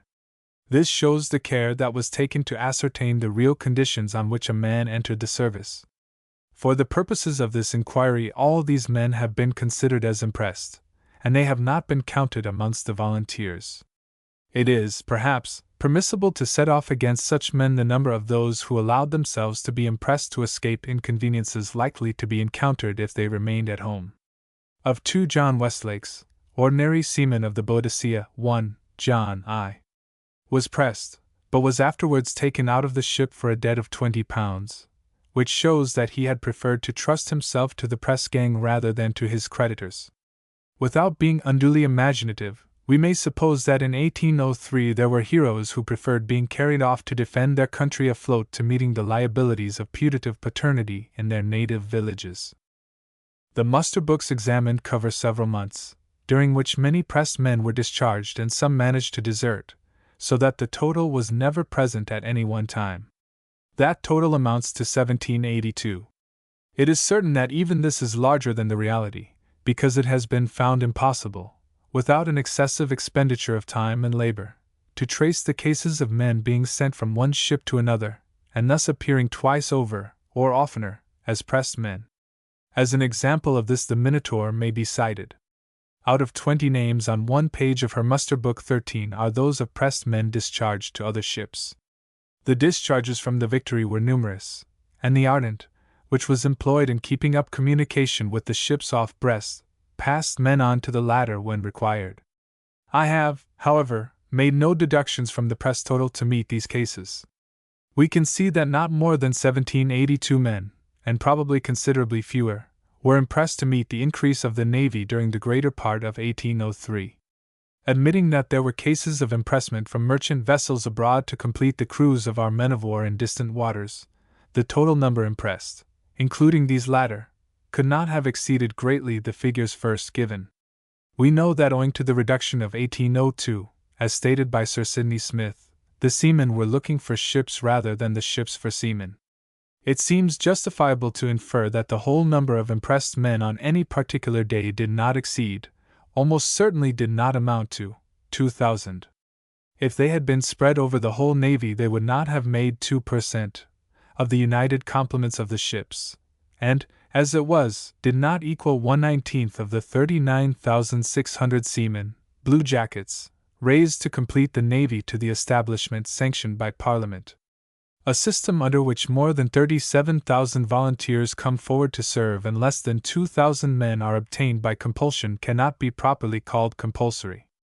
The Plymouth Reporter of the Naval Chronicle does not give many details of the volunteering for the Navy in 1803, though he alludes to it in fluent terms more than once. On the October 11th, however, he reports that so many volunteer seamen have arrived here this last week that upwards of £4,000 bounty is to be paid them afloat by the paying Commissioner, Rear Admiral Deckers. At the time the bounty was £2 tens. For an A.B., £1 tens. For an ordinary seaman, and £1 for a landsman. Taking only £4,000 as the full amount paid, and assuming that the three classes were equally represented, 3 men were obtained for every £5, or 2,400 in all, a number raised in about a week, that may be compared with that given as resulting from impressment. In reality, the number of volunteers must have been larger, because the ABs were fewer than the other classes. Some people may be astonished because the practice of impressment, which had proved to be so utterly inefficient, was not at once and formally given up. No astonishment will be felt by those who are conversant with the habits of government departments. In every country public officials evince great and, indeed, almost invincible reluctance to give up anything, whether it be a material object or an administrative process, which they have once possessed or conducted. One has only to stroll through the arsenals of the world, or glance at the mooring grounds of the maritime states, to see to what an extent the passion for retaining the obsolete and useless holds dominion over the official mind. A thing may be known to be valueless. Its retention may be proved to be mischievous, yet proposals to abandon it will be opposed and defeated.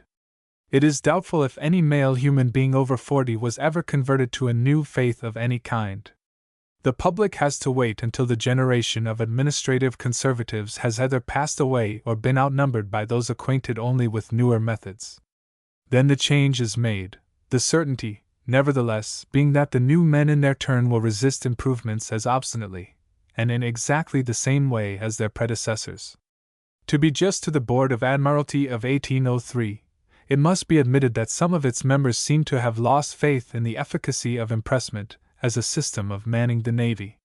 The Lords Commissioners of that date could hardly, all of them, at any rate, have been so thoroughly destitute of humor as not to suspect that seizing a few score of men here and a few there when tens of thousands were needed was a very insufficient compensation for the large correspondence necessitated by adherence to the system, and still in existence.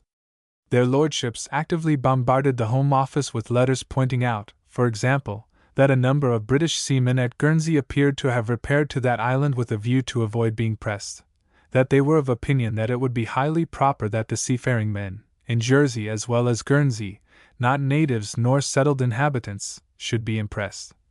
That when the captain of HMS Eagle had landed at Portland for the purpose of raising men some resistance had been made by the sailors, and dealing with other subjects connected with the system. A complaint sent to the War Department was that amongst a number of men lately impressed, at Leith, there were 8 or 10 shipwrights who were seafaring men, and had been claimed as belonging to a volunteer artillery corps. We may suspect that there was some discussion at Whitehall as to the wisdom of retaining a plan which caused so much inconvenience, and had such poor results. The conclusion seems to have been to submit it to a searching test. The coasts of the United Kingdom were studded with stations, 37 generally, but the number varied, for the entry of seamen. The ordinary official description of these, as shown by entries in the muster books, was rendezvous, but other terms were used. It has often been thought that they were simply impressment offices. The fact is that many more men were raised at these places by volunteering than by impressment. The rendezvous, as a rule, were in charge of captains or commanders, some few being entrusted to lieutenants. The men attached to each were styled its gang, a word which conveys no discredit in nautical language.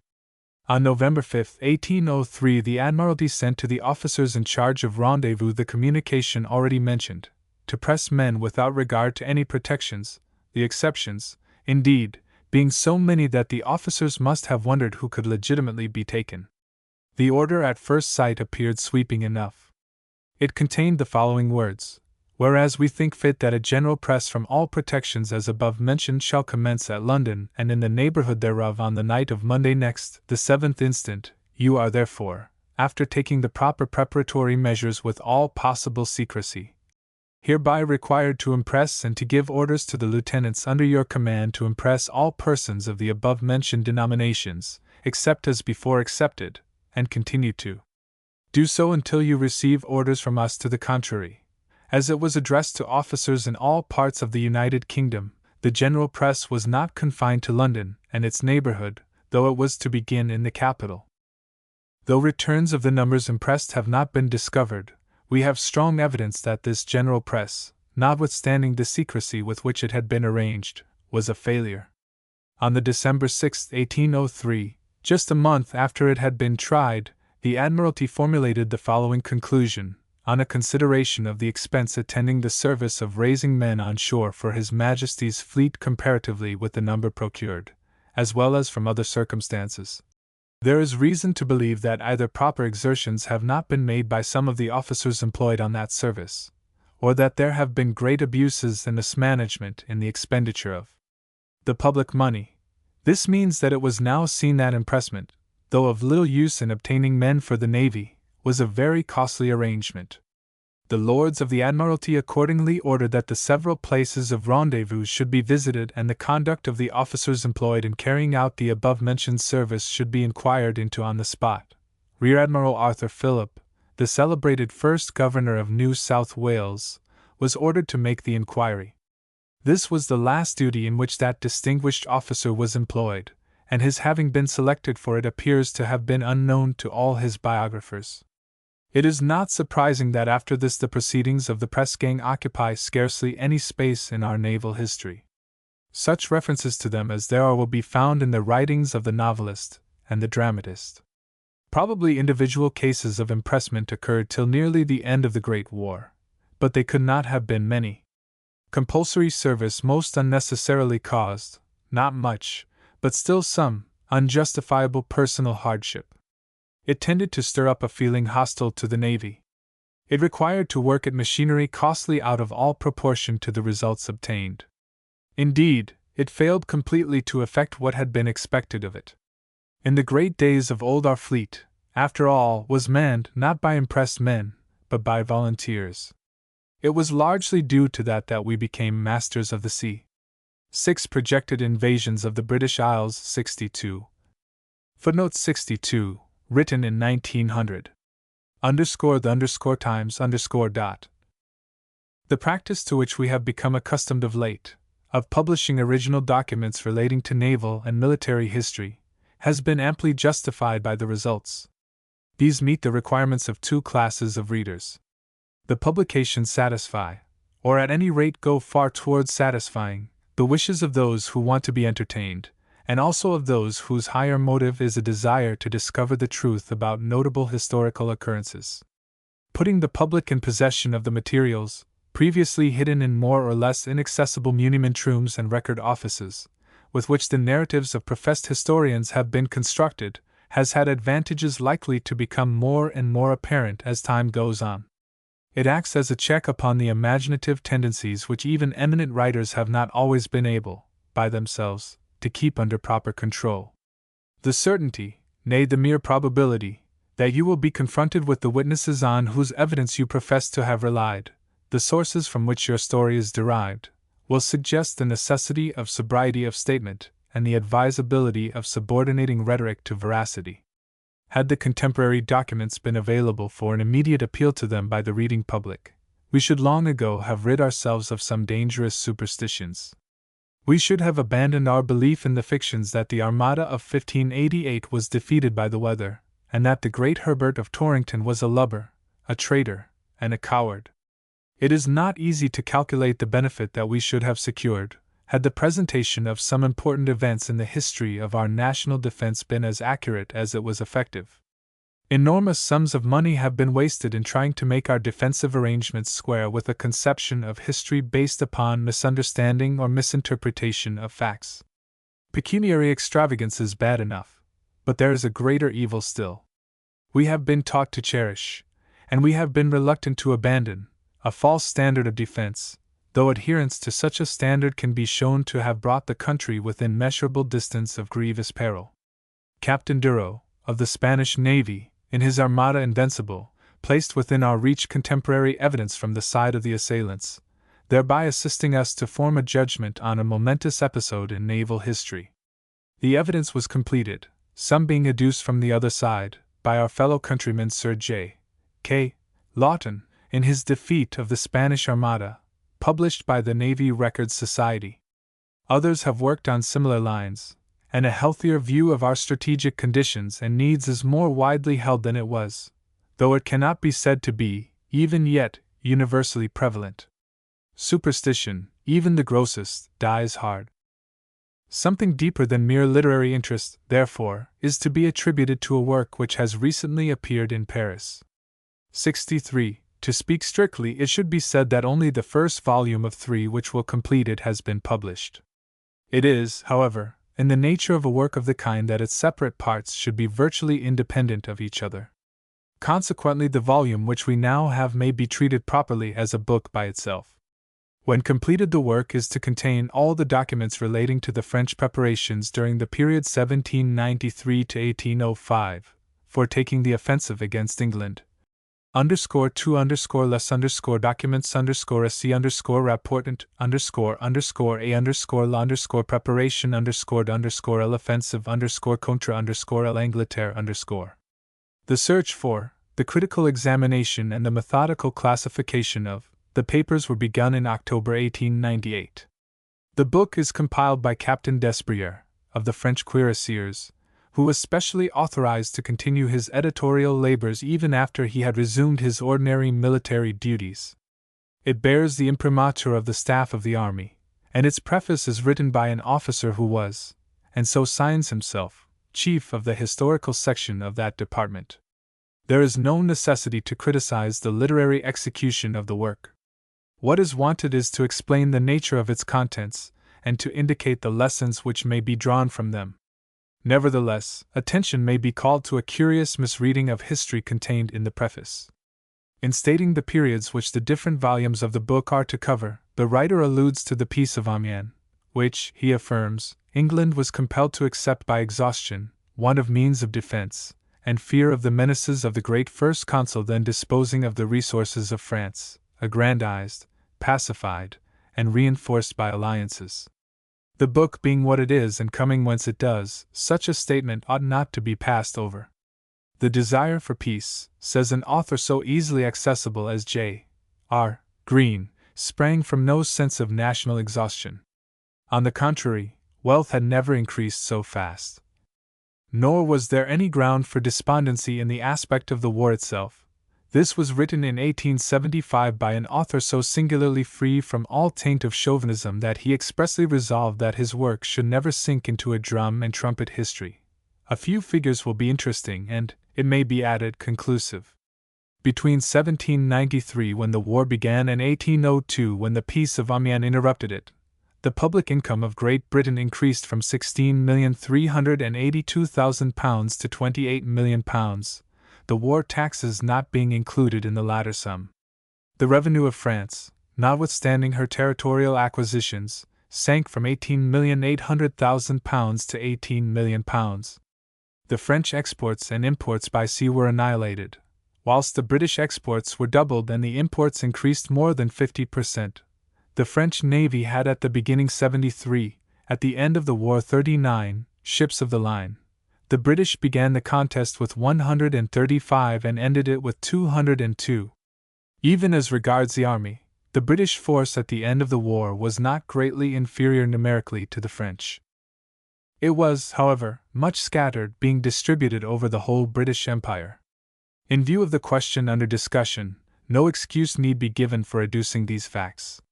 Footnote 63, 1793 to 1805. Projets et tentatives débarquement aux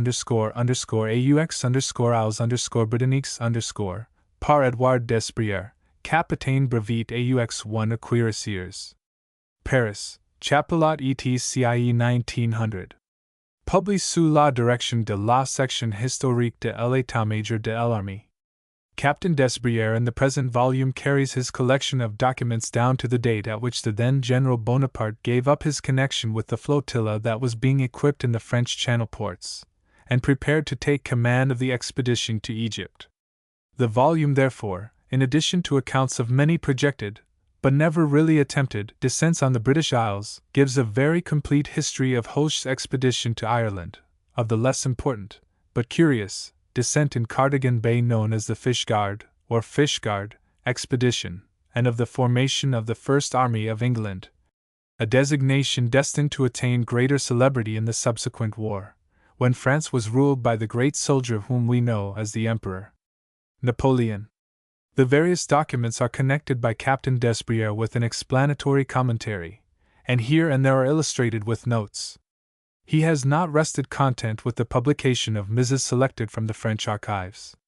In preparing his book, he visited England and examined our records, and besides, he has inserted in their proper place passages from Captain Mahan's works and also from those of English authors.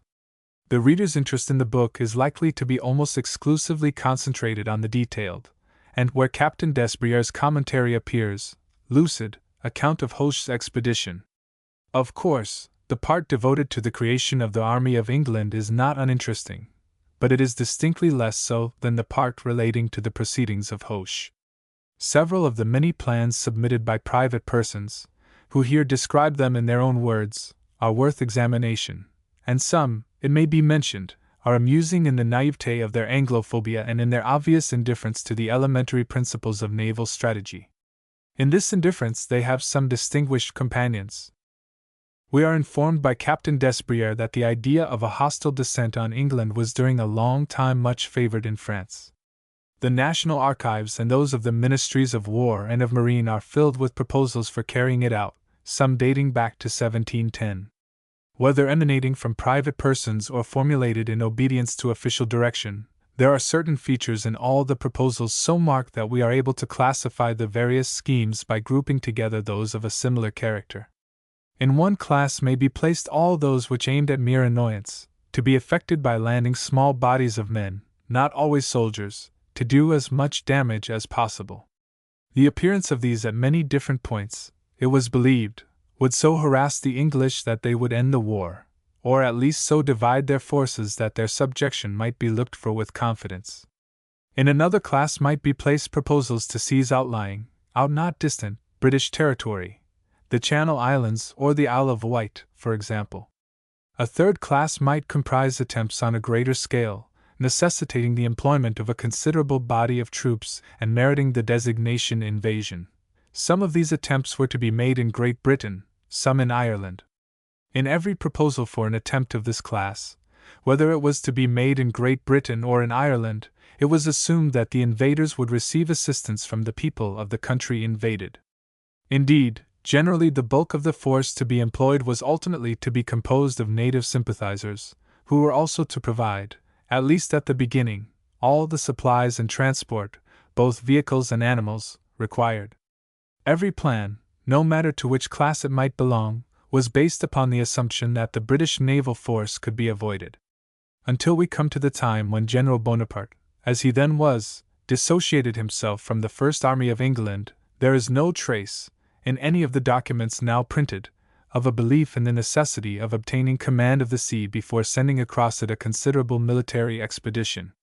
That there was such a thing as the command of the sea is rarely alluded to, and when it is merely to accentuate the possibility of neutralizing it by evading the force holding it.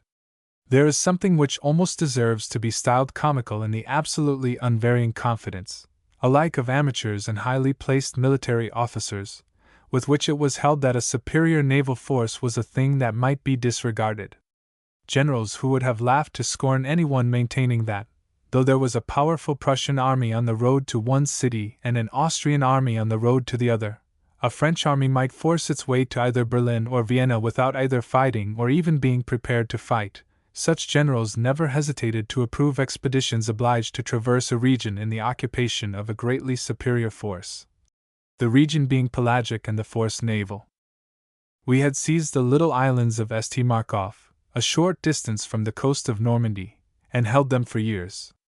It was expressly admitted that their recapture was impossible, a raison de la supériorité de forces navales anglaises, but it was not even suspected that a much more difficult operation, requiring longer time and a longer voyage, was likely to be impracticable.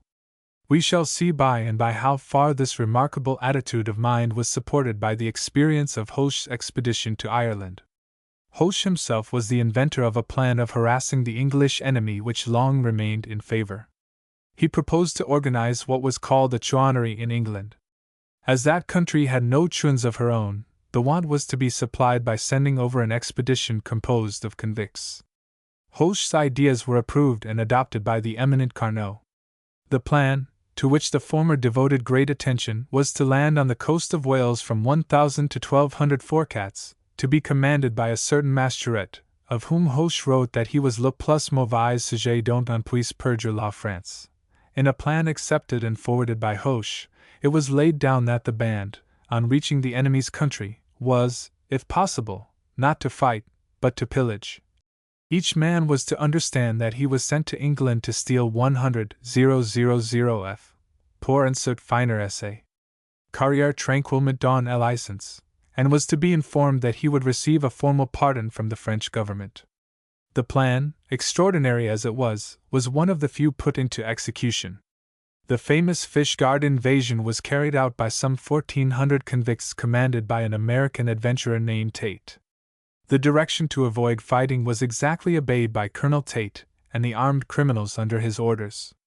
He landed in Cardigan Bay from a small squadron of French men of war at sunset on the February 22, 1797, and on the appearance of Lord Carter with the local yeomanry and militia, asked to be allowed to surrender on the 24th.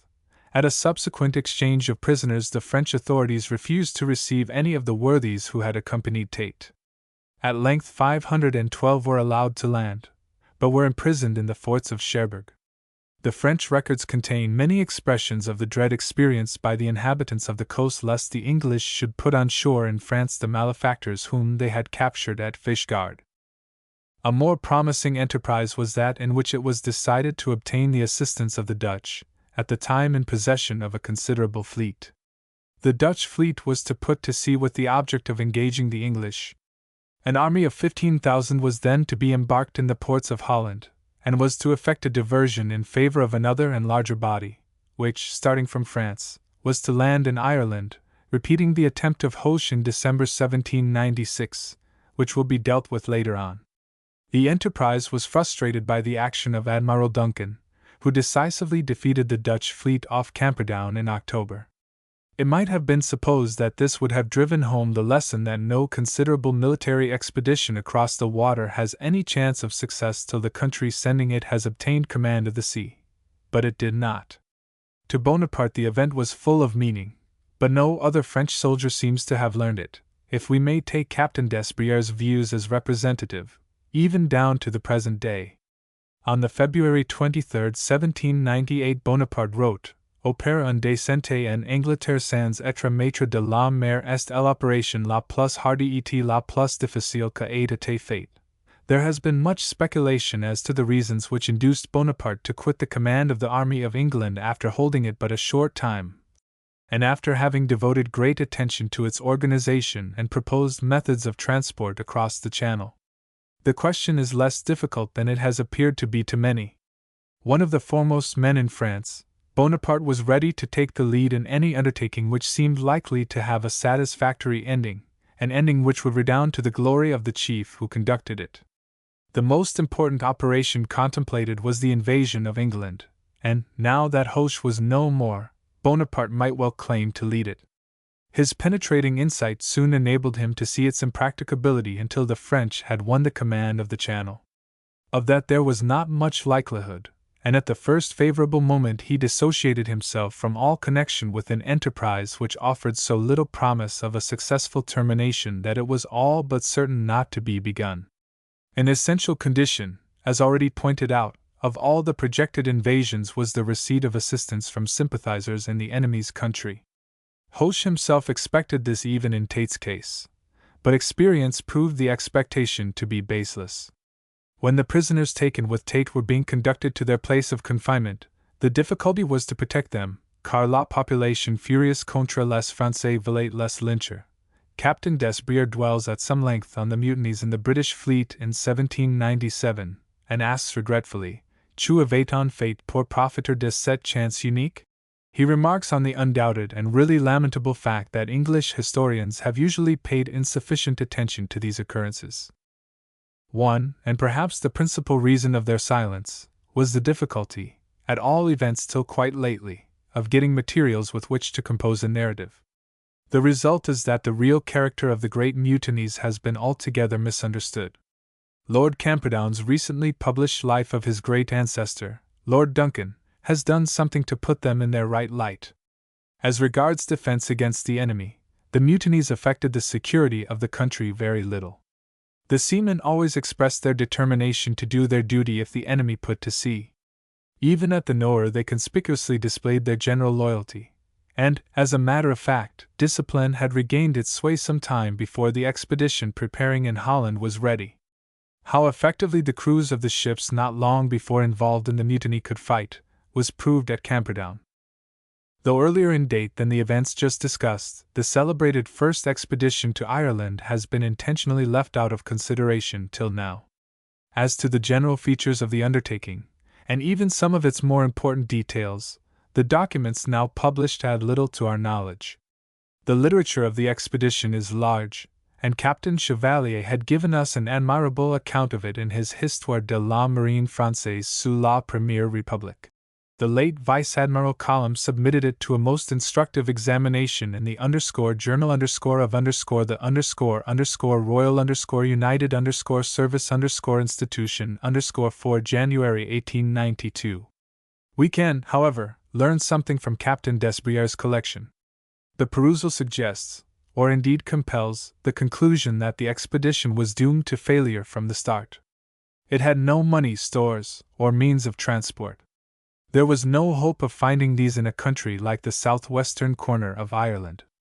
Grouchy's decision not to land the troops who had reached Bantry Bay was no doubt dictated in reality by a perception of this, and by the discovery that, even if he got on shore, sympathizers with him would be practically non-existent.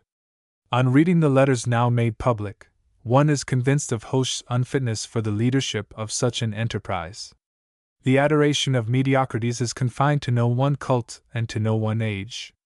Hoche's canonization, for he is a prominent saint in the Republican calendar, was due not so much to what he did as to what he did not do. He did not hold the supreme command in La Vendée till the most trying period of the war was past. He did not continue the cruelties of the Jacobin emissaries in the disturbed districts. But then his pacificatory measures were taken when the spirit of ferocity which caused the horrors of the Noyades and of the Terror had, even amongst the mob of Paris, burned itself out. He did not overthrow a constitutional government and enslave his country as Bonaparte did, and therefore he is favorably compared with the latter, whose opportunities he did not have. His letters show him to have been an adept in the art of traducing colleagues behind their backs. In writing he called Admiral Villaret joyeuse perfide, and spoke of his mauvaise foi. He had a low opinion of General Humbert, whom he bracketed with Masturet. Grouchy, he said, was un inconsequent paperassier, and General Valiant un miserable ivrogne. He was placed in supreme command of the naval as well as of the military forces, and was allowed to select the commander of the former. Yet he and his nominee were amongst a small fraction of the expeditionary body which never reached a place where disembarkation was possible. Notwithstanding all this, the greater part of the fleet, and of the troops conveyed by it, did anchor in Bantry Bay without encountering an English man of war, and a large proportion continued in the bay, unmolested by our navy, for more than a fortnight. Is not this, it may be asked, a sufficient refutation of those who hold that command of the sea gives security against invasion? As a matter of fact, command of the sea, even in the case in question, did prevent invasion from being undertaken, still more from being carried through, on a scale likely to be very formidable. The total number of troops embarked was under 14,000, of whom 633 were lost, owing to steps taken to avoid the hostile navy, before the expedition had got fully under way. It is not necessary to rate Hoche's capacity very highly in order to understand that he, who had seen something of war on a grand scale, would not have committed himself to the command of so small a body, without cavalry, without means of transport on land, without supplies, with but an insignificant artillery and that not furnished with horses, and, as was avowed, without hope of subsequent reinforcement, or of open communications with its base, that he would not have staked his reputation on the fate of a body so conditioned, if he had been permitted by the naval conditions of the case to lead a larger, more effectually organized, and better supplied army. The commentary supplied by Captain Desbriere to the volume under notice discloses his opinion that the failure of the expedition to Ireland was due to the inefficiency of the French navy. He endeavors to be scrupulously fair to his naval fellow countrymen, but his conviction is apparent. It hardly admits of doubt that this view has generally been, and still is, prevalent in the French army. Foreign soldiers of talent and experience generalize from this as follows: let them but have the direction of the naval as well as of the military part of an expedition, and the invasion of England must be successful. The complete direction which they would like is exactly what Hoche did have. He chose the commander of the fleet, and also chose or regulated the choice of the junior flag officers and several of the captains. Admiral Mourad de Gaulle was not, and did not consider himself, equal to the task for which Hoche's favor had selected him. His letter pointing out his own disqualifications has a striking resemblance to the one written by Medina Sidonia in deprecation of his appointment in place of Santa Cruz. Nevertheless, the French naval officers did succeed in conveying the greater part of the expeditionary army to a point at which disembarkation was practicable. Now we have some lessons to learn from this. The advantages conferred by command of the sea must be utilized intelligently, and it was bad management which permitted an important anchorage to remain for more than a fortnight in the hands of an invading force. We need not impute to our neighbors a burning desire to invade us, but it is a becoming exercise of ordinary strategic precaution to contemplate preparations for repelling what, as a mere military problem, they consider still feasible.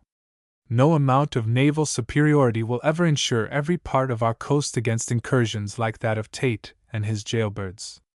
Naval superiority, however, will put in our hands the power of preventing the arrival of an army strong enough to carry out a real invasion. The strength of such an army will largely depend upon the amount of mobile land force of which we can dispose. Consequently, defense against invasion, even of an island, is the duty of a land army as well as of a fleet. The more important part may, in our case, be that of the latter, but the services of the former cannot be dispensed with. The best method of utilizing those services calls for much thought.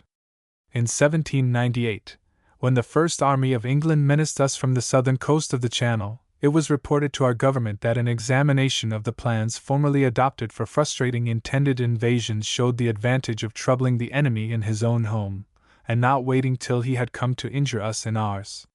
7 Oversea Raids and Raids on Land, 64. Footnote 64. Written in 1906. _the _morning _post _dot. It has been contended that raids by armaments with 1,000, 20,000, and 50,000 men on board respectively have succeeded in evading our watching and chasing fleets, and that consequently invasion of the British Isles on a great scale is not only possible but fairly practicable, British naval predominance notwithstanding. I dispute the accuracy of the history involved in the allusions to the above stated figures. The number of men comprised in a raiding or invading expedition is the number that is or can be put on shore. The crews of the transports are not included in it. In the cases alluded to, Humbert's expedition was to have numbered 82 officers and 1,017 other ranks, and 984 were put on shore in Killala Bay. Though the round number, 1,000, represents this figure fairly enough, there was a 10% shrinkage from the original embarkation strength. In Hoche's expedition, the total number of troops embarked was under 14,000, of whom 633 were lost before the expedition had got clear of its port of starting, and of the remainder only a portion reached Ireland.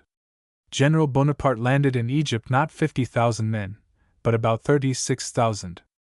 In the expeditions of Hoche and Humbert, it was not expected that the force to be landed would suffice of itself, the belief being that it would be joined in each case by a large body of adherents in the raided country.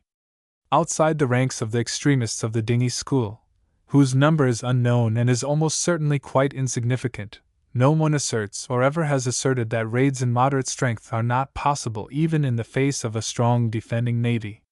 It is a fact that the whole of our defense policy for many generations has been based upon an admission of their possibility. Captain Mahan's statement of the case has never been questioned by anyone of importance. It is as follows: the control of the sea, however real, does not imply that an enemy's single ships or small squadrons cannot steal out of port, cannot cross more or less frequented tracts of ocean, make harassing descents upon unprotected points of a long coastline, enter blockaded harbors. It is extraordinary that everyone does not perceive that if this were not true, the dinghy school would be right. Students of Clausewitz may be expected to remember that the art of war does not consist in making raids that are unsuccessful, that war is waged to gain certain great objects, and that the course of hostilities between two powerful antagonists is affected little one way or the other by raids even on a considerable scale. The Egyptian expedition of 1798 deserves fuller treatment than it has generally received. The preparations at Toulon and some Italian ports were known to the British government. It being impossible for even a Moltke or comparative resources being taken into account, the greater strategist Kodama to know everything in the mind of an opponent, the sensible proceeding is to guard against his doing what would be likely to do you most harm. The British government had reason to believe that the Toulon expedition was intended to reinforce at an Atlantic port another expedition to be directed against the British Isles, or to effect a landing in Spain with a view to marching into Portugal and depriving our navy of the use of Lisbon.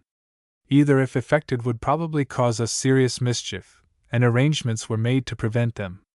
A landing in Egypt was, as the event showed, of little importance. The threat conveyed by it against our Indian possessions proved to be an empty one. Upwards of 30,000 hostile troops were locked up in a country from which they could exercise no influence on the general course of the war, and in which in the end they had to capitulate.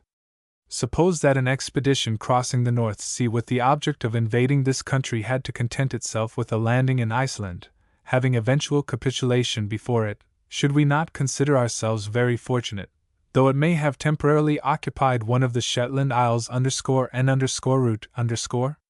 The truth of the matter is that the Egyptian expedition was one of the gravest of strategical mistakes, and but for the marvelous subsequent achievements of Napoleon it would have been the typical example of bad strategy adduced by lecturers and writers on the art of war for the warning of students. The supposition that oversea raids, even when successful in part, in any way demonstrate the inefficiency of naval defense would never be admitted if only land and sea warfare were regarded as branches of one whole and not as quite distinct things. To be consistent, those that admit the supposition should also admit that the practicability of raids demonstrates still more conclusively the insufficiency of defense by an army. An eminent military writer has told us that a raiding party of 1,000 French landed in Ireland without opposition, after 16 days of navigation, unobserved by the British Navy, defeated and drove back the British troops opposing them on 4 separate occasions, entirely occupied the attention of all the available troops of a garrison of Ireland 100,000 strong, penetrated almost to the center of the island, and compelled the Lord Lieutenant to send an urgent requisition for as great a reinforcement as possible. If an inference is to be drawn from this in the same way as one has been drawn from the circumstances on the sea, it would follow that 100,000 troops are not sufficient to prevent a raid by 1,000, and consequently that 1,000,000 troops would not be sufficient to prevent one by 10,000 enemies. On this there would arise the question, if an army 1,000,000 strong gives no security against a raid by 10,000 men, is an army worth having? And this question, be it noted, would come, not from disciples of the Blue Water School, extremist or other, but from students of military narrative. The truth is that raids are far more common on land than on the ocean. For every one of the latter it would be possible to adduce several of the former. Indeed, accounts of raids are amongst the commonplaces of military history. There are few campaigns since the time of that smart cavalry leader Mago, the younger brother of Hannibal, in which raids on land did not occur or in which they exercised any decisive influence on the issue of hostilities. It is only the failure to see the connection between warfare on land and naval warfare that prevents these land raids being given the same significance and importance that is usually given to those carried out across the sea. In the year 1809, the year of Wagram, Napoleon's military influence in central Germany was, to say the least, not at its lowest.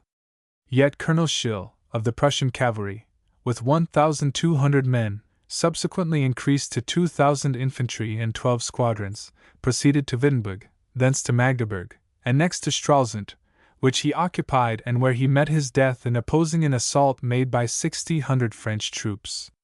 He had defied for a month all the efforts of a large army to suppress him. In the same year the Duke of Brunswick-Ols and Colonel Dornberg, notwithstanding the smallness of the force under them, by their action positively induced Napoleon, only a few weeks before Wagram, to detach the whole corps of Kellerman, 30,000 strong, which otherwise would have been called up to the support of the Grande Army, to the region in which these enterprising raiders were operating. The mileage covered by Schill was nearly as great as that covered by the part of Hoch's expedition which under Grouchy did reach an Irish port, though it was not landed. Instances of cavalry raids were frequent in the War of Secession in America. The Federal Colonel B. H. Grierson, of the 6th Illinois Cavalry, with another Illinois and an Iowa cavalry regiment, in April 1863 made a raid which lasted 16 days, and in which he covered 600 miles of hostile country, finally reaching Baton Rouge, where a friendly force was stationed. The Confederate officers, John H. Morgan, John S. Mosby, and especially N. B. Forrest, were famous for the extent and daring of their raids. Of all the leaders of important raids in the War of Secession, none surpassed the great Confederate cavalry general, J. E. B. Stuart, whose riding right round the imposing Federal army is well known. Yet not one of the raids above mentioned had any effect on the main course of the war in which they occurred or on the result of the great conflict. In the last war the case was the same. In January 1905, General Mischenko with 10,000 sabres and 3 batteries of artillery marched right round the flank of Marshal Oyama's great Japanese army, and occupied Nyochwang, not the treaty port so-called, but a place not very far from it. For several days he was unmolested, and in about a week he got back to his friends with a loss which was moderate in proportion to his numbers. In the following May Mischenko made another raid, this time round General Nogi's flank. He had with him 50 squadrons, a horse artillery battery, and a battery of machine guns. Starting on the 17th, he was discovered on the 18th, came in contact with his enemy on the 19th, but met with no considerable hostile force till the 20th, when the Japanese cavalry arrived just in time to collide with the Russian rearguard of 2 squadrons. On this General Mischenko retired at his ease for some 30 miles along the Japanese flank and perhaps 15 miles away from it. These Russians' raids did not alter the course of the war nor bring ultimate victory to their standards. It would be considered by every military authority as a flagrant absurdity to deduce from the history of these many raids on land that a strong army is not a sufficient defense for a continental country against invasion. What other efficient defense against that can a continental country have? Apply the reasoning to the case of an insular country, and reliance on naval defense will be abundantly justified. To maintain that Canada, India, and Egypt respectively could be invaded by the United States, Russia, and Turkey, backed by Germany, notwithstanding any action that our navy could take, would be equivalent to maintaining that one part of our empire cannot or need not reinforce another. Suppose that we had a military force numerically equal to or exceeding the Russian, how could any of it be sent to defend Canada, India, and Egypt, or to reinforce the defenders of those countries, unless our sea communications were kept open? Can these be kept open except by the action of our navy? It is plain that they cannot. 8. Queen Elizabeth and her seamen, 65. Footnote 65, written in 1900. _ 19th century _ and after 1901. An eminent writer has recently repeated the accusations made within the last 40 years, and apparently only within that period, against Queen Elizabeth of having starved the seamen of her fleet by giving them food insufficient in quantity and bad in quality, and of having robbed them by keeping them out of the pay due to them. He also accuses the Queen, though somewhat less plainly, of having deliberately acquiesced in a wholesale slaughter of her seamen by remaining still, though no adequate provision had been made for the care of the sick and wounded.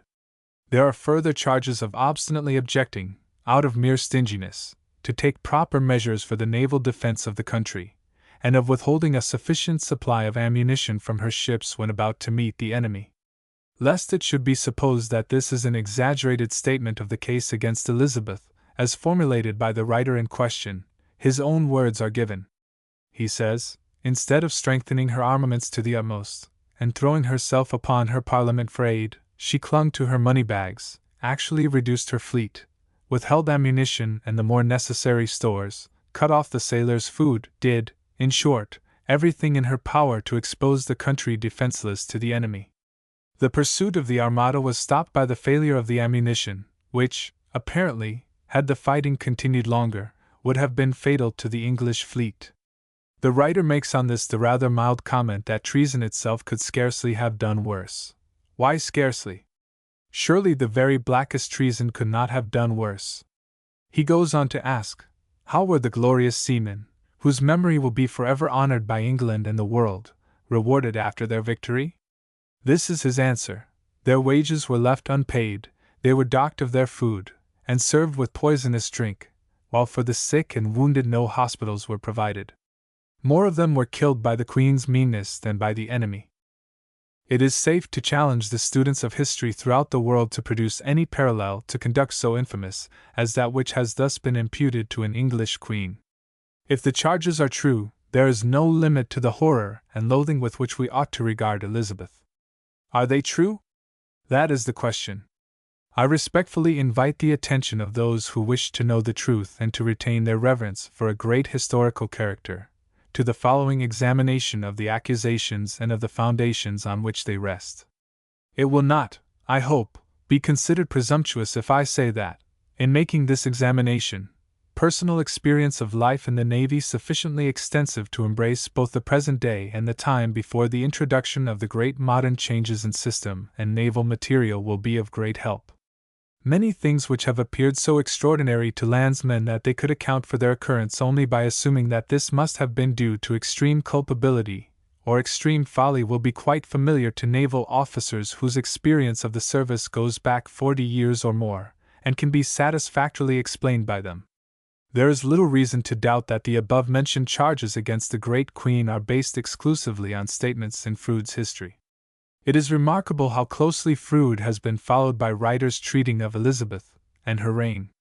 He was known to have gone to original documents for the sources of his narrative, and it seems to have been taken for granted, not only that his fidelity was above suspicion, an assumption with which I do not deal now, but also that his interpretation of the meaning of those who wrote the papers consulted must be correct.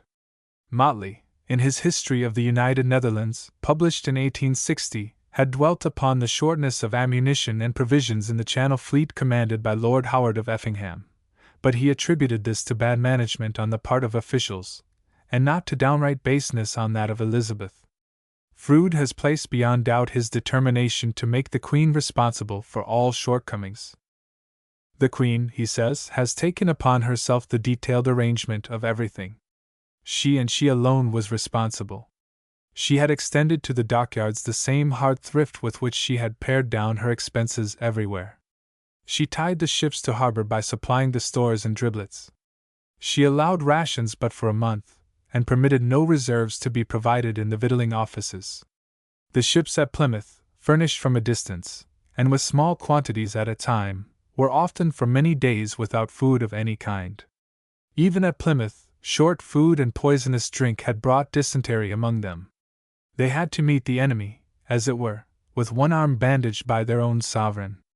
The greatest service ever done by an English fleet had been thus successfully accomplished by men whose wages had not been paid from the time of their engagement, half-starved, with their clothes in rags, and so ill-found in the necessaries of war that they had eked out their ammunition by what they could take in action from the enemy himself. The men expected that at least after such a service they would be paid their wages in full. The Queen was cavilling over the accounts, and would give no orders for money till she had demanded the meaning of every penny that she was charged. Their legitimate food had been stolen from them by the Queen's own neglect.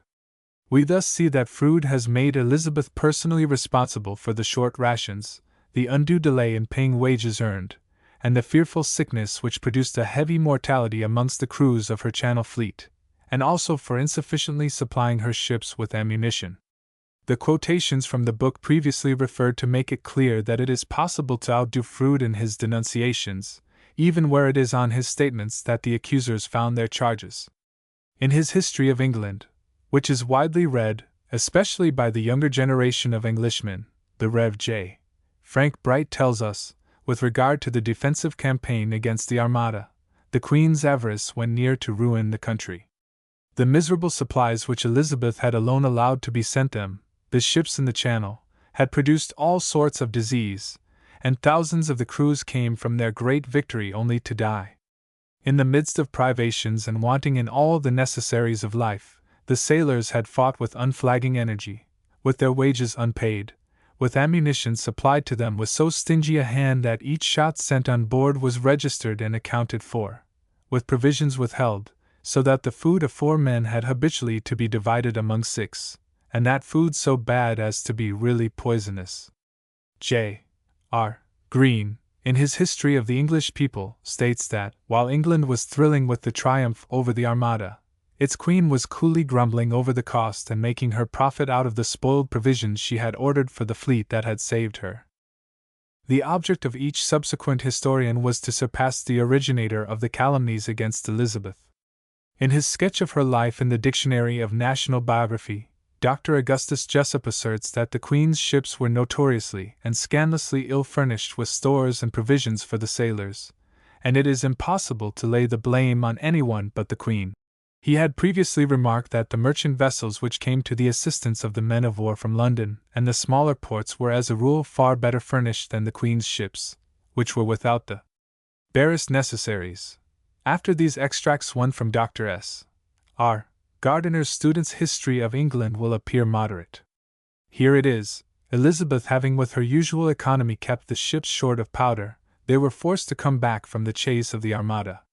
The above allegations constitute a heavy indictment of the Queen. No heavier could well be brought against any sovereign or government.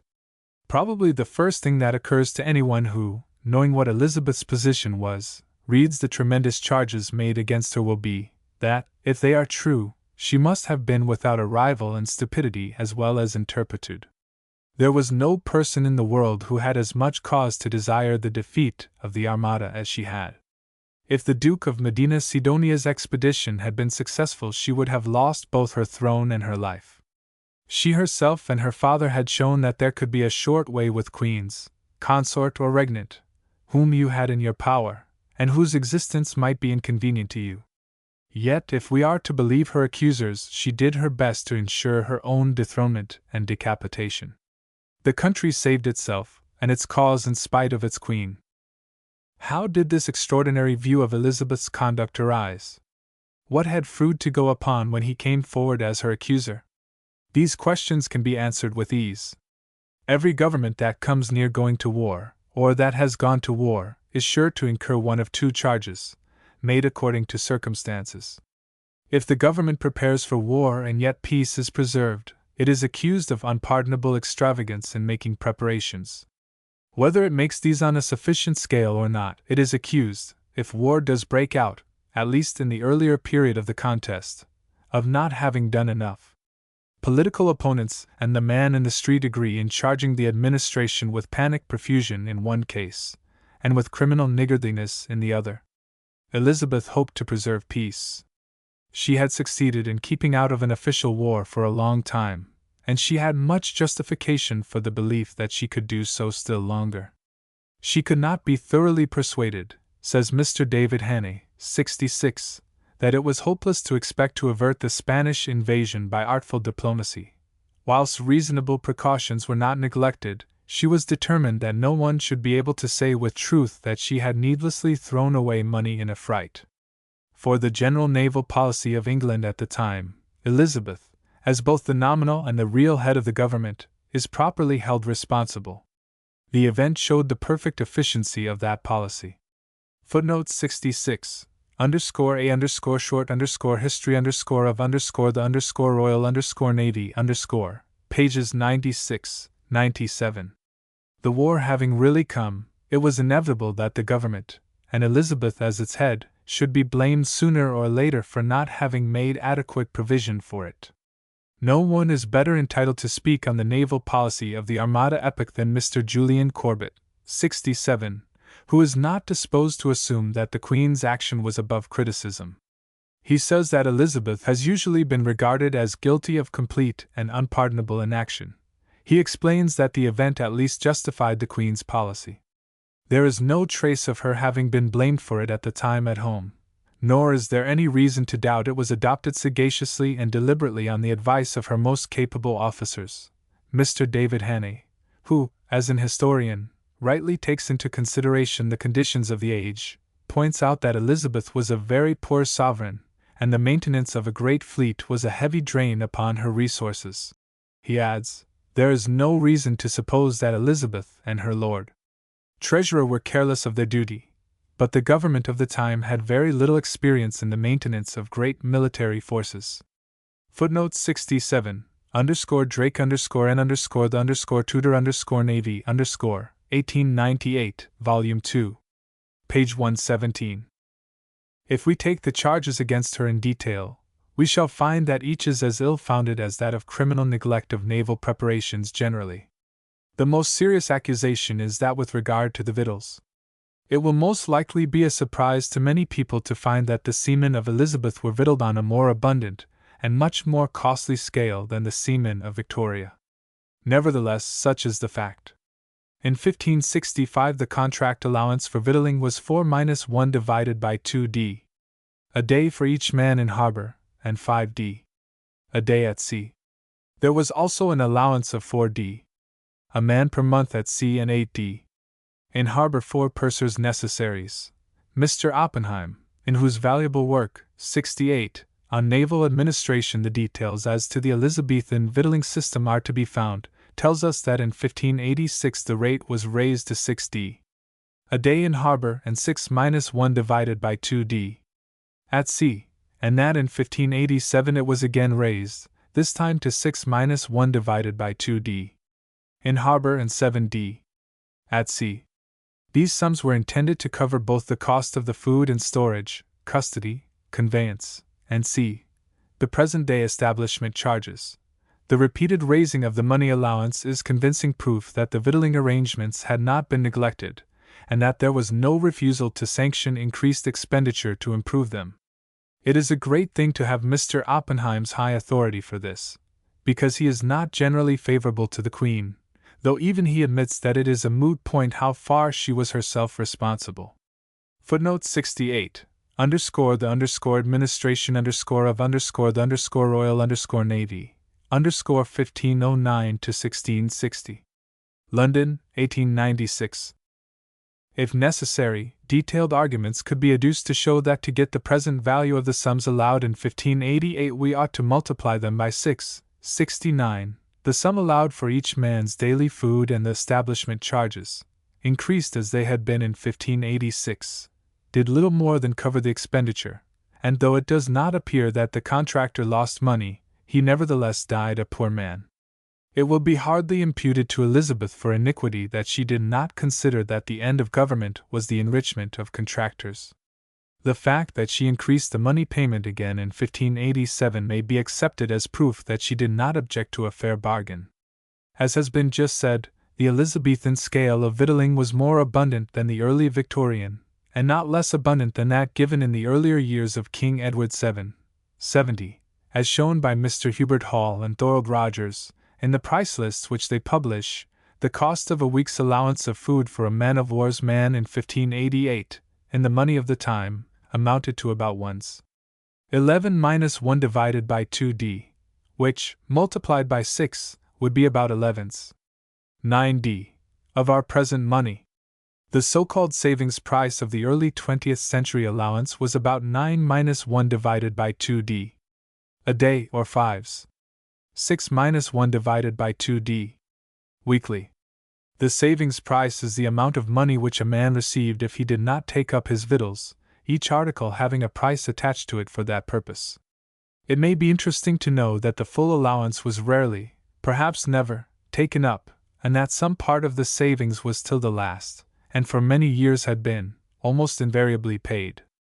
Footnote 69. See Mr. Hubert Hall's _Society _in _ the Elizabethan _age, and Thorold Rogers's _History of Agriculture and Prices volumes v. and 6. Froude himself puts the ratio at 6:1. Footnote 70. It will be convenient to compare the two scales in a footnote, observing that, as I hope will not be thought impertinent, I draw on my own personal experience for the more recent, which was in force for some years after I went to sea.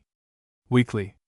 Early, Elizabethan, Victorian, scale, beef, 8 pounds, 7 pounds, biscuit, 7, salted fish, 9, none, cheese, 3/4 pound, butter, beer, 7 gallons, vegetables, none, 3½ pounds, spirits, 7/8 pint, tea, 1 3/4 ounces, sugar, 14, cocoa, 7. There is now a small allowance of oatmeal, pepper, mustard, and vinegar, against which we may set the purser's necessaries of Elizabeth's day. In that day but little sugar was used, and tea and cocoa were unknown even in palaces. It is just a question if 7 gallons of beer did not make up for the weekly allowance of these and for the 7/8 of a pint of spirits. Tea was only allowed in 1850, and was not an additional article. It replaced part of the spirits. The biscuit allowance is now 8 3/4 pounds, weekly. The Victorian dietary is more varied and wholesome than the Elizabethan, but, as we have seen, it is less abundant and can be obtained for much less money, even if we grant that the savings price, purposely kept low to avoid all suggestion that the men are being bribed into stinting themselves, is less than the real cost. The excess of this latter, however, is not likely to be more than 30%. So that Elizabeth's expenditure in this department was more liberal than the present. Such defects as were to be found in the Elizabethan naval dietary were common to it with that of the English people generally. If there was plenty, there was but little variety in the food of our ancestors of all ranks 3 centuries ago. As far as was possible in the conditions of the time, Elizabeth's government did make provision for victualling the fleet on a sufficient and even liberal scale, and notwithstanding slender pecuniary resources, repeatedly increased the money assigned to it, on cause being shown. In his eagerness to make Queen Elizabeth a monster of treacherous rapacity, Froude has completely overreached himself. He says that she permitted some miserable scoundrel to lay a plan before her for saving expense, by cutting down the seaman's diet. The miserable scoundrel had submitted a proposal for diminishing the expenses which the administration was certainly ill able to bear. The candid reader will draw his own conclusions when he finds that the Queen did not approve the plan submitted, and yet that not one of her assailants has let this appear. 71. Footnote 71. It may be stated here that the word rations is unknown in the Navy. The official term is victuals. The term in common use is provisions. It is, of course, possible to concede that adequate arrangements had been made for the general victualling of the fleet, and still to maintain that, after all, the sailors afloat actually did run short of food. In his striking introduction to the Armada dispatches published by the Navy Records Society, Professor Sir John Lawton declares that, to anyone examining the evidence, there can be no question as to victualling being conducted on a fairly liberal scale, as far as the money was concerned. It was in providing the victuals that the difficulty lay. When a fleet of unprecedented magnitude was collected, when a sudden and unwanted demand was made on the victualling officers, it would have been strange indeed if things had gone quite smoothly. There are plenty of naval officers who have had experience, and within the last 10 years of the 19th century, of the difficulty, and sometimes of the impossibility, of getting sufficient supplies for a large number of ships in rather out-of-the-way places. In 1588 the comparative thinness of population and insufficiency of communications and means of transport must have constituted obstacles, far greater than any encountered in our own day, to the collection of supplies locally and to their timely importation from a distance. You would not believe, says Lord Howard of Effingham himself, what a wonderful thing it is to victual such an army as this is in such a narrow corner of the earth, where a man would think that neither victuals were to be had nor a cask to put it in. No more effective defense of Elizabeth and her ministers could well be advanced than that which Mr. Oppenheim puts forward as a corroboration of the accusation against them. He says that the victualling officials found no difficulty in arranging for 13,000 men in 1596 and 9,200 in 1597 after timely notice. This is really a high compliment, as it proves that the authorities were quite ready to, and in fact did, learn from experience. Mr. Oppenheim, however, is not an undiscriminating assailant of the Queen, for he remarks, as has been already said, that how far Elizabeth was herself answerable is a moot point. He tells us that there is no direct evidence against her, and the charge levelled at her rests not on proof, but on strong probability. One would like to have another instance out of all history, of probability, however strong, being deemed sufficient to convict a person of unsurpassed treachery and stupidity. Combined, when the direct evidence, which is not scanty, fails to support the charge and indeed points the other way. The Lord Admiral himself and other officers have been quoted to show how badly off the fleet was for food. Yet at the close of the active operations against the Armada, Sir J. Hawkins wrote, "Here is victual sufficient, and I know not why any should be provided after September, but for those which my Lord doth mean to leave in the narrow seas." On the same day Howard himself wrote from Dover, "I have caused all the remains of victuals to be laid here and at Sandwich, for the maintaining of them that shall remain in the narrow seas." Any naval officer with experience of command who reads Howard's representations on the subject of the victuals will at once perceive that what the Admiral was anxious about was not the quantity on board the ships, but the stock in reserve. Howard thought that the latter ought to be a supply for 6 weeks. The Council thought a month's stock would be enough, and, as shown by the extracts from Howard's and Hawkins's letters just given, the Council was right in its estimate. Anyone who has had to write or to read official letters about stocks of stores and provisions will find something especially modern in Howard's representations. Though the crews of the fleet did certainly come near the end of their victuals afloat, there is no case of their having actually run out of them. The complement of an ordinary man of war in the latter part of the 16th century, judged by our modern standard, was very large in proportion to her size. It was impossible for her to carry provisions enough to last her men for a long time. Any unexpected prolongation of a cruise threatened a reduction to short commons. A great deal has been made of the fact that Howard had to oblige 6 men to put up with the allowance of 4. When a large force, says Mr. D. Hannay, was collected for service during any length of time, it was the common rule to divide 4 men's allowance among 6. There must be still many officers and men to whom the plan would seem quite familiar. It is indicated by a recognized form of words, 6 upon 4. I have myself been 6 upon 4 several times, mostly in the Pacific, but also, on at least one occasion, in the East Indies. As far as I could see, no one appeared to regard it as an intolerable hardship. The government, it should be known, made no profit out of the process, because money was substituted for the food not issued. Howard's recourse to it was not due to immediate insufficiency. Speaking of the merchant vessels which came to reinforce him, he says, "We are fain to help them with victuals to bring them thither. There is not any of them that hath one day's victuals." These merchant vessels were supplied by private owners, And it is worth noting that, in the teeth of this statement by Howard, Dr. Jessup, in his eagerness to blacken Elizabeth, says that they were, as a rule, far better furnished than the Queen's ships. The Lord Admiral on another occasion, before the fight off Gravelines, said of the ships he hoped would join him from Portsmouth, "Though they have not 2 days' victuals, let that not be the cause of their stay, for they shall have victuals out of our fleet," a conclusive proof that his ships were not very short. As to the accusation of deliberately issuing food of bad quality, that is effectually disposed of by the explanation already given of the method employed in victualling the navy. A sum was paid for each man's daily allowance to a contractor, who was expressly bound to furnish good and seasonable victuals. 72. Professor Lawton, whose competence in the matter is universally allowed, informs us that complaints of bad provisions are by no means confined to the Armada epoch, and were due, not to intentional dishonesty and neglect, but to insufficient knowledge of the way to preserve provisions for use on rather long cruises. Mr. Hannay says that the fleet sent to the coast of Spain, in the year after the defeat of the Armada, suffered much from want of food and sickness. Yet it was organized, not by the Queen, but by a committee of adventurers who had every motive to fit it out well. It is the fashion with English historians to paint the condition of the Navy in the time of the Commonwealth in glowing colors, yet Mr. Oppenheim cites many occasions of well-founded complaints of the victuals.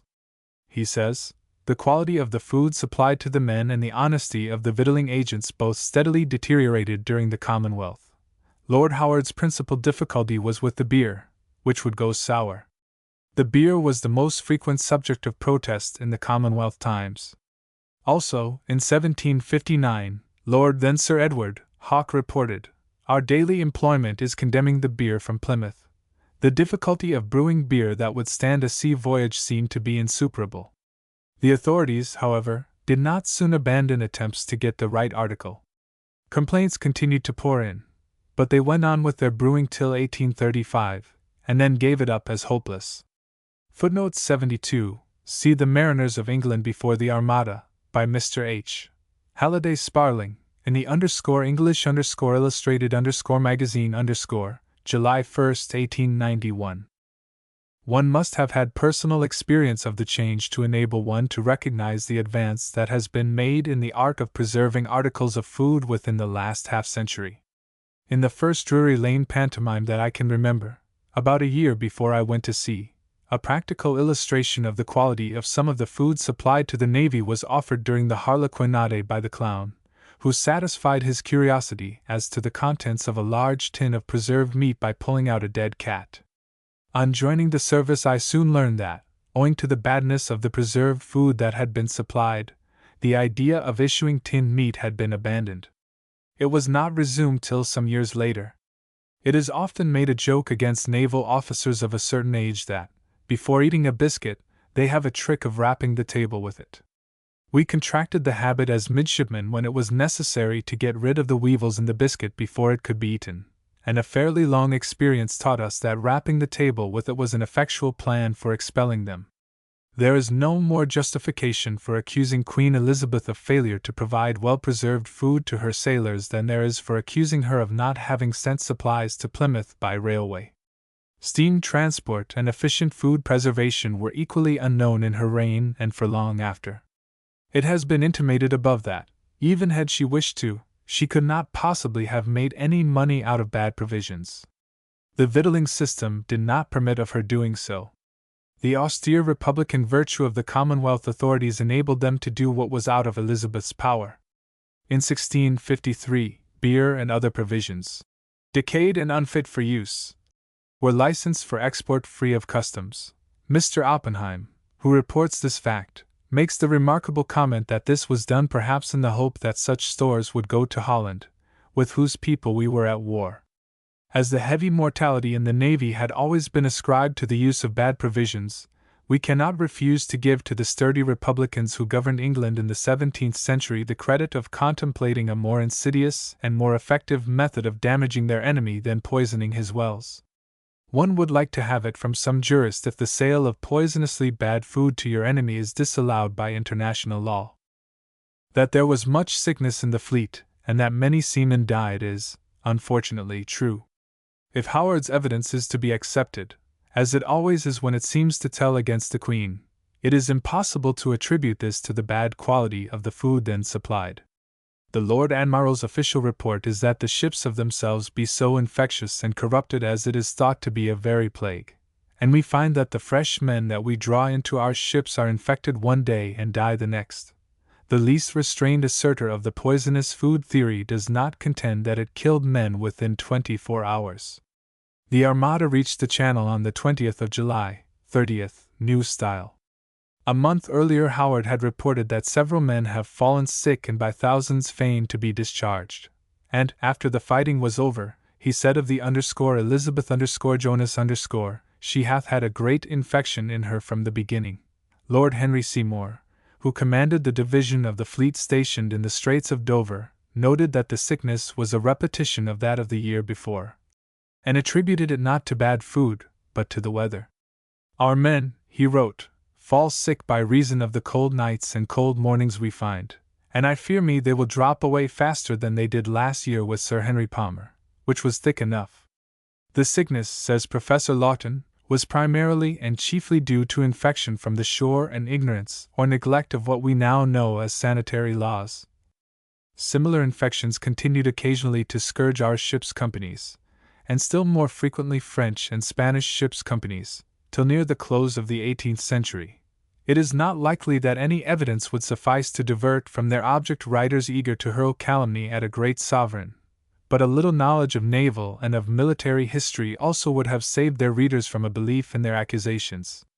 In 1727 the fleet in the West Indies commanded by Admiral Hosier, commemorated in Glover's Ballad, lost 10 flag officers and captains, 50 lieutenants, and 4,000 seamen.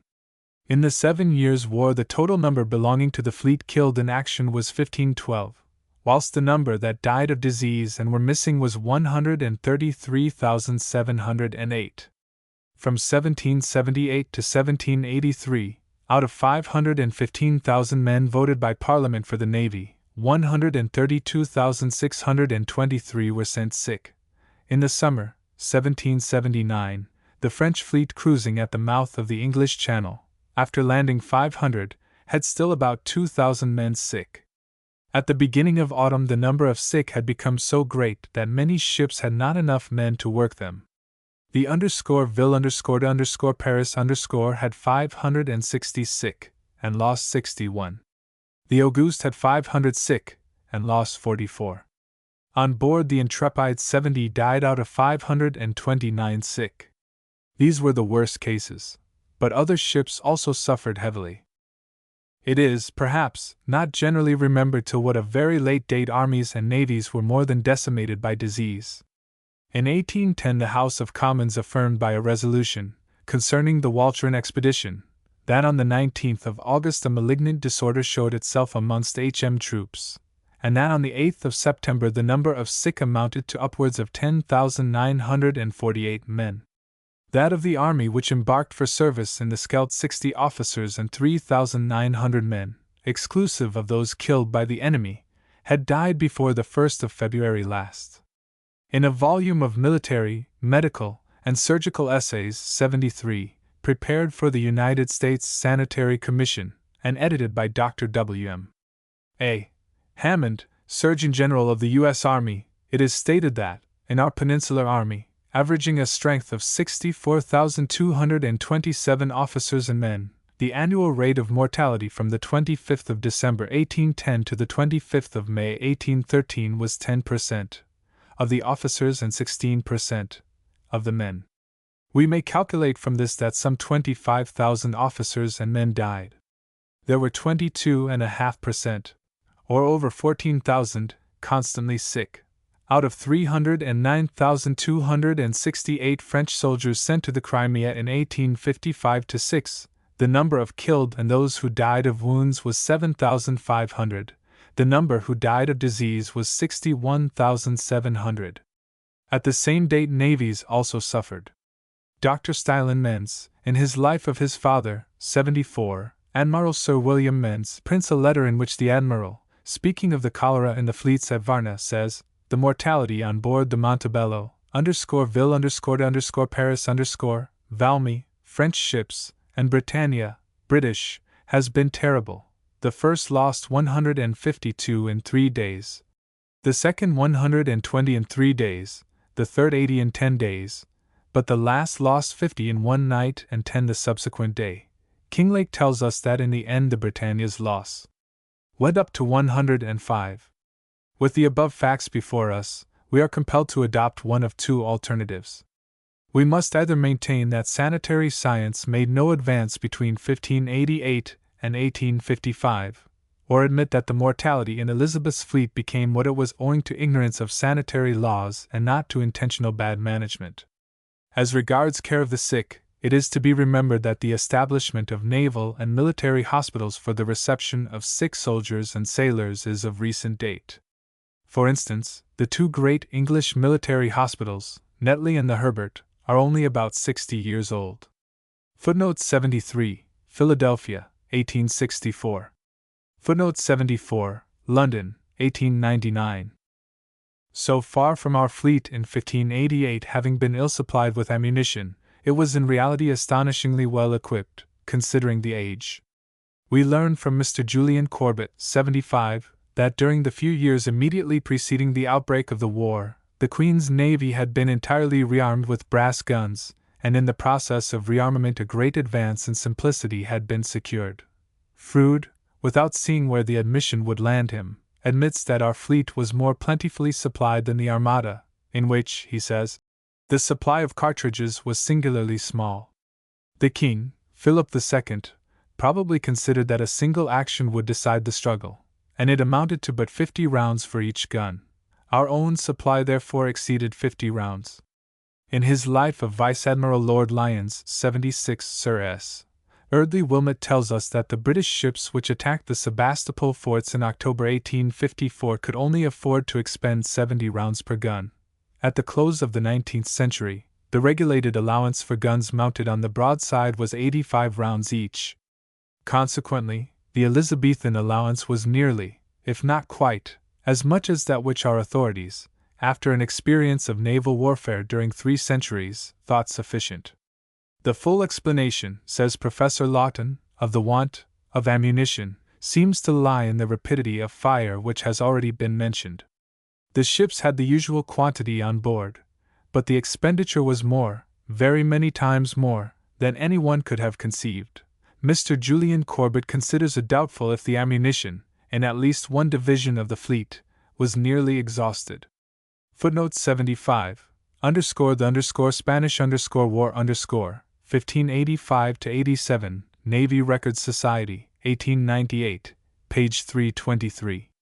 Footnote 76, London, 1898, page 236. Exhaustion of the supply of ammunition in a single action is a common naval occurrence. The not very decisive character of the Battle of Malaga between Sir George Rooke and the Count of Toulouse in 1704 was attributed to insufficiency of ammunition, the supply in our ships having been depleted by what Mediterranean Byng, afterwards Lord Torrington, calls the furious fire opened on Gibraltar. The Rev. Thomas Pocock, chaplain of the Ranelagh, Byng's flagship at Malaga, says Frowny Face 77, many of our ships went out of the line for want of ammunition. Byng's own opinion, as stated by the compiler of his memoirs, was that it may without great vanity be said that the English had gained a greater victory if they had been supplied with ammunition as they ought to have been. I myself heard the late Lord Alcester speak of the anxiety that had been caused him by the state of his ships. Magazines after the attack on the Alexandria forts in 1882. At a still later date, Admiral Dewey in Manila Bay interrupted his attack on the Spanish squadron to ascertain how much ammunition his ships had left. The carrying capacity of ships being limited, rapid gunfire in battle invariably brings with it the risk of running short of ammunition. It did this in the 19th century just as much as, probably even more than, it did in the 16th. Footnote 77, in his journal, page 197, printed as an appendix to Memoirs relating to the Lord Torrington edited by J. K. Lawton for the Camden Society, 1889. To charge Elizabeth with criminal parsimony because she insisted on every shot being registered and accounted for will be received with ridicule by naval officers. Of course, every shot, and for the matter of that every other article expended, has to be accounted for. One of the most important duties of the gunner of a man of war is to keep a strict account of the expenditure of all gunnery stores. This was more exactly done under Queen Victoria than it was under Queen Elizabeth. Naval officers are more hostile to red tape than most men, and they may lament the vast amount of bookkeeping that modern auditors and committees of public accounts insist upon, but they are convinced that a reasonable check on expenditure of stores is indispensable to efficient organization. So far from blaming Elizabeth for demanding this, they believe that both she and Burleigh, her Lord Treasurer, were very much in advance of their age. Another charge against her is that she defrauded her seamen of their wages. The following is Froude's statement: want of the relief, which, if they had been paid their wages, they might have provided for themselves, had aggravated the tendencies to disease, and a frightful mortality now set in through the entire fleet. The word now is interesting, Froude having had before him Howard's and Seymour's letters, already quoted, showing that the appearance of the sickness was by no means recent. Elizabeth's illiberality towards her seamen may be judged from the fact that in her reign their pay was certainly increased once and perhaps twice. 78. In 1585 the sailors' pay was raised from six 8d to 10s a month. A rise of pay of 50%, all at once is, I venture to say, entirely without parallel in the Navy since, and cannot well be called illiberal. The Elizabethan 10s would be equal to £3 in our present accounts, and, as the naval month at the earlier date was the lunar, a sailor's yearly wages would be equal to £39 now. The year's pay of an AB, non-continuous service, as Elizabeth's sailors were, is at the present time £24 six 8d. It is true that the sailor now can receive additional pay for good conduct badges, gunnery training, and also can look forward to that immense boon, a pension, nearly, but thanks to Sir J. Hawkins and Drake's establishment of the Chatham chest, not quite unknown in the 16th century. Compared with the rate of wages ruling on shore, Elizabeth's seamen were paid highly. Mr. Hubert Hall states that for laborers the usual rate was 2d, or 3d, a day. Ploughman received £1 a week. In these cases board was also given. The sailor's pay was 5s a week with board.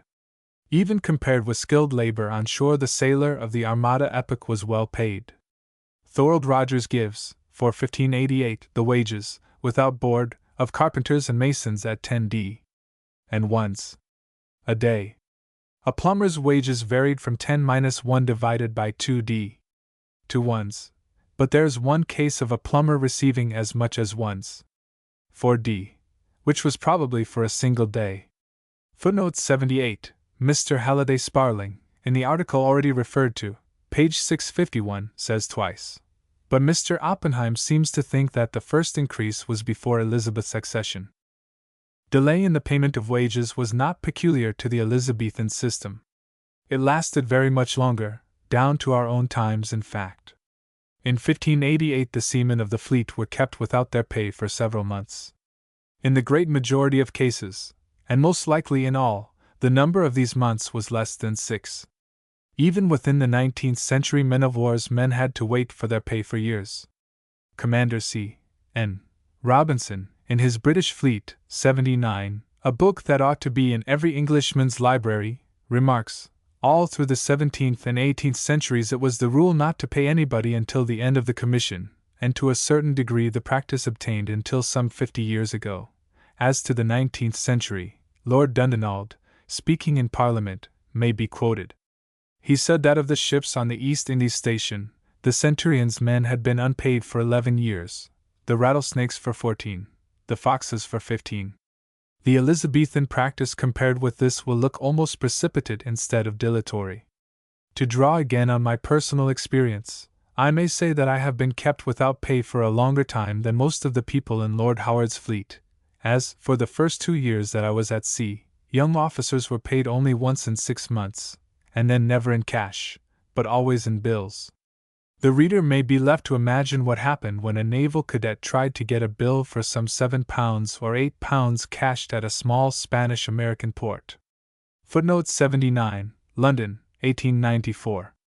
A great deal has been made of the strict audit of the accounts of Howard's fleet. The Queen, says Froude, would give no orders for money till she had demanded the meaning of every penny that she was charged. Why she alone should be held up to obloquy for this is not clear. Until a very recent period, well within the last reign, no commanding officer, on a ship being paid off, could receive the residue of his pay, or get any half pay at all, until his accounts had been passed. 80. The same rule applied to officers in charge of money or stores. It has been made a further charge against Elizabeth that her officers had to meet certain expenditure out of their own pockets. That certainly is not a peculiarity of the 16th century navy. Till less than 50 years ago, the captain of a British man-of-war had to provide one of the 3 chronometers used in the navigation of his ship. Even later than that, the articles necessary for cleaning the ship and everything required for decorating her were paid for by the officers, almost invariably by the first lieutenant, or second in command. There must be many officers still serving who have spent sums, considerable in the aggregate, of their own money on public objects. Though pressure in this respect has been much relieved of late, there are doubtless many who do so still. It is, in fact, a traditional practice in the British Navy and is not in the least distinctly Elizabethan. Footnote 80. This happened to me in 1904. Some acquaintance with present conditions and accurate knowledge of the naval methods prevailing in the great Queen's reign, a knowledge which the publication of the original documents puts within the reach of anyone who really cares to know the truth, will convince the candid inquirer that Elizabeth's administration of the Navy compares favorably with that of any of her successors, and that, for it, she deserves the admiration and unalloyed gratitude of the nation. 981. Footnote 81, written in 1905. _Cornhill magazine _ Nelson, the Centenary of Trafalgar. The following article was read as an address, in compliance with the request of its council, at the annual meeting of the Navy Records Society in July 1905. It was, and indeed is still, my opinion, as stated to the meeting in some prefatory remarks, that the address would have come better from a professed historian, several members of the Society being well known as entitled to that designation. The Council, however, considered that, as Nelson's tactical principles and achievements should be dealt with, it would be better for the address to be delivered by a naval officer, one, moreover, who had personal experience of the maneuvers of fleets under sail. Space would not suffice for treating of Nelson's merits as a strategist, though they are as great as those which he possessed as a tactician. Centenary commemorations are common enough, but the commemoration of Nelson has a characteristic which distinguishes it from most, if not from all, others. In these days we forget soon. What place is still kept in our memories by even the most illustrious of those who have but recently left us? It is not only that we do not remember their wishes and injunctions, their existence has almost faded from our recollection. It is not difficult to persuade people to commemorate a departed worthy, but in most cases industry has to take the place of enthusiasm, and moribund or extinct remembrances have to be galvanized by assiduity into a semblance of life. In the case of Nelson the conditions are very different. He may have been misunderstood, even by his professional descendants. His acts and doctrines may have been misinterpreted, but he has never been forgotten. The time has now come when we can specially do honor to Nelson's memory without wounding the feelings of other nations. There is no need to exult over or even to expatiate on the defeats of others. In recalling the past, it is more dignified as regards ourselves, and more considerate of the honor of our great admiral, to think of the valor and self-devotion rather than the misfortunes of those against whom he fought. We can do full justice to Nelson's memory without reopening old wounds. The first thing to be noted concerning him is that he is the only man who has ever lived who by universal consent is without a peer. This is said in full view of the new constellation rising above the eastern horizon, for that constellation, brilliant as it is, has not yet reached the meridian. In every walk of life, except that which Nelson chose as his own, you will find several competitors for the first place, each one of whom will have many supporters. Alexander of Macedon, Hannibal, Caesar, Marlborough, Frederick the Great, and Napoleon have been severally put forward for the palm of generalship. To those who would acclaim Richelieu as the first of statesmen, Others would oppose Chatham, or William Pitt, or Cavour, or Bismarck, or Marquis Ito. Who was the first of sculptors? Who the first of painters? Who the first of poets? In every case there is a great difference of opinion. Ask, however, who was the first of admirals, and the unanimous reply will still be, Nelson, tried as he was by many years of high command in war. It is not only amongst his fellow countrymen that his preeminence is acknowledged. Foreigners admit it as readily as we proclaim it ourselves. We may consider what it was that gave Nelson this unique position among men. The early conditions of his naval career were certainly not favorable to him. It is true that he was promoted when young, but so were many other officers. Nelson was made a commander only a few months after the outbreak of war between Great Britain and France, and was made a post-captain within a few days of the declaration of war by Spain. An officer holding a rank qualifying him for command at the outset of a great war might well have looked forward confidently to exceptional opportunities of distinguishing himself. Even in our own days, when some trifling campaign is about to be carried on, the officers who are employed where they can take no part in it vehemently lament their ill fortune. How much more disheartening must it have been to be excluded from active participation in a great and long-continued conflict. This was Nelson's case. As far as his hopes of gaining distinction were concerned, fate seemed to persecute him pugnaciously. He was a captain of more than 4 years' seniority when the Treaty of Versailles put an end to the War of American Independence. Yet, with the exception of the brief Nicaragua expedition, which by the side of the important occurrences of grand naval campaigns must have seemed insignificant, his services during all those years of hostilities were uneventful, and even humdrum. He seemed to miss every important operation, and when the war ended, we may almost say, he had never seen a ship fire a broadside in anger. There then came what promised to be, and in fact turned out to be, a long period of peace. With no distinguished war service to point to, and with the prospect before him of only uneventful employment, or no employment afloat at all, Nelson might well have been disheartened to the verge of despondency. That he was not disheartened, but instead thereof, made a name for himself in such unfavorable circumstances, must be accepted as one of the most convincing proofs of his rare force of character. To have attracted the notice, and to have secured the confidence, of so great a sea officer as Lord Hood constituted a distinction which could have been won only by merit so considerable that it could not long remain unrecognized. The War of American Independence had still 7 months to run when Lord Hood pointed to Nelson as an officer to be consulted on questions relative to naval tactics.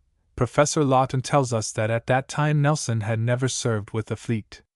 Lord Hood was one of the last men in the world to go out of his way to pay to a youthful subordinate an empty compliment, and we may confidently base our estimate of an officer's merits on Lord Hood's belief in them. He, no doubt, gave a wide signification to the term tactics, and used it as embracing all that is included in the phrase conduct of war. He must have found out, from conversations with, and from the remarks of, the young captain, whom he treated as intimately as if he was his son, that the latter was already, what he continued to be till the end, viz., a student of naval warfare. This point deserves particular attention. The officers of the Navy of the present day, period of peace though it be, can imitate Nelson at least in this. He had to wait a long time before he could translate into brilliant action the result of his tactical studies. 14 years after Lord Hood spoke of him as above related, by a spontaneous and sudden act, for which he had no authority by signal or otherwise, except his own judgment and quick perceptions, Nelson entirely defeated the movement of the enemy's fleet, contributed to the winning of a great victory, and, as Captain Mahan tells us, emerged from merely personal distinction to national renown. The justification of dwelling on this is to be found in the necessity, even at this day, of preventing the repetition of mistakes concerning Nelson's qualities and disposition. His recent biographers, Captain Mahan and Professor Lawton, feel constrained to tell us over and over again that Nelson's predominant characteristic was not mere headlong valor and instinct for fighting, that he was not the man to run needless and useless risks in battle. The breadth and acuteness of Nelson's intellect, says Mahan, have been too much overlooked in the admiration excited by his unusually grand moral endowments of resolution, and fearlessness of responsibility. In forming a true conception of what Nelson was, the publications of the Navy Records Society will help us greatly. There is something very remarkable in the way in which Mr. Gutteridge's volume 82 not only confirms Captain Mahan's refutation of the aspersions on Nelson's honor and humanity, but also establishes Professor Lawton's conclusions, reached many years ago, that it was the orders given to him, and not his amour, which detained him at Naples at a well-known epoch. The last volume issued by the Society, that of Mr. Julian Corbett, 83, is, I venture to affirm, the most useful to naval officers that has yet appeared among the Society's publications. It will provide them with an admirable historical introduction to the study of tactics, and greatly help them in ascertaining the importance of Nelson's achievements as a tactician. For my own part, I may say with gratitude that but for Mr. Corbett's valuable work I could not have completed this appreciation. Footnote 82, Nelson and the Neapolitan Jacobins dot. Footnote 83, fighting instructions 1530 to 1816. The most renowned of Nelson's achievements was that performed in his final battle and victory. Strange as it may seem, that celebrated performance has been the subject of much controversy, and brilliant as it was, the tactics adopted in it have been freely, and indeed unfavorably, criticized. There is still much difference of opinion as to the preliminary movements, and as to the exact method by which Nelson's attack was made. It has been often asserted that the method really followed was not that which Nelson had expressly declared his intention of adopting. The question raised concerning this is a difficult one, and until the appearance of Mr. Julian Corbett's recent work and the interesting volume on Trafalgar lately published by Mr. H. Newbolt, had not been fully discussed. The late Vice Admiral P. H. Column contributed to the United Service Magazine of September 1899 a very striking article on the subject of Nelson's tactics in his last battle, and those who propose to study the case should certainly peruse what he wrote. The criticism of Nelson's procedure at Trafalgar in its strongest form may be summarized as follows.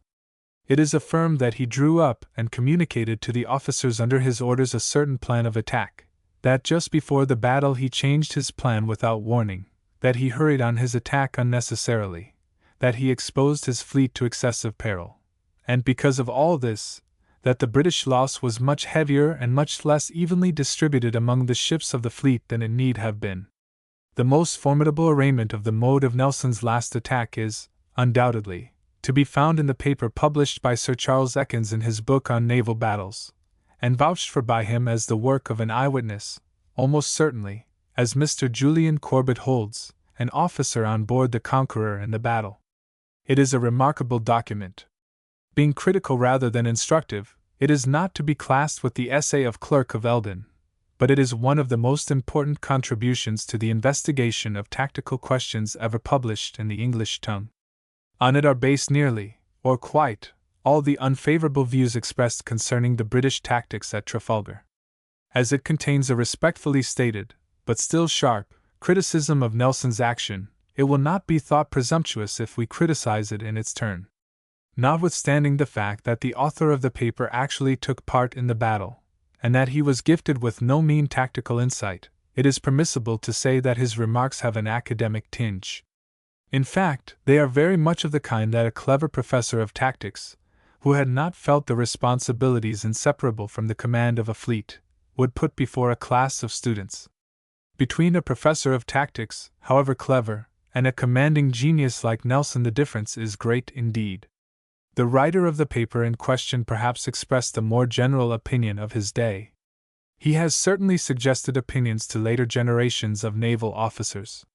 The captains who shared in Nelson's last great victory did not agree among themselves as to the mode in which the attack was introduced. It was believed by some of them, and thanks largely to the Conqueror officer's paper, it is generally believed now, that, whereas Nelson had announced his intention of advancing to the attack in lines abreast or lines of bearing, he really did so in lines ahead. Following up the path of investigation to which, in his article above mentioned, Admiral Colomb had already pointed, we can, I think, arrive only at the conclusion that the announced intention was adhered to. Before the reasons for this conclusion are given, it will be convenient to deal with the suggestions, or allegations, that Nelson exposed his fleet at Trafalgar to unduly heavy loss, putting it in the power of the enemy, to use the words of the conqueror's officer, to have annihilated the ships one after another in detail, and that the brunt of the action would have been more equally felt had a different mode of advance from that actually chosen been adopted. Now, Trafalgar was a battle in which an inferior fleet of 26 ships gained a victory over a superior fleet of 33. The victory was so decisive that more than half of the enemy's capital ships were captured or destroyed on the spot, and the remainder were so battered that some fell an easy prey to the victor's side soon after the battle, the rest having limped painfully to the shelter of a fortified port near at hand. To gain such a victory over a superior force of seamen justly celebrated for their spirit and gallantry, very hard fighting was necessary. The only actions of the Napoleonic period that can be compared with it are those of Camperdown, the Nile, and Copenhagen. The proportionate loss at Trafalgar was the least in all the four battles. 84. The allegation that, had Nelson followed a different method at Trafalgar, the brunt of the action would have been more equally felt can be disposed of easily. In nearly all sea fights, whether Nelsonic in character or not, half of the loss of the victors has fallen on considerably less than half the fleet. That this has been the rule, whatever tactical method may have been adopted, will appear from the following statement. In Rodney's victory, April 12, 1782, half the loss fell upon 9 ships out of 36, or 1/4. At the 1st of June it fell upon 5 ships out of 25, or 1/5.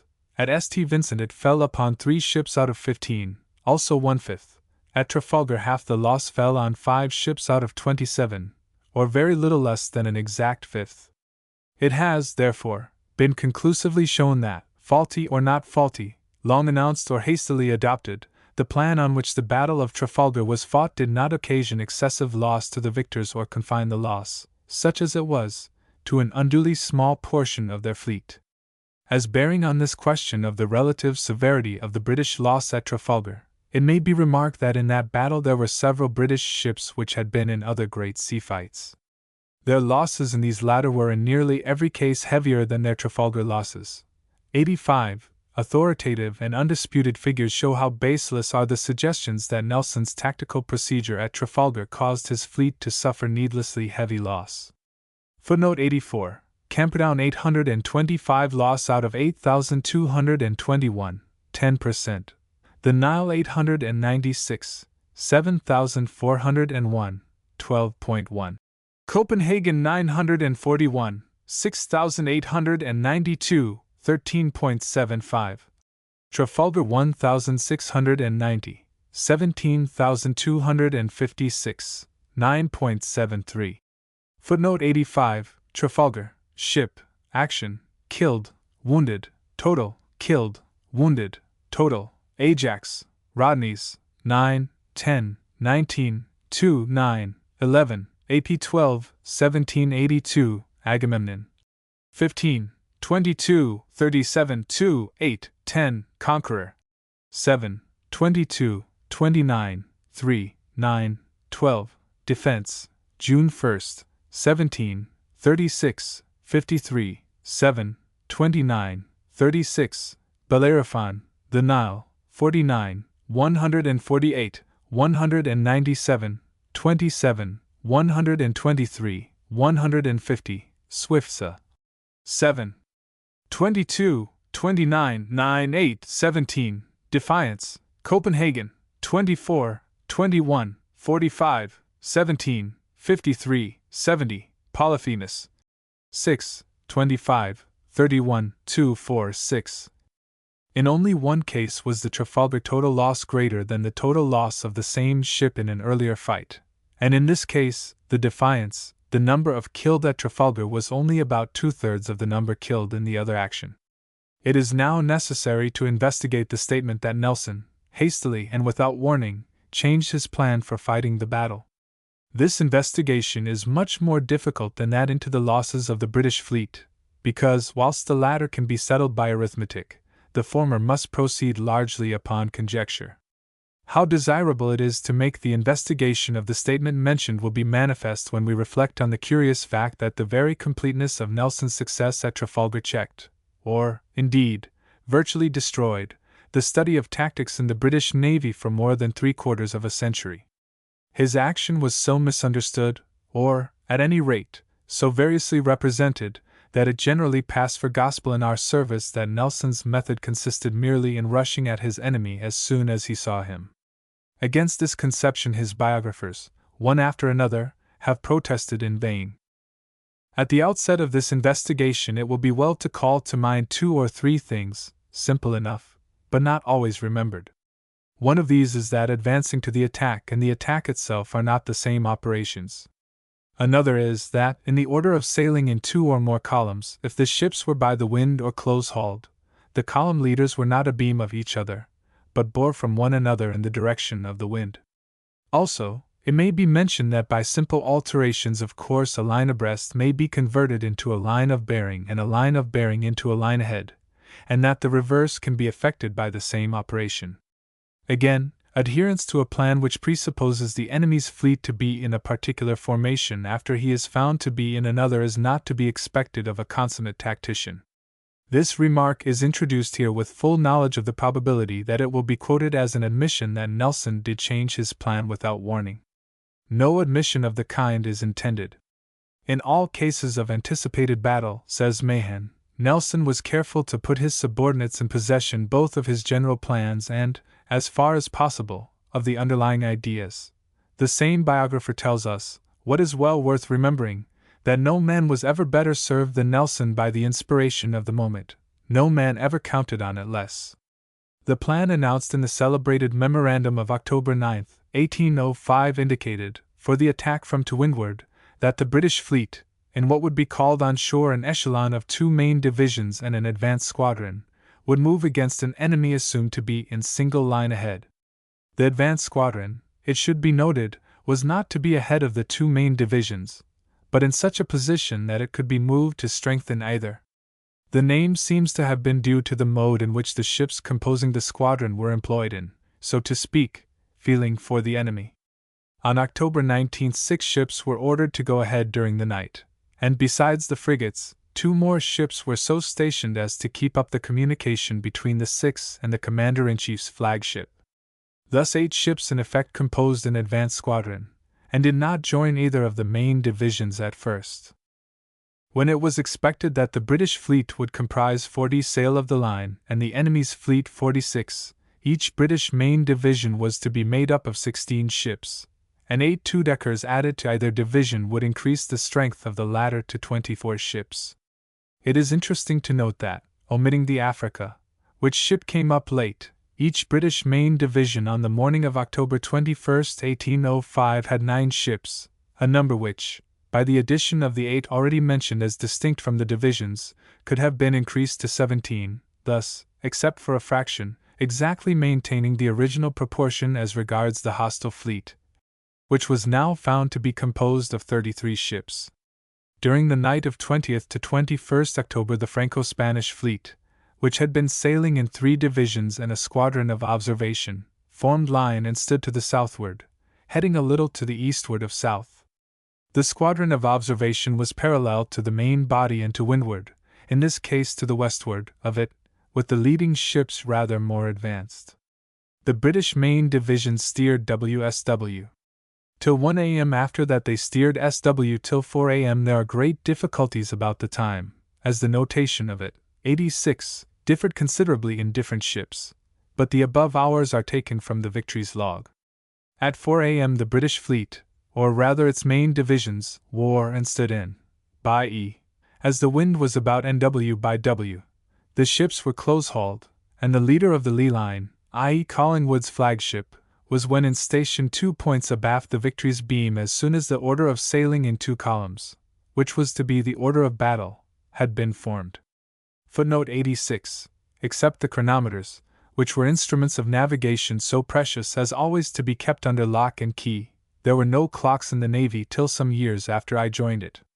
Time on board ship was kept by half-hour sand glasses. About 6 a.m. the enemy's fleet was sighted from the Victory, and observe to bear from her E by S, and be distant from her 10 or 12 miles. The distance is corroborated by observed bearings from Collingwood's flagship, 87, viewed from the British ships, placed as they were relatively to it.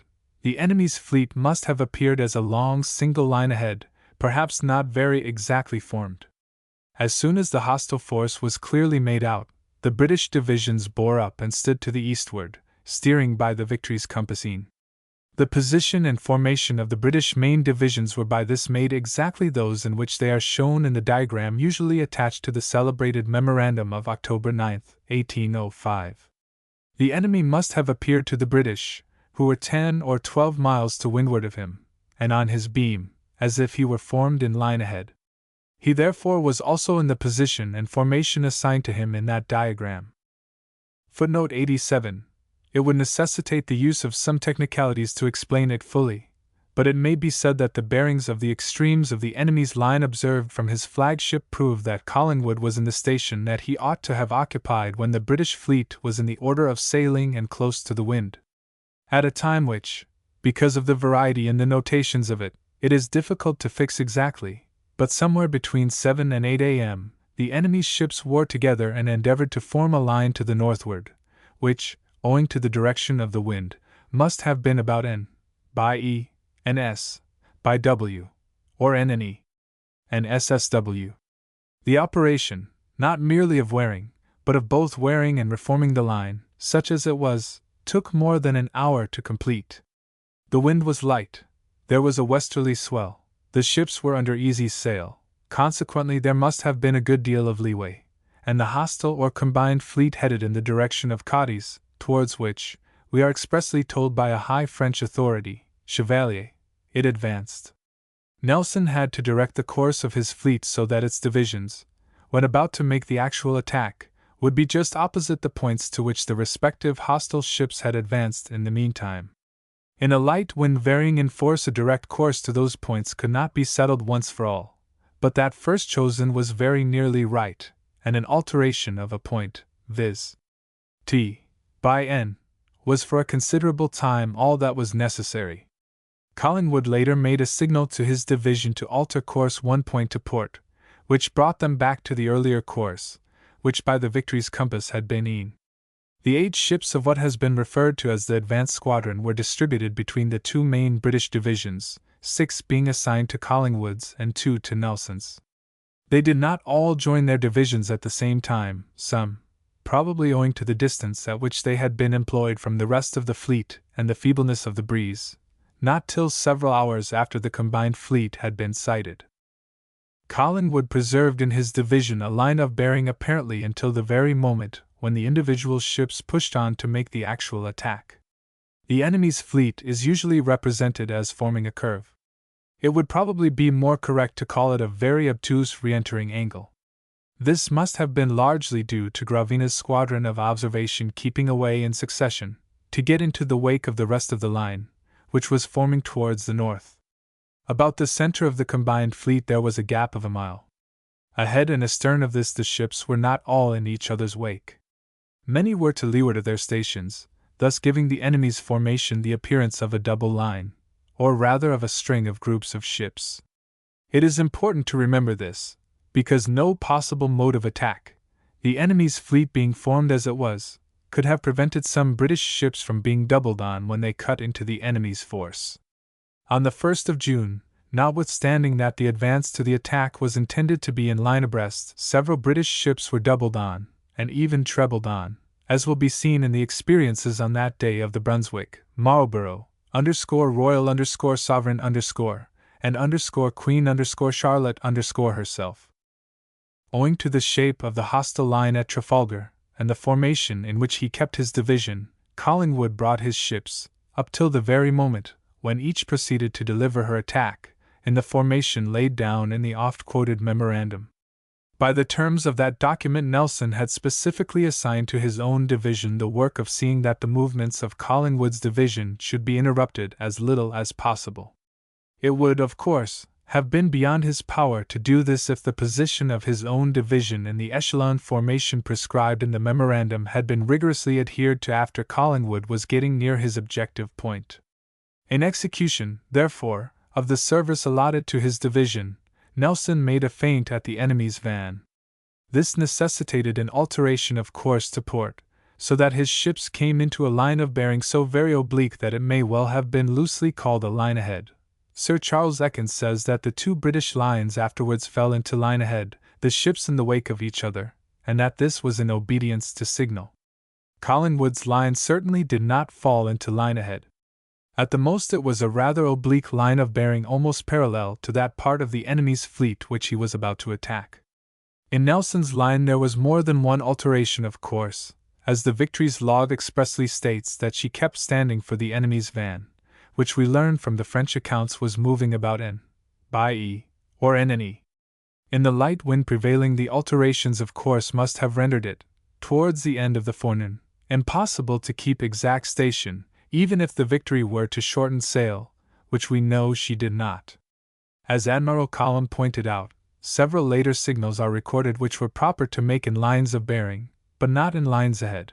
It is difficult to import into this fact any other meaning but that of intention to preserve, however obliquely, the line of bearing which undoubtedly had been formed by the act of bearing up as soon as the enemy's fleet had been distinguished. When Collingwood had moved near enough to the enemy to let his ships deliver their attacks, it became unnecessary for Nelson's division to provide against the others being interrupted. Accordingly, he headed for the point at which he meant to cut into the enemy's fleet. Now came the moment, as regards his division, for doing what Collingwood's had already begun to do, viz. Engage in a pell-mell battle, 88, which surely may be interpreted as meaning a battle in which rigorous station-keeping was no longer expected, and in which no captain could do very wrong if he placed his ship alongside that of the enemy. Footnote 88, Nelson's own expression. In several diagrams of the battle as supposed to have been fought, the two British divisions just before the moment of impact are represented as converging towards each other. The Spanish diagram, lately reproduced by Mr. Newbolt, shows this, as well as the English diagrams. We may take it, therefore, that there was towards the end of the forenoon a convergence of the two columns, and that this was due to Nelson's return from his feint at the hostile van to the line from which he intended to let go his ships to deliver the actual attack. Collingwood's small alteration of course of one point to port slightly, but only slightly, accentuated this convergence. Enough has been said here of Nelson's tactics at Trafalgar. To discuss them fully would lead me too far for this occasion. I can only express the hope that in the Navy the subject will receive fuller consideration hereafter. Nelson's last victory was gained, be it remembered, in one afternoon, over a fleet more than 20%, his superior in numbers, and was so decisive that more than half of the hostile ships were taken. This was the crowning effort of 7 years spent in virtually independent command in time of war, 7 years, too, illustrated by more than one great victory. The more closely we look into Nelson's tactical achievements, the more effective and brilliant do they appear. It is the same with his character and disposition. The more exact researches and investigations of recent times have removed from his name the obloquy which it pleased some to cast upon it. We can see now that his childlike, delighted vanity, to use the phrase of his greatest biographer, was but a thin incrustation on noble qualities. As in the material world valueless earthy substances surround a vein of precious metal, so through Nelson's moral nature there ran an opulent load of character, unimpaired in its priceless worth by adjacent frailties which, in the majority of mankind, are present without any precious stuff beneath them. It is with minds prepared to see this that we should commemorate our great admiral. Veneration of Nelson's memory cannot be confined to particular objects, or be limited by locality. His tomb is wider than the space covered by dome or column, and his real monument is more durable than any material construction. It is the unwritten and spiritual memorial of him, firmly fixed in the hearts of his fellow countrymen. X. The share of the fleet in the defense of the Empire, 89. Footnote 89, written in 1907. Naval Annual 1908. At the close of the Great War, which ended in the downfall of Napoleon, the maritime position of the British Empire was not only predominant, it also was, and long remained, beyond the reach of challenge. After the stupendous events of the great contest, such successes as those at Algiers, where we were helped by the Dutch, at Navarino, where we had 2 allies, and at Acre, were regarded as matters of course, and no very grave issue hung upon any one of them. For more than half a century after Nelson's death, all the most brilliant achievements of British arms were performed on shore, in India or in the Crimea. There were also many small wars on land, and it may well have seemed to contemporaries that the days of great naval contests were over and that force of circumstances was converting us into a military from a naval nation. The belief in the efficacy of naval defense was not extinct, but it had ceased to operate actively. Even whilst the necessity of that form of defense was far more urgent, inattention to or ignorance of its true principles had occasionally allowed it to grow weak, but the possibility of substituting something else for it had not been pressed, or even suggested. To this, however, we had now come, and it was largely a consequence of the Crimean War. In that war the British Army had nobly sustained its reputation as a fighting machine. For the first time after a long interval it had met in battle European troops, and had come out of the conflict more renowned for bravery than ever. Nothing seemed able to damp its heroism, not scantiness of food, not lack of clothing amidst bitter cold, not miserable quarters, not superior forces of a valiant enemy. It clung to its squalid abodes in the positions which it was ordered to hold with a tenacious fortitude that had never been surpassed in its glorious history, and that defied all assaults. In combination with its brave allies it brought to a triumphant conclusion a war of an altogether peculiar character. The campaign in the Crimea was in reality the siege of a single fortress. All the movements of the Western invaders were undertaken to bring them within striking distance of the place, to keep them within reach of it, or to capture it. Every battle that occurred was fought with one of those objects. When the place fell, the war ended. The one general who, in the opinion of all concerned, gained high distinction in the war was the general who had prolonged the defense of Sebastopol by the skillful use of earthworks. It was no wonder that the attack and defense of fortified places assumed large importance in the eyes of the British people. The command of the sea held by the Allied powers was so complete and all-pervading that no one stopped to think what the course of hostilities would have been without it, any more than men stopped to think what the course of any particular business would be if there were no atmosphere to breathe in. Not a single Allied soldier had been delayed on passage by the hostile fleet. Not a single merchant vessel belonging to the Allies had been captured by a hostile cruiser. Supplies and reinforcements for the besieging armies were transported to them without escort, and with as little risk of interruption as if the operations had been those of profound peace. No sooner was the Crimean War over than another struggle took place, viz., the War of the Indian Mutiny, and that also was waged entirely on land. Here again the command of the sea was so complete that no interruption of it, even temporary, called attention to its existence. Troops and supplies were sent to India from the United Kingdom and from Hong Kong, horses for military purposes from Australia and South Africa, and in every case without a thought of naval escort. The experience of hostilities in India seemed to confirm the experience of the Crimea. What we had just done to a great European nation was assumed to be what unfriendly European nations would wish to do and would be able to do to us. It was also assumed that the only way of frustrating their designs would be to do what had recently been done in the hope of frustrating ours, but to do it better. We must, it was said, depend on fortifications, but more perfect than those which had failed to save Sebastopol. The protection to be afforded by our fleet was deliberately declared to be insufficient. It might, so it was held, be absent altogether, and then there would be nothing but fortifications to stand between us and the progress of an active enemy. In the result, the policy of constructing imposing passive defense works on our coast was adopted. The fortifications had to be multiplied. Dependence on that class of defense inevitably leads to discovery after discovery that some spot open to the kind of attack feared has not been made secure. We began by fortifying the great dockyard ports, on the sea side against a hostile fleet, on the land side against hostile troops. Then it was perceived that to fortify the dockyard ports in the mother country afforded very little protection to the outlying portions of the empire. So their principal ports also were given defense works, sometimes of an elaborate character. Again, it was found that commercial ports had been left out, and that they too must be fortified. When this was done, spots were observed at which an enemy might effect a landing in force, to prevent which further forts or batteries must be erected. The most striking thing in all this is the complete omission to take note of the conditions involved in the command of the sea.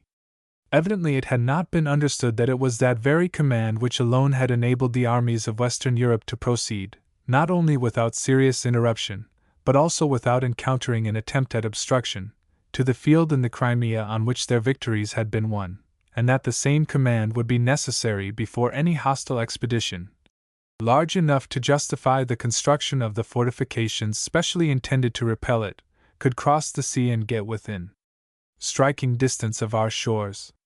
It should be deeply interesting to the people of those parts of the British Empire which lie beyond sea to note that the defensive system comprised in the fortification of the coast of the United Kingdom promised no security to them in the event of war.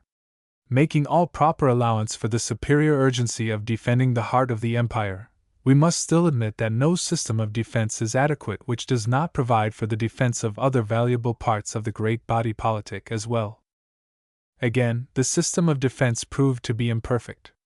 Every part of the empire depended for prosperity, some parts depended for existence, on practically unrestricted traffic on the ocean. This, which might be assailed at many points and on lines often thousands of miles in length, could find little or no defense in immovable fortifications. It could not be held that the existence of these released the fleet from all duty but that of protecting our ocean commerce, because, if any enemy's navy was able to carry out an operation of such magnitude and difficulty as a serious attack on our home territory, it would assuredly be able to carry out the work of damaging our maritime trade. Power to do the latter has always belonged to the navy which was in a position to extend its activity persistently to the immediate neighborhood of its opponent's coastline. It is not to be supposed that there was no one to point this out. Several persons did so, but being mostly sailors they were not listened to. In actual practice the whole domain of imperial strategy was withdrawn from the intervention of the naval officer, as though it were something with which he could not have anything to do. Several great wars had been waged in Europe in the meantime, and all of them were land wars. Naval forces, if employed at all, were employed only just enough to bring out how insignificant their participation in them was. As was to have been expected, the habit of attaching importance to the naval element of imperial defense declined. The empire, nevertheless, continued to grow. Its territory was extended, its population, notably its population of European stock, increased, and its wealth and the subsequent operations of exchanging its productions for those of other countries were enormously expanded. At the same time the navy, to the strength and efficiency of which it had to look for security, declined absolutely, and still more relatively. Other navies were advancing, some had, as it were, come into existence. At last the true conditions were discerned, and the nation, almost with one voice, demanded that the naval defenses of the empire should be put upon a proper footing. Let no one dismiss the foregoing retrospect as merely ancient history. On the contrary, let all those who desire to see the British Empire follow the path of its natural development in tranquility study the recent past. By doing this we shall be able to estimate aright the position of the fleet in the defense of the empire. We must examine the circumstances in which we are placed. For 35 years the nations of the world have practically lived under the rule of force. The incessant object of every great state has been to increase the strength of its armed forces up to the point at which the cost becomes intolerable. Countries separated from one another only by arbitrary geographical lines add regiment to regiment, and gun to gun, and also devise continually fresh expedients for accelerating the work of preparing their armies to take the field. The most pacifically inclined nation must do in this respect as its neighbors do, on pain of losing its independence and being mutilated in its territory if it does not. This rivalry has spread to the sea, and fleets are increased at a rate and at a cost in money unknown to former times, even to those of war. The possession of a powerful navy by some state which has no reason to apprehend oversea invasion, and which has no maritime interests, however intrinsically important they may be, commensurate with the strength of its fleets, may not indicate a spirit of aggression, but it at least indicates ability to become an aggressor. Consequently, for the British fleet to fill its proper position in the defense of the Empire, it must be strong. To be strong, more than large numbers will be required. It must have the right, that is, the best material, the best organization, the best discipline, the best training, the best distribution. We shall ascertain the position that it should hold, if we examine what it would have to do when called upon for work more active than that of peacetime. With the exception of India and Canada, no part of the Empire is liable to serious attack that does not come over sea. Any support that can be given to India or Canada by other parts of the Empire must be conveyed across the sea also. This at once indicates the importance of ocean lines of communication. War is the method adopted, when less violent means of persuasion have failed, to force your enemy to comply with your demands. There are three principal ways of effecting this: invasion of his country, raids on his territory, destruction or serious damage of his seaborne commerce. Successful invasion must compel the invaded to come to terms, or his national existence will be lost. Raids upon his territory may possibly so distress him that he would rather concede your terms than continue the struggle. 90. Damage to his seaborne commerce may be carried so far that he will be ruined if he does not give in. So much for one side of the account. We have to examine the other. Against invasion, raids, or attempts at commerce destruction there must be some form of defense, and, as a matter of historical fact, defense against each has been repeatedly successful. If we need instances, we have only to peruse the history of the British Empire. Footnote 90. Though raids rarely, if ever, decide a war, they may cause inconvenience or local distress, and an enemy desiring to make them should be obstructed as much as possible. How was it that, whilst we landed invading armies in many hostile countries, seized many portions of hostile territory, and drove more than one enemy's commerce from the sea, our own country has been free from successful invasion for more than 8 centuries, few portions of our territory have been taken from us even temporarily, and our commerce has increased throughout protracted maritime wars? To this there can only be one answer, viz., that the arrangements for defense were effectual. What, then, were these arrangements? They were comprised in the provision of a powerful, well-distributed, well-handled navy, and of a mobile army of suitable strength. It is to be observed that each element possessed the characteristic of mobility. We have to deal here more especially with the naval element, and we must study the manner in which it operates. Naval war is sea power in action, and sea power, taken in the narrow sense, has limitations. It may not, even when so taken, cease to act at the enemy's coastline, but its direct influence extends only to the inner side of a narrow zone conforming to that line. In a maritime contest, each side tries to control the ocean communications and to prevent the other from controlling them. If either gains the control, something in addition to sea power strictly defined may begin to operate.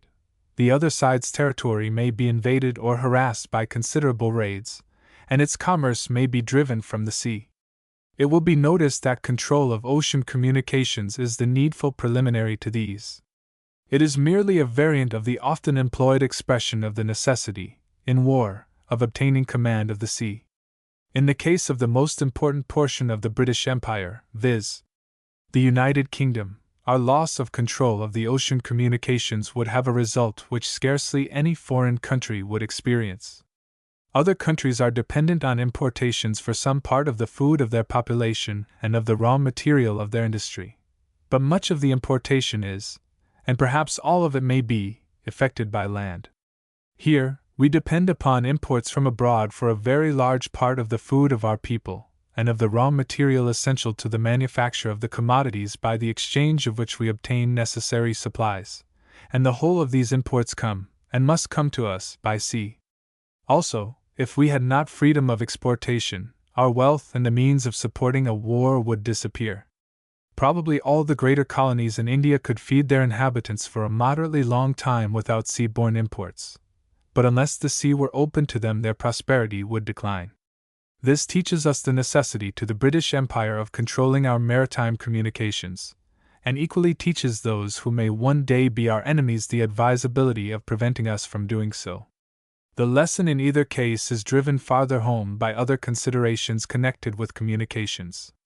In war, a belligerent has two tasks before him. He has to defend himself and hurt his enemy. The more he hurts his enemy, the less is he likely to be hurt himself. This defines the great principle of offensive defense. To act in accordance with this principle, a belligerent should try, as the saying goes, to carry the war into the enemy's country. He should try to make his opponents fight where he wants them to fight, which will probably be as far as possible from his own territory and as near as possible to theirs. Unless he can do this, invasion and even serious raids by him will be out of the question. More than that, his inability to do it will virtually indicate that on its part the other side can fix the scene of active hostilities unpleasantly close to the points from which he desires to keep its forces away. A line of ocean communications may be vulnerable throughout its length, but it does not follow that an assailant can operate against it with equal facility at every point, nor does it follow that it is at every point equally worth assailing. Lines running past hostile naval ports are especially open to assault in the part near the ports, and lines formed by the confluence of two or more other lines, like, for example, those which enter the English Channel, will generally include a greater abundance of valuable traffic than others. Consequently, there are some parts at which an enemy may be expected to be more active than elsewhere, and it is from those very parts that it is most desirable to exclude him. They are, as a rule, relatively near to the territory of the state whose navy has to keep the lines open, that is to say, prevent their being persistently beset by an enemy. The necessary convergence of lines towards that state's ports shows that some portion of them would have to be traversed, or their traversing be attempted, by expeditions meant to carry out either invasion or raids. If, therefore, the enemy can be excluded as above mentioned, invasions, raids, and the more serious molestation of sea-borne commerce by him will be prevented. If we consider particular cases, we shall find proof upon proof of the validity of the rule. 3 great lines, one from the neighborhood of the Cape of Good Hope, one from the Red Sea, and a third from India and Ceylon, converge near the southwestern part of Australia and run as one line towards the territory of the important states farther east.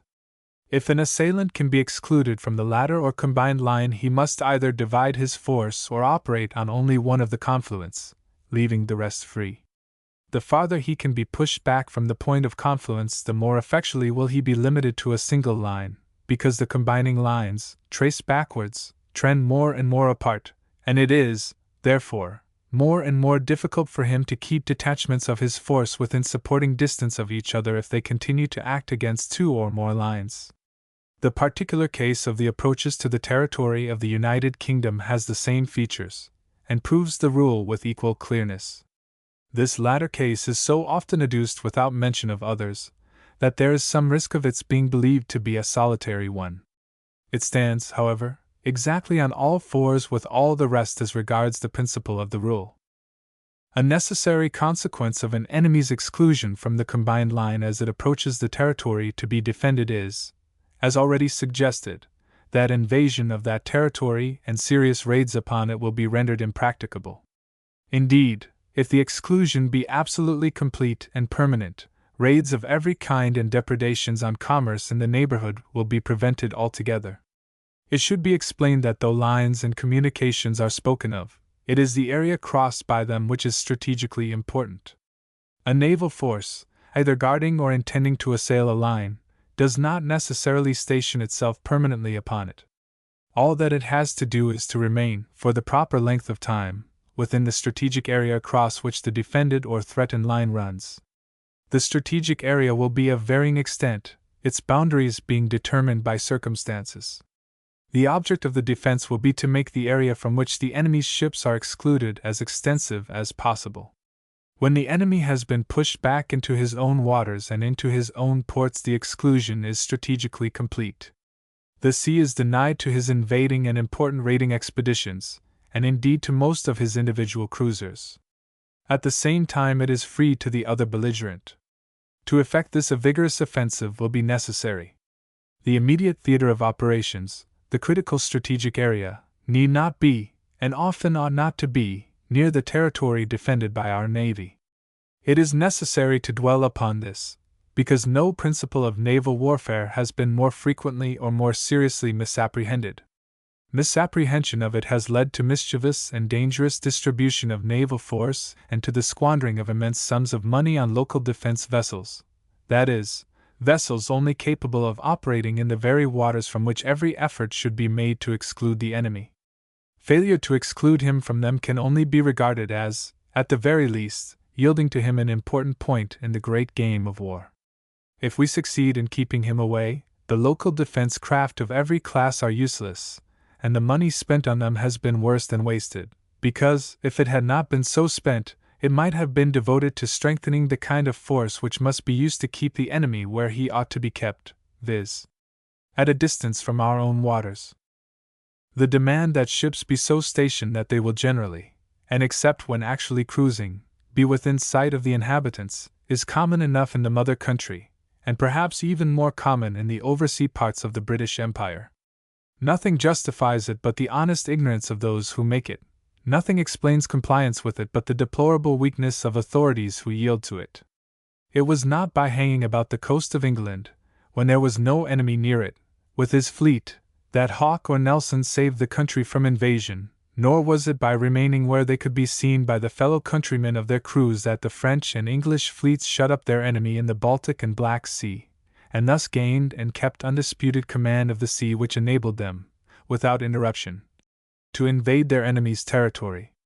The condition insisted upon by the Australasian governments in the agreement formerly made with the home government, that a certain number of ships, in return for an annual contribution of money, should always remain in Australasian waters, was in reality greatly against the interests of that part of the empire. The Australasian taxpayer was, in fact, made to insist upon being injured in return for his money. The proceeding would have been exactly paralleled by a householder who might insist that a fire engine, maintained out of rates to which he contributes, should always be kept within a few feet of his front door, and not be allowed to proceed to the end of the street to extinguish a fire threatening to extend eventually to the householder's own dwelling. When still further localized defense, that is, of what may be called the smaller description, is considered, the danger involved in adopting it will be quite as apparent, and the waste of money will be more obvious. Localized defense is a near relation of passive defense. It owes its origin to the same sentiment, viz., a belief in the efficacy of staying where you are instead of carrying the war into the enemy's country. There may be cases in which no other kind of naval defense is practicable. The immense costliness of modern navies puts it out of the power of smaller states to maintain considerable seagoing fleets. The historic maritime countries, Sweden, Denmark, the Netherlands, and Portugal, the performances of whose seamen are so justly celebrated, could not now send to sea a force equal in number and fighting efficiency to a quarter of the force possessed by any one of the chief naval powers. The countries named, when determined not to expose themselves unarmed to an assailant, can provide themselves only with a kind of defense which, whatever its detailed composition, must be of an intrinsically localized character. In their case there is nothing else to be done, and in their case defense of the character specified would be likely to prove more efficacious than it could be expected to be elsewhere. War is usually made in pursuit of an object valuable enough to justify the risks inseparable from the attempt to gain it. Aggression by any of the countries that have been mentioned is too improbable to call for serious apprehension. Aggression against them is far more likely. What they have to do is to make the danger of attacking them so great that it will equal or outweigh any advantage that could be gained by conquering them. Their wealth and resources, compared with those of great aggressive states, are not large enough to make up for much loss in war on the part of the latter engaging in attempts to seize them. Therefore, what the small maritime countries have to do is to make the form of naval defense to which they are restricted efficacious enough to hurt an aggressor so much that the victory which he may feel certain of gaining will be quite barren. He will get no glory, even in these days of self-advertisement, from the conquest of such relatively weak antagonists, and the plunder will not suffice to repay him for the damage received in effecting it. The case of a member of the great body known as the British Empire is altogether different. Its conquest would probably be enormously valuable to a conqueror, its ruin immensely damaging to the body as a whole. Either would justify an enemy in running considerable risks, and would afford him practically sufficient compensation for considerable losses incurred. We may expect that, in war, any chance of accomplishing either purpose will not be neglected. Provision must, therefore, be made against the eventuality. Let us for the moment suppose that, like one of the smaller countries whose case has been adduced, we are restricted to localized defense. An enemy not so restricted would be able to get, without being molested, as near to our territory, whether in the mother country or elsewhere, as the outer edge of the comparatively narrow belt of water that our localized defenses could have any hope of controlling effectively. We should have abandoned to him the whole of the ocean except a relatively minute strip of coast waters. That would be equivalent to saying goodbye to the maritime commerce on which our wealth wholly, and our existence largely, depends. No thoughtful British subject would find this tolerable. Everyone would demand the institution of a different defense system. A change, therefore, to the more active system would be inevitable. It would begin with the introduction of a cruising force in addition to the localized force. The unvarying lesson of naval history would be that the cruising division should gain continuously on the localized. It is only in times of peace, when men have forgotten, or cannot be made to understand, what war is, that the opposite takes place. If it be hoped that a localized force will render coastwise traffic safe from the enemy, a little knowledge of what has happened in war and a sufficiently close investigation of conditions will demonstrate how baseless the hope must be. Countries not yet thickly populated would be in much the same condition as the countries of Western Europe a century ago, the similarity being due to the relative scarcity of good land communications. A part, probably not a very large part, of the articles required by the people dwelling on and near the coast in one section would be drawn from another similar section. These articles could be most conveniently and cheaply transported by water. If it were worth his while, an enemy disposing of an active cruising force strong enough to make its way into the neighborhood of the coast waters concerned would interrupt the longshore traffic and defy the efforts of a localized force to prevent him. The history of the Great War at the end of the 18th century and the beginning of the 19th teems with instances of interruption by our navy of the enemy's coastwise trade when his ocean trade had been destroyed. The history of the American War of 1812 supplies other instances. The localized defense could not attempt to drive off hostile cruisers remaining far from the shore and meaning to infest the great lines of maritime communication running towards it. If those cruisers are to be driven off at all, it can be done only by cruising ships. Unless, therefore, we are to be content to leave our ocean routes, where most crowded and therefore most vulnerable, to the mercy of an enemy, we must have cruisers to meet the hostile cruisers. If we still adhere to our localized defense, we shall have two distinct kinds of force, one provided merely for local, and consequently restricted, action, the other able to act near the shore or far out at sea as circumstances may demand. If we go to the expense of providing both kinds, we shall have followed the example of the sage who cut a large hole in his study door for the cat and a small one for the kitten. Is local naval defense, then, of any use? Well, to tell the truth, not much, and only in rare and exceptional circumstances. Even in the case of the smaller maritime countries, to which reference has been made above, defense of the character in question would avail little if a powerful assailant were resolved to press home his attack. That is to say, if only absolute belligerent considerations were regarded. In war, however, qualifying considerations can never be left out of sight. As the great Napoleon observed, you can no more make war without incurring losses than you can make omelets without breaking eggs. The strategist, and the tactician also, within his province, will always count the cost of a proposed operation, even where they are nearly certain of success. The occupation of a country, which would be of no great practical value to you when you got it, would be a poor return for the loss to which you would have been put in the process. That loss might, and probably would, leave you at a great disadvantage as regards enemies more nearly on an equality with yourself. It would, therefore, not be the improbability of breaking down the local naval defense of a minor maritime state, but the pressure of qualifying and only indirectly belligerent considerations, that would prevent its being attempted. In a struggle between two antagonists of the first rank, the circumstances would be different. Purely belligerent considerations would have fuller play. Mistakes will be made, of course, for war is full of mistakes. But it may be accepted that an attack on any position, however defended, is in itself proof that the assailant believed the result hoped for to be quite worth the cost of obtaining it. Consequently, in a struggle as assumed, every mode of defense would have to stand on its intrinsic merits, nearly or quite unaided by the influence of considerations more or less foreign to it. Every scrap of local defense would, in proportion to its amount, be a diminution of the offensive defense. Advocates of the former may be challenged to produce from naval history any instance of local naval defense succeeding against the assaults of an actively aggressive navy. In the late war between Japan and Russia, the Russian local defense failed completely. In the last case, a class of vessel like that which had failed in local defense was used successfully, because offensively, by the Japanese. This and many another instance show that the right way to use the kind of craft so often allocated to local defense is to use them offensively. It is only thus that their adoption by a great maritime power like the British Empire can be justified. The origin and center of our naval strength are to be looked for in the United Kingdom. The shores of the latter are near the shores of other great maritime powers.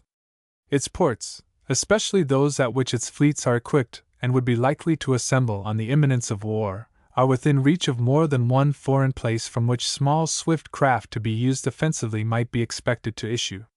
The method of frustrating the efforts of these craft giving most promise of success is to attack them as soon as possible after they issue from their own port.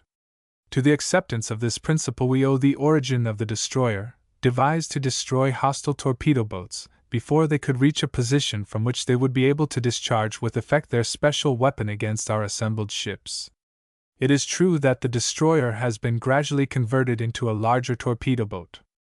It is also true that when used as such in local defense, as at Port Arthur, her failure was complete, and just as true that she has never accomplished anything except when used offensively. When, therefore, a naval country's coast is so near the ports of another naval country that the latter would be able with swift small craft to attack the former's shipping, the provision of craft of a similar kind is likely to prove advantageous. War between great powers is a two-sided game, and what one side can do the other will at least be likely to attempt. Nothing supports the view that it is well, either above or beneath the surface of the water, to stand on the defensive and await attack. Everything points to the superiority of the plan of beating up the enemy's quarters and attacking him before he can get far from them on his way towards his objective. Consequently, the only justification of expending money on the localized vessels of which we have been speaking is the probability that an enemy would have some of his bases within reach of those vessels' efforts.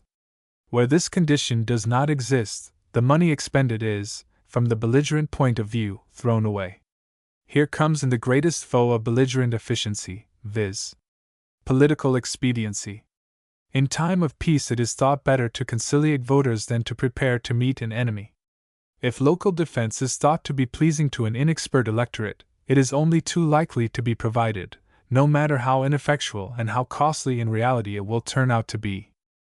Not only is the British Empire the first of naval powers, it is also the first of colonial powers. One attribute is closely connected with the other, either, without the other, would be applicable. The magnitude of our colonial domain, and especially the imposing aspects of some of its greater components, the Dominion, the Commonwealth, South Africa, New Zealand, are apt to blind us to a feature of great strategical importance, and that is the abundance and excellence of the naval bases that stud our ocean lines of communication.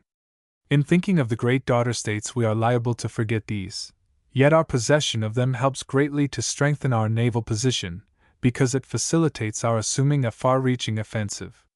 By themselves, if not too numerous, they can afford valuable support to the naval operations that are likely to prove most beneficial to us. The fact that they are ours, and not an opponent's, also constitutes for us an advantage of importance. Of course, they have to be defended, or else they may fall into an opponent's hands. Have we here a case in which highly localized or even passive defenses are desirable? No doubt we did act for a time as though we believed that the question could only be answered in the affirmative, but that was when we were under the influence of the feelings engendered by observation of the long series of land wars previously discussed. Perhaps we have not yet quite shaken off the effects of that influence, but we have at least got so far as to tolerate the statement of the other side of the question. It would be a great mistake to suppose that the places alluded to are meant to be ports of refuge for our ships.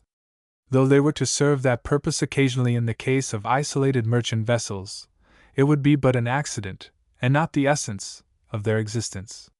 What they are meant for is to be utilized as positions where our men of war can make reasonably sure of finding supplies and the means of refit. This assurance will largely depend upon their power of resistance if attacked. Before we can decide how to impart that power to them, we shall have to see the kind of attack against which they would have to be prepared. If they are on a continent, like, for example, Gibraltar, attack on them by a land force, however improbable, is physically possible. Against an attack of the kind, a naval force could give little direct help. Most of our outlying naval bases are really or virtually insular, and are open to attack only by an expedition coming across the sea. An essential characteristic of a naval base is that it should be able to furnish supplies as wanted to the men of war needing to replenish their stocks. Some, and very often all, of these supplies are not of native production and must be brought to the base by sea. If the enemy can stop their conveyance to it, the place is useless as a base and the enemy is really in control of its communications. If he is in control of its communications, he can send against it as great an expedition as he likes, and the place will be captured or completely neutralized. Similarly, if we control the communications, not only can supplies be conveyed to it, but also no hostile expedition will be allowed to reach it. Thus, the primary defense of the outlying base is the active, seagoing fleet. Moderate local defense, chiefly of the human kind, in the shape of a garrison, will certainly be needed.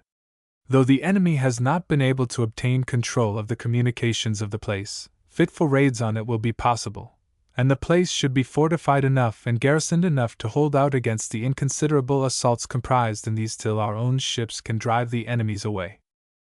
Outlying naval bases, though but moderately fortified, that contain depots of stores, docks, and other conveniences, have the vice of all immobile establishments. When war does come, some of them almost certainly, and all of them possibly, may not be in the right place with regard to the critical area of operations. They cannot, however, be moved. It will be necessary to do what has been done over and over again in war, in the latest as well as in earlier wars, and that is, establish temporary bases in more convenient situations. Thus much, perhaps all, of the cost and trouble of establishing and maintaining the permanent bases will have been wasted. This inculcates the necessity of having not as many bases as can be found, but as few as it is possible to get on with. The control of ocean communications, or the command of the sea, being the end of naval warfare, and its acquisition being practicable only by the assumption of a vigorous offensive, it follows as a matter of course that we must have a strong and in all respects efficient mobile navy. This is the fundamental condition on which the continued existence of the British Empire depends. It is thoroughly well known to every foreign government, friendly or unfriendly. The true objective in naval warfare is the enemy's navy. That must be destroyed or decisively defeated, or intimidated into remaining in its ports. Not one of these can be effected without a mobile, that is a seagoing, fleet. The British Empire may fall to pieces from causes as yet unknown or unsuspected. It cannot be kept together if it loses the power of gaining command of the sea. This is not a result of deliberate policy. It is inherent in the nature of the empire, scattered as its parts are throughout the world, with only the highway of the sea between them. Such is the position of the fleet in the defense of the empire, such are its duties towards it. Duties in the case are mutual, and some are owed to the fleet as well as by it. It is incumbent on every section of the empire, without neglecting its land forces, to lend zealous help in keeping the fleet efficient. It is not to be supposed that this can be done only by making pecuniary contributions to its maintenance. It is, indeed, very doubtful if any real good can be done by urging colonies to make them. It seems certain that the objections to this are greater than any benefit that it can confer. Badgering our fellow subjects beyond sea for money payments towards the cost of the navy is undignified and impolitic. The greatest sum asked for by the most exacting postulant would not equal a 20th part of the imperial naval expenditure, and would not save the taxpayer of the mother country a farthing in the pound of his income. No one has yet been able to establish the equity of a demand that would take something from the inhabitants of one colony, and nothing from those of another. Adequate voluntary contribution is a different matter. There are other ways in which every transmarine possession of the Crown can lend a hand towards perfecting the efficiency of the fleet, ways, too, which would leave each in complete and unmenaced control of its own money. Sea power does not consist entirely of men of war. There must be docks, refitting establishments, magazines, and depots of stores. Ports, which men of war must visit at least occasionally in war for repair or replenishment of supplies, will have to be made secure against the assaults which it has been said that a hastily raiding enemy, notwithstanding our general control of the communications, might find a chance of making. Moderate fixed fortifications are all the passive defense that would be needed, but good and active troops must be available. If all these are not provided by the part of the empire in which the necessary naval bases lie, they will have to be provided by the mother country. If the former provides them, the latter will be spared the expense of doing so, and spared expense with no loss of dignity, and with far less risk of friction and inconvenience than if her taxpayers' pockets had been nominally spared to the extent of a trifling and reluctantly paid money contribution. It has been pointed out on an earlier page that a country can be, and most probably will be, more effectually defended in a maritime war if its fleet operates at a distance from, rather than near, its shores. Every subject of our king should long to see this condition exist if ever the empire is involved in hostilities. It may be, for who can tell what war will bring, that the people of some great transmarine dependency will have to choose between allowing a campaign to be conducted in their country or forcing the enemy to tolerate it in his. If they choose the latter, they must be prepared to furnish part at least of the mobile force that can give effect to their choice. That is to say, they must be prepared to back up our sea power in its efforts to keep off the tide of war from the neighborhood of their homes. History shows how rarely, during the struggle between European nations for predominance in North America, the more settled parts of our former American colonies were the theater of war. But then the colonists of those days, few comparatively as they were, sent strong contingents to the armies that went campaigning in the territory of the various enemies. This was in every way better. The sequel proved how much better than a money contribution begged or extorted would have been. Helping in the manner first suggested need not result in dissociating our fellow subjects beyond the seas from participation in the work of the active seagoing fleet. It is now, and still would be, open to them as much as to any native or denizen of the mother country. The time has fully come when the people of the greater outlying parts of the empire should insist upon perfect equality of treatment with their home fellow subjects in this matter. They should resent, as a now quite out of date and invidious distinction, any difference in qualification for entry, locality of service, or remuneration for any rank or rating. Self-respect and a dignified confidence in their own qualities, the excellence of which has been thoroughly tested, will prompt the king's colonial subjects to ask for nothing but equal chances in a force on which is laid so large a part of the duty of defending the empire. Why should they cut themselves off from the promising career that service in the Royal Navy opens to the capable, the zealous, and the honorable aspirant of every grade? Some of the highest posts in the Navy are now, or lately have been, held by men who not only happen to be born in British colonies, but who also belong to resident colonial families. Surely in this there is a strong moral cement for binding and keeping the empire together. It is unnecessary to expatiate on the contrast between the prospect of such a career and that which is all that a small local service could offer. It would soon be seen towards which the enterprising and the energetic would instinctively gravitate. In the defense of the British Empire, the fleet holds a twofold position. To its general belligerent efficiency, its strength and activity, we must look if the plans of an enemy are to be brought to naught.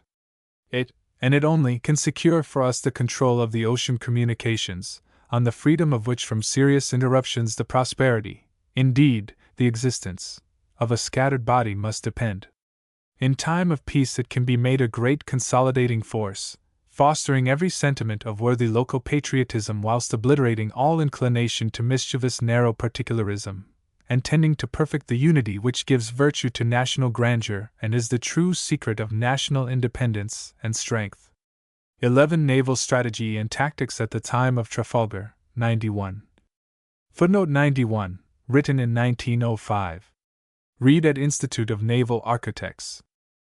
The subject on which I have been invited to read a paper, and which is taken as the title of the latter, would require for anything like full discussion a much longer time than you can be expected to allot to it. To discuss it adequately, a volume of no diminutive size would be necessary.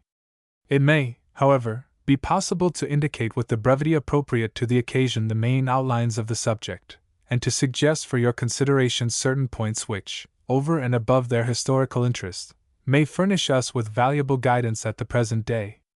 In taking account of the conditions of the Trafalgar epoch, we have to note two distinct but, of course, closely related matters. These are the strategic plan of the enemy and the strategic plan adopted to meet it by the British. The former of these was described in the House of Commons by William Pitt at the beginning of the war in words which may be used without change at the present time. On May 16, 1803, the war, which had been interrupted by the unstable peace of Amiens, was definitely resumed. The struggle was now to be a war not so much between the United Kingdom and the French nation as between the United Kingdom and the great Napoleon, wielding more than the resources of France alone. Speaking a week after the declaration of war, Pitt said that any expectation of success which the enemy might have must be based on the supposition that he could break the spirit or weaken the determination of the country by harassing us with the perpetual apprehension of descents on our coasts, or else that our resources could be impaired and our credit undermined by the effects of an expensive and protracted war. More briefly stated, the hostile plan was to invade the United Kingdom, ruin our maritime trade, and expel us from our oversea possessions, especially in the East, from which it was supposed our wealth was chiefly derived. The plan was comprehensive, but not easily concealed. What we had to do was to prevent the invasion of the United Kingdom and defend our trade and our outlying territories. As not one of the hostile objects could be attained except by making a maritime expedition of some kind, that is to say, by an expedition which had to cross more or less extensive areas of water, it necessarily followed that our most effective method of defense was the keeping open of our sea communications. It became necessary for us to make such arrangements that the maritime paths by which a hostile expedition could approach our home coasts, or hostile cruisers molest our sea-borne trade, or hostile squadrons move to the attack of our transmarine dependencies, that all these paths should be so defended by our navy that either the enemy would not venture to traverse them or, if he did, that he could be driven off. Short as it is, the time at my disposal permits me to give a few details. It was fully recognized that defense of the United Kingdom against invasion could not be secured by naval means alone. As in the times of Queen Elizabeth, so in those of George III, no seaman of reputation contended that a sufficient land force could be dispensed with. Our ablest seamen always held that small hostile expeditions could be prepared in secret and might be able to slip through the most complete lines of naval defense that we could hope to maintain. It was not discovered or alleged till the 20th century that the crew of a dinghy could not land in this country in the face of the navy.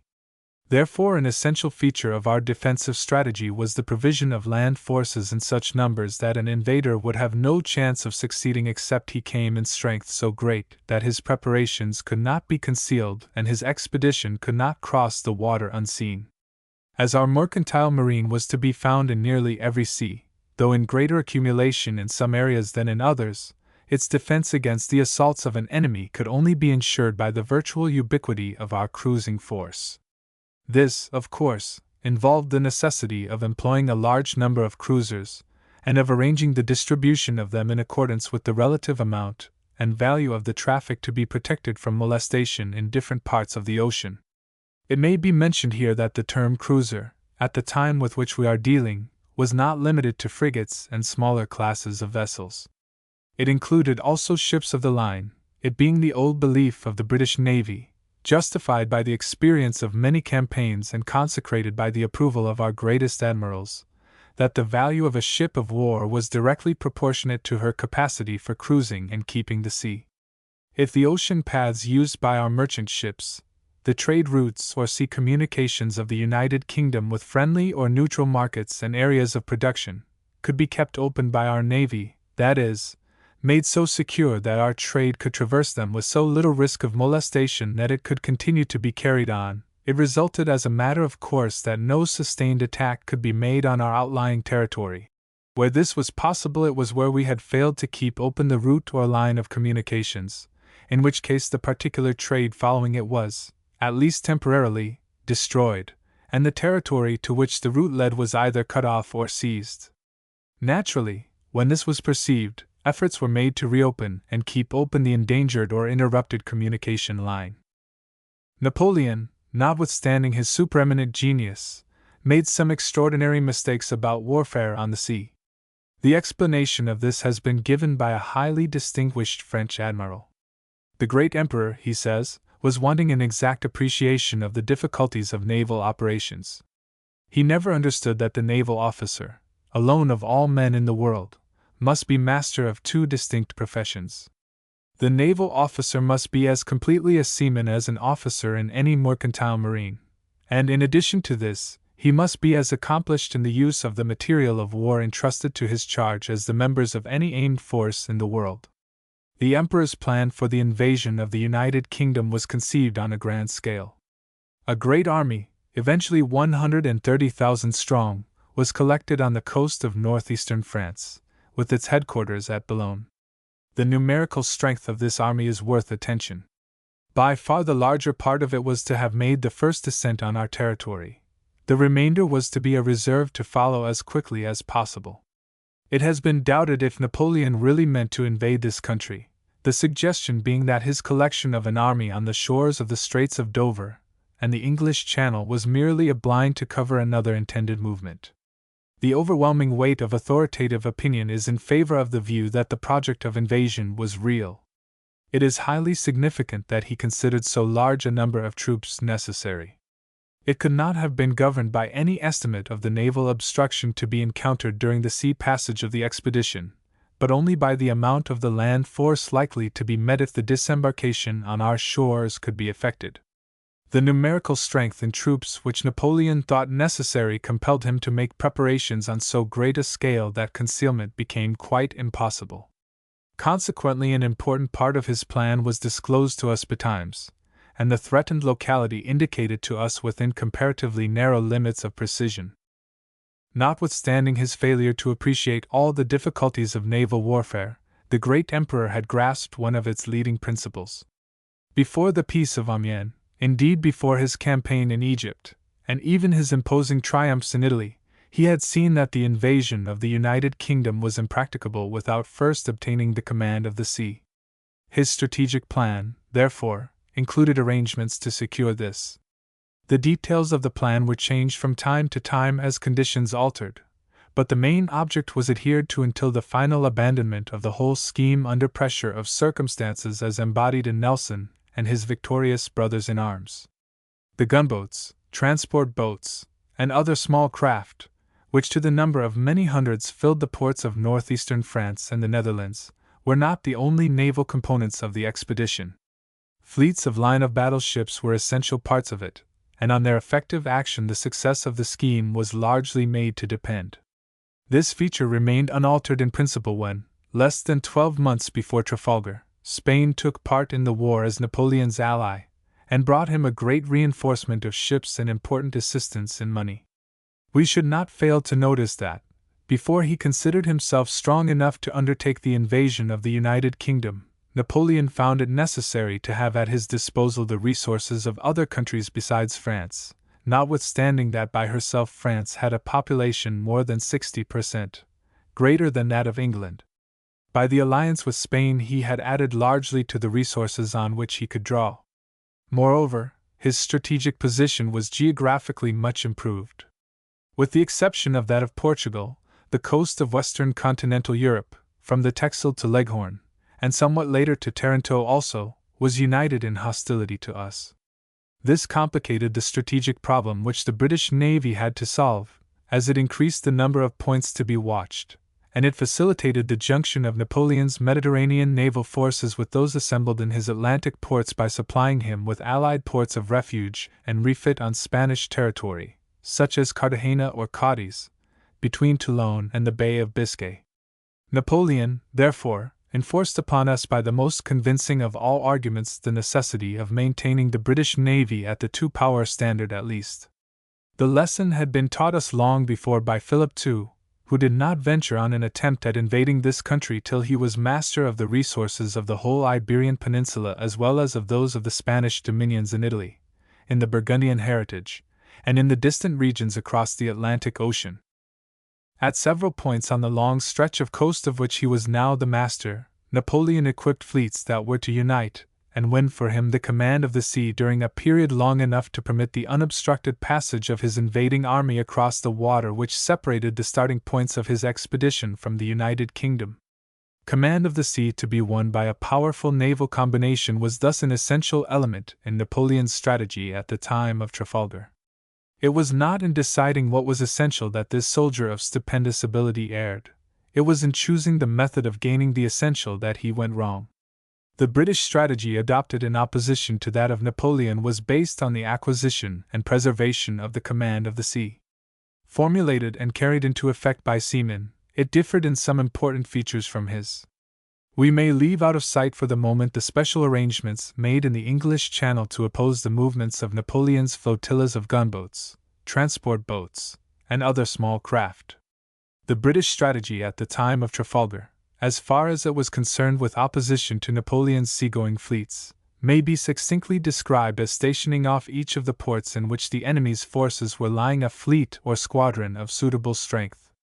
Though some of our admirals, notably Nelson himself, objected to the application of the term blockade to their plans, the hostile ships were to this extent blockaded, that if they should come out they would find outside their port a British force sufficient to drive them in again, or even to defeat them thoroughly and destroy them. Beating them and thus having done with them, and not simply shutting them up in harbor, was what was desired by our admirals. This necessitated a close watch on the hostile ports, and how consistently that was maintained let the history of Cornwallis's command off Brest and of Nelson's off Toulon suffice to tell us. The junction of two or more of Napoleon's fleets would have ensured over almost any single British fleet a numerical superiority that would have rendered the defeat or retirement of the latter almost certain. To meet this condition, the British strategy contemplated the falling back, if necessary, of one of our detachments on another, which might be carried further and junction with a third detachment be effected. By this step we should preserve, if not a numerical superiority over the enemy, at least so near an equality of force as to render his defeat probable and his serious maltreatment, even if undefeated, a certainty. The strategic problem before our navy was, however, not quite so easy as this might make it seem. The enemy's concentration might be attempted either towards Brest or towards Toulon. In the latter case, a superior force might fall upon our Mediterranean fleet before our watching ships in the Atlantic could discover the escape of the enemy's ships from the Atlantic port, or could follow, and come up with them. Against the probability of this was to be set the reluctance of Napoleon to carry out an eccentric operation which a concentration off Toulon would necessitate, when the essence of his scheme was to concentrate in a position from which he could obtain naval control of the English Channel. After the addition of the Spanish navy to his own, Napoleon to some extent modified his strategic arrangements. The essential feature of the scheme remained unaltered. It was to effect the junction of the different parts of his naval force and thereupon to dominate the situation, by evading the several British fleets or detachments which were watching his. Before Spain joined him in the war, his intention was that his escaping fleets should go out into the Atlantic, behind the backs, as it were, of the British ships, and then make for the English Channel. When he had the aid of Spain, the point of junction was to be in the West Indies. The remarkable thing about this was the evident belief that the command of the sea might be won without fighting for it, won, too, from the British Navy, which was ready, and indeed wished, to fight. We now see that Napoleon's naval strategy at the time of Trafalgar, whilst it aimed at gaining command of the sea, was based on what has been called evasion. The fundamental principle of the British naval strategy of that time was quite different. So far from thinking that the contest could be settled without one or more battles, the British admirals, though nominally blockading his ports, gave the enemy every facility for coming out in order that they might be able to bring him to action. Napoleon, on the contrary, declared that a battle would be useless, and distinctly ordered his officers not to fight one. Could it be that, when pitted against admirals whose accurate conception of the conditions of naval warfare had been over and over again tested during the hostilities ended by the Peace of Amiens, Napoleon still trusted to the efficacy of methods which had proved so successful when he was outmaneuvering and intimidating the generals who opposed him in North Italy? We can only explain his attitude in the campaign of Trafalgar by attributing to him an expectation that the British seamen of his day, tried as they had been in the fire of many years of war, would succumb to his methods as readily as the military formalists of Central Europe. Napoleon had at his disposal between 70 and 80 French, Dutch, and Spanish ships of the line, of which some 67 were available at the beginning of the Trafalgar campaign. In January 1805, besides other ships of the class in distant waters or specially employed, we, on our side, had 80 ships of the line in commission. A knowledge of this will enable us to form some idea of the chances of success that would have attended Napoleon's concentration if it had been effected. To protect the passage of his invading expedition across the English Channel, he did not depend only on concentrating his more distant fleets. In the Texel there were, besides smaller vessels, 9 sail of the line. Thus the Emperor did what we may be sure any future intending invader will not fail to do, viz. He provided his expedition with a respectable naval escort. The British naval officers of the day, who knew what war was, made arrangements to deal with this escort. Lord Keith, who commanded in the Downs, had under him 6 sail of the line in addition to many frigates and sloops, and there were 5 more line-of-battle ships ready at Spithead if required. There had been a demand in the country that the defense of our shores against an invading expedition should be entrusted to gunboats, and what may be called coastal small craft and boats. This was resisted by the naval officers. Nelson had already said, "Our first defense is close to the enemy's ports," thus agreeing with a long line of eminent British seamen in their view of our strategy. Lord St. Vincent said that our great reliance is on the vigilance and activity of our cruisers at sea, any reduction in the number of which by applying them to guard our ports, inlets, and beaches would, in my judgment, tend to our destruction. These are memorable words, which we should do well to ponder in these days. The government of the day insisted on having the coastal boats, but St. Vincent succeeded in postponing the preparation of them till the cruising ships had been manned.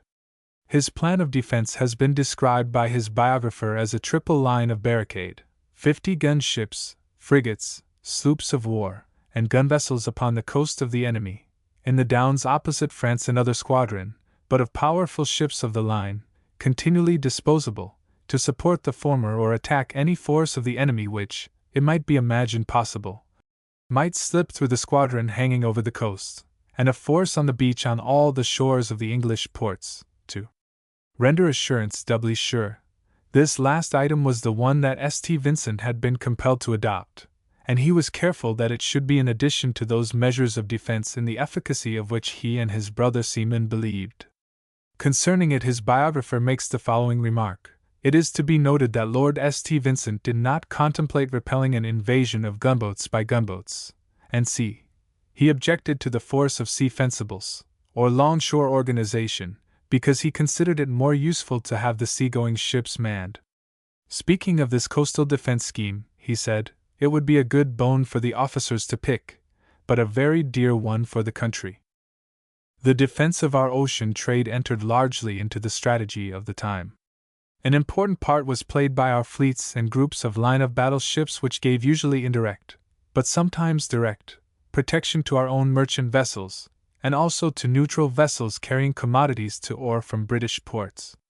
The strategy of the time, the correctness of which was confirmed by long belligerent experience, rejected the employment of a restricted number of powerful cruisers, and relied upon the practical ubiquity of the defending ships, which ubiquity was rendered possible by the employment of very numerous craft of moderate size. This can be seen in the lists of successive years. In January 1803 the number of cruising frigates in commission was 107, and of sloops and smaller vessels 139, the total being 246. In 1804 the numbers were frigates, 108, sloops, and 181, with a total of 289. In 1805 the figures had grown to 129 frigates, 416 sloops, and the total being 545.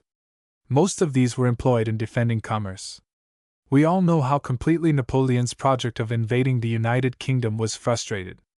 It is less well known that the measures for defending our seaborne trade, indicated by the figures just given, were triumphantly successful. Our mercantile marine increased during the war, a sure proof that it had been effectually defended. Consequently, we may accept it as established beyond the possibility of refutation that that branch of our naval strategy at the time of Trafalgar which was concerned with the defense of our trade was rightly conceived and properly carried into effect. As has been stated already, the defense of our seaborne trade, being in practice the keeping open of our ocean lines of communication, carried with it the protection, in part at any rate, of our transmarine territories. Napoleon held pertinaciously to the belief that British prosperity was chiefly due to our position in India.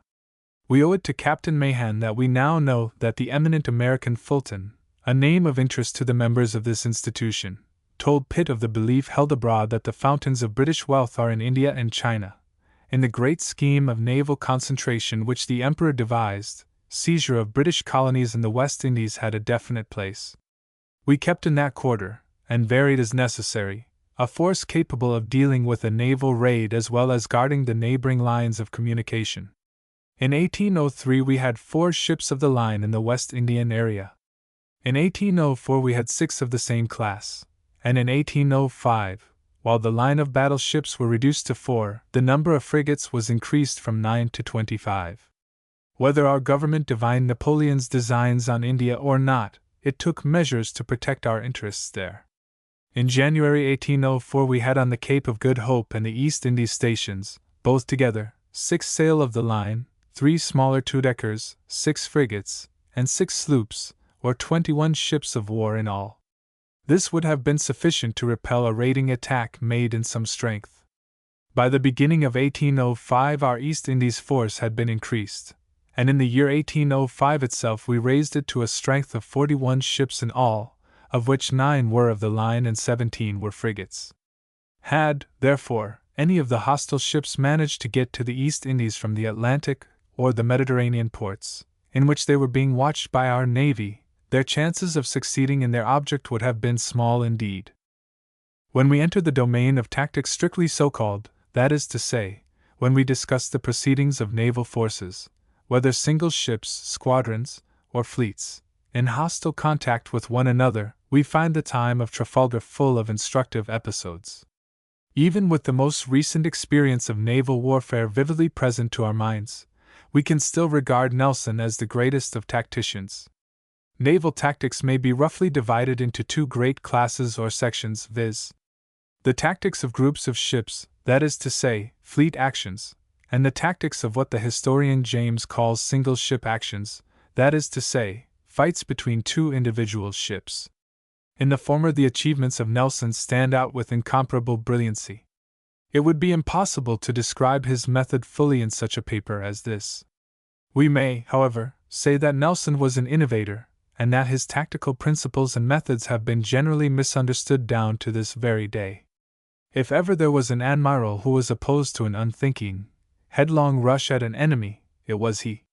Yet this is the character that he still bears in the conception of many. He was, in truth, an industrious and patient student of tactics, having studied them, in what in these days we should call a scientific spirit, at an early period, when there was but little reason to expect that he would ever be in a position to put to a practical test the knowledge that he had acquired and the ideas that he had formed. He saw that the old battle formation in single line ahead was insufficient if he wanted, as he himself always did, to gain an overwhelming victory. He also saw that, though an improvement on the old formation, Lord Howe's method of the single line abreast was still a good deal short of tactical perfection. Therefore, he devised what he called, with pardonable elation, the Nelson touch, the attack in successive lines so directed as to overwhelm one part of the enemy's fleet, whilst the other part was prevented from coming to the assistance of the first, and was in its turn overwhelmed or broken up.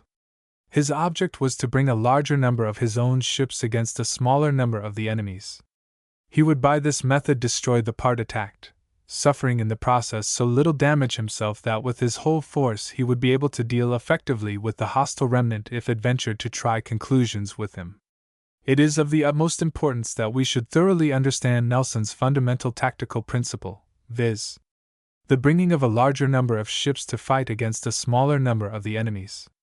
There is not, I believe, in the whole of the records of Nelson's opinions and actions a single expression tending to show that tactical efficiency was considered by him to be due to superiority in size of individual ships of the same class or, as far as material was concerned, to anything but superior numbers, of course at the critical point. He did not require, and did not have, more ships in his own fleet than the whole of those in the fleet of the enemy. What he wanted was to bring to the point of impact, when the fight began, a larger number of ships than were to be found in that part of the enemy's line. I believe that I am right in saying that, from the date of Salamis downwards, history records no decisive naval victory in which the victorious fleet has not succeeded in concentrating against a relatively weak point in its enemy's formation a greater number of its own ships. I know of nothing to show that this has not been the rule throughout the ages of which detailed history furnishes us with any memorial, no matter what the class of ship, what the type of weapon, what the mode of propulsion. The rule certainly prevailed in the Battle of the August 10, 1904 off Port Arthur, though it was not so overwhelmingly decisive as some others. We may not even yet know enough of the sea fight in the Straits of Tsushima to be able to describe it in detail, but we do know that at least some of the Russian ships were defeated or destroyed by a combination of Japanese ships against them. Looking back at the tactics of the Trafalgar epoch, we may see that the history of them confirms the experience of earlier wars, viz., that victory does not necessarily fall to the side which has the biggest ships. It is a well-known fact of naval history that generally the French ships were larger and the Spanish much larger than the British ships of corresponding classes. This superiority in size certainly did not carry with it victory in action. On the other hand, British ships were generally bigger than the Dutch ships with which they fought, and it is of great significance that at Camperdown the victory was due, not to superiority in the size of individual ships, but, as shown by the different lists of killed and wounded, to the act of bringing a larger number against a smaller. All that we have been able to learn of the occurrences in the Battle of the Japan Sea supports instead of being opposed to this conclusion, and it may be said that there is nothing tending to upset it in the previous history of the present war in the Far East. I do not know how far I am justified in expatiating on this point, but, as it may help to bring the strategy and tactics of the Trafalgar epoch into practical relation with the stately science of which in our day this institution is, as it were, the mother shrine and metropolitical temple, I may be allowed to dwell upon it a little longer. The object aimed at by those who favor great size of individual ships is not, of course, magnitude alone. It is to turn out a ship which shall be more powerful than an individual antagonist. All recent development of man-of-war construction has taken the form of producing, or at any rate trying to produce, a more powerful ship than those of earlier date, or belonging to a rival navy. I know the issues that such statements are likely to raise, and I ask you, as naval architects, to bear with me patiently when I say what I am going to say. It is this: if you devise for the ship so produced the tactical system for which she is specially adapted, you must, in order to be logical, base your system on her power of defeating her particular antagonist. Consequently, you must abandon the principle of concentration of superior numbers against your enemy, and what is more, must be prepared to maintain that such concentration on his part against yourself would be ineffectual.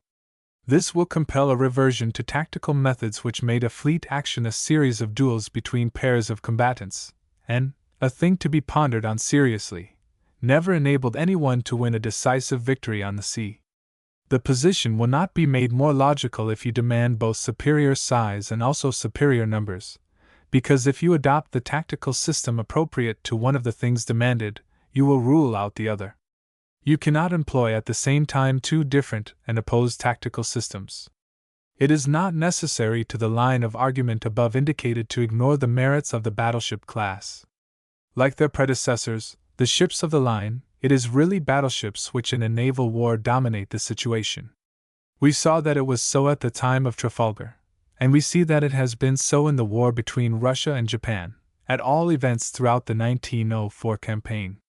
The experience of naval war, down to the close of that in which Trafalgar was the most impressive event, led to the virtual abandonment of ships of the line 92, above and below a certain class. The 64-gun ships and smaller two-deckers had greatly diminished in number, and repetitions of them grew more and more rare.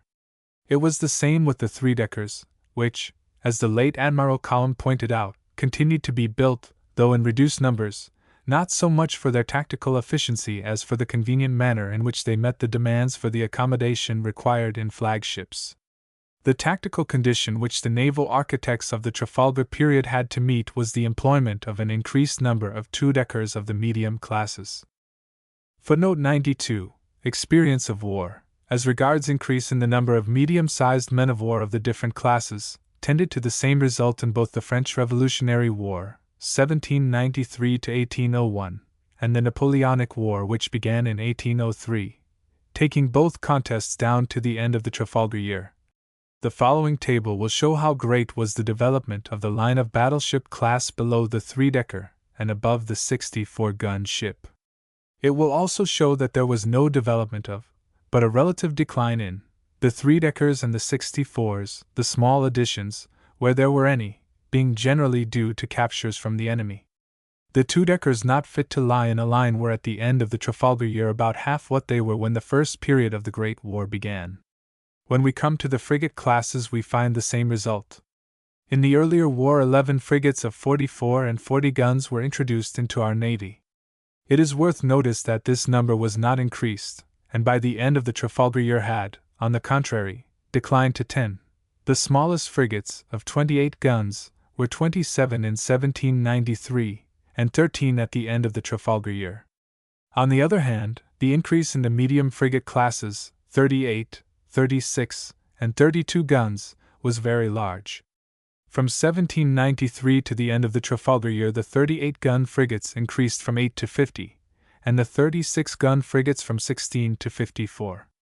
Napoleonic War to French, the end of the Revolutionary War, Trafalgar year, classes of ships, commence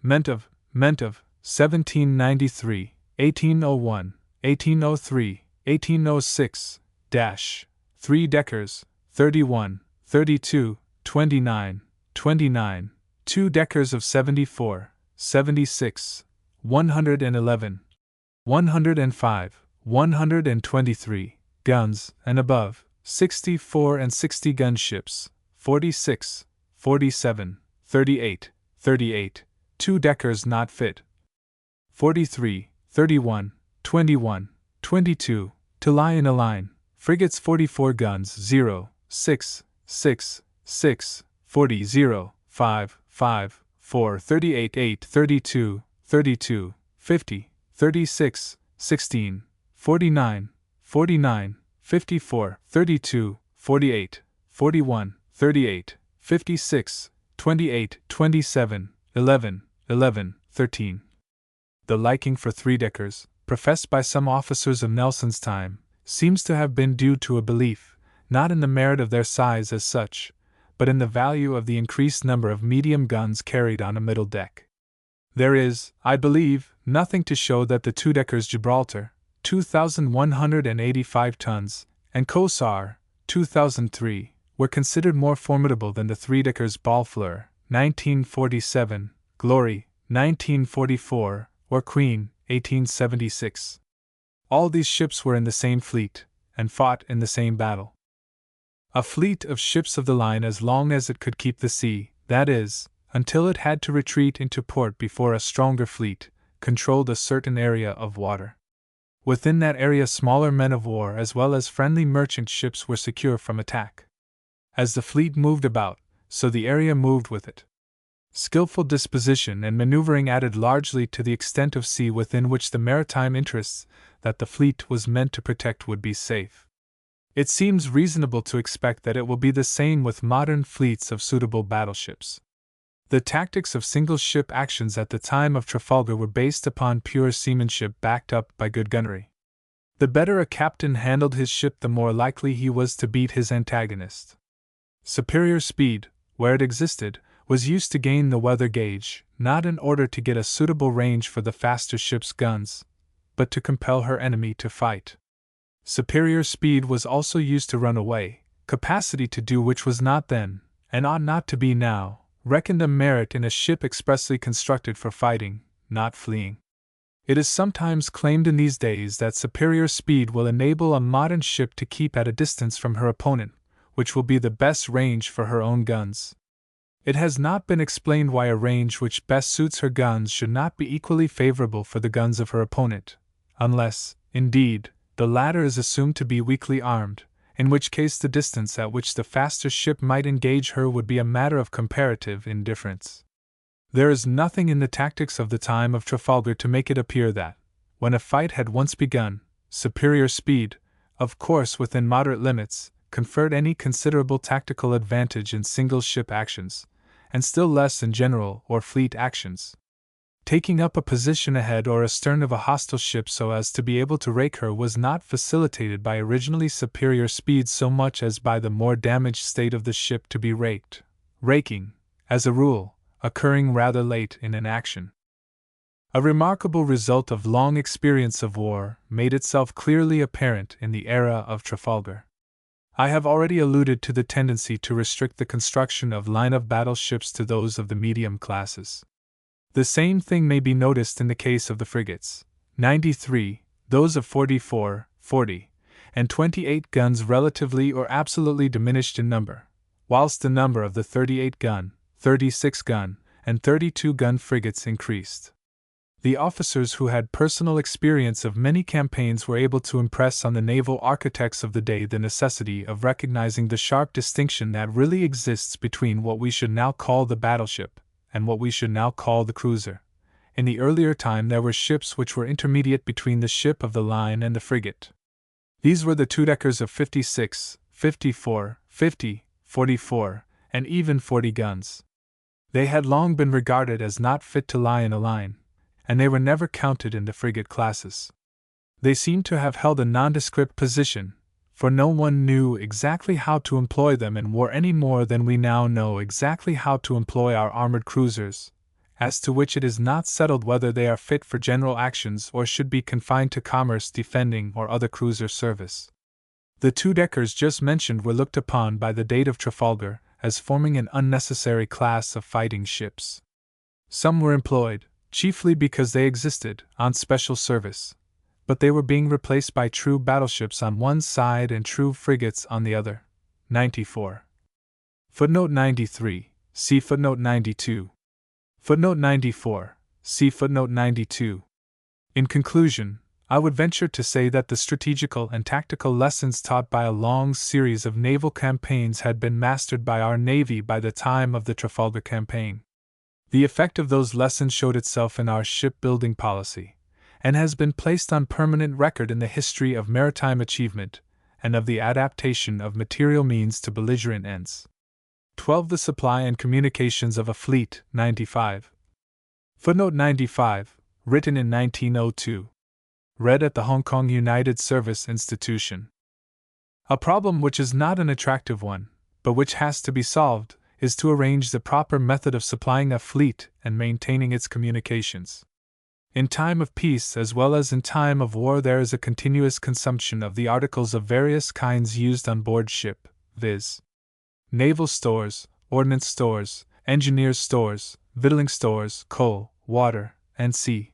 If we know the quantity of each description of stores that a ship can carry, and if we estimate the progressive consumption, we can compute, approximately but accurately enough for practical purposes, the time at which replenishment would be necessary and to what amount it should be made up. As a general rule, ships stow about 3 months' stores and provisions. The amount of coal and engineers' stores, measured in time, depends on the proceedings of the ship, and can only be calculated if we know during what portion of any given period she will be under way. Of course, this can be only roughly estimated. In peacetime we know nearly exactly what the expenditure of ammunition within a given length of time, say, a quarter of a year, will be. For war conditions, we can only form an estimate based upon assumptions. The consumption of provisions depends upon the numbers of officers and men, and in war or peace would be much the same. The greater activity to be expected in war would lead to more wear and tear, and consequently to a larger expenditure of naval stores. In peaceful times, the quarterly expenditure of ammunition does not vary materially. In case we were at war, a single action might cause us to expend in a few hours as much as half a dozen quarterly peace allowances. There is a certain average number of days that a ship of a particular class is underway in a year, and the difference between that number and 365 is, of course, the measure of the length of time she is at anchor or in harbor. Expenditure of coal and of some important articles of engineers' stores depends on the relation between the time that she is stationary and the time she is underway. It should be particularly noted that the distinction is not between time at anchor and time at sea, but between time at anchor and time underway. If a ship leaves her anchorage to run an engine trial after refit, or to fire at a target, or to adjust compasses, or to go into dock, she burns more coal than if she remains stationary. These occasions of movement may be counted in with the days in which the ship is at sea, and the total taken as the number of days underway. It may be assumed that altogether these will amount to 6 or 7 a month. In time of war, the period underway would probably be much longer, and the time spent in expectation of getting underway in a hurry would almost certainly be considerable, so that expenditure of coal and machinery lubricants would be greatly increased. The point to be made here is that, independently of strategic conditions, which will be considered later, the difference in the supply of a given naval force in war and in peace is principally that in the former the requirements of nearly everything except provisions will be greater, and consequently that the articles must be forwarded in larger quantities or at shorter intervals than in peacetime.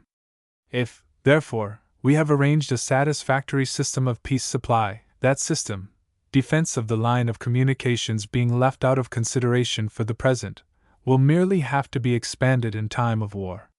In other words, practice in the use of the system during peace will go a long way towards preparing us for the duty of working it under war conditions. That a regular system will be absolutely indispensable during hostilities will not be doubted. The general principles which I propose to indicate are applicable to any station. We may allow for a squadron composed of, for battleships, for large cruisers, for second-class cruisers, 13 smaller vessels of various kinds, and 3 destroyers. Being away from the principal base port of the station for several months of the year, the number of officers and men would be, in round numbers, about 10,000. In estimating the amounts of stores of different kinds required by men of war, it is necessary, in order to allow for proper means of conveyance, to convert tons of dead weight into tons by measurement, as the two are not always exactly equivalent. In the following enumeration only estimated amounts are stated, and the figures are to be considered as approximate and not precise. It is likely that in each item an expert may be able to discover some variation from the rigorously exact, but the general result will be sufficiently accurate for practical purposes, especially as experience will suggest corrections. 1,000 men require about 3.1 tons of victualling stores, packages included, daily. We may make this figure up to 3.5 tons to allow for medical comforts and canteen stores. Consequently, 10,000 men require about 35 tons a day, and about 6,300 tons for 6 months.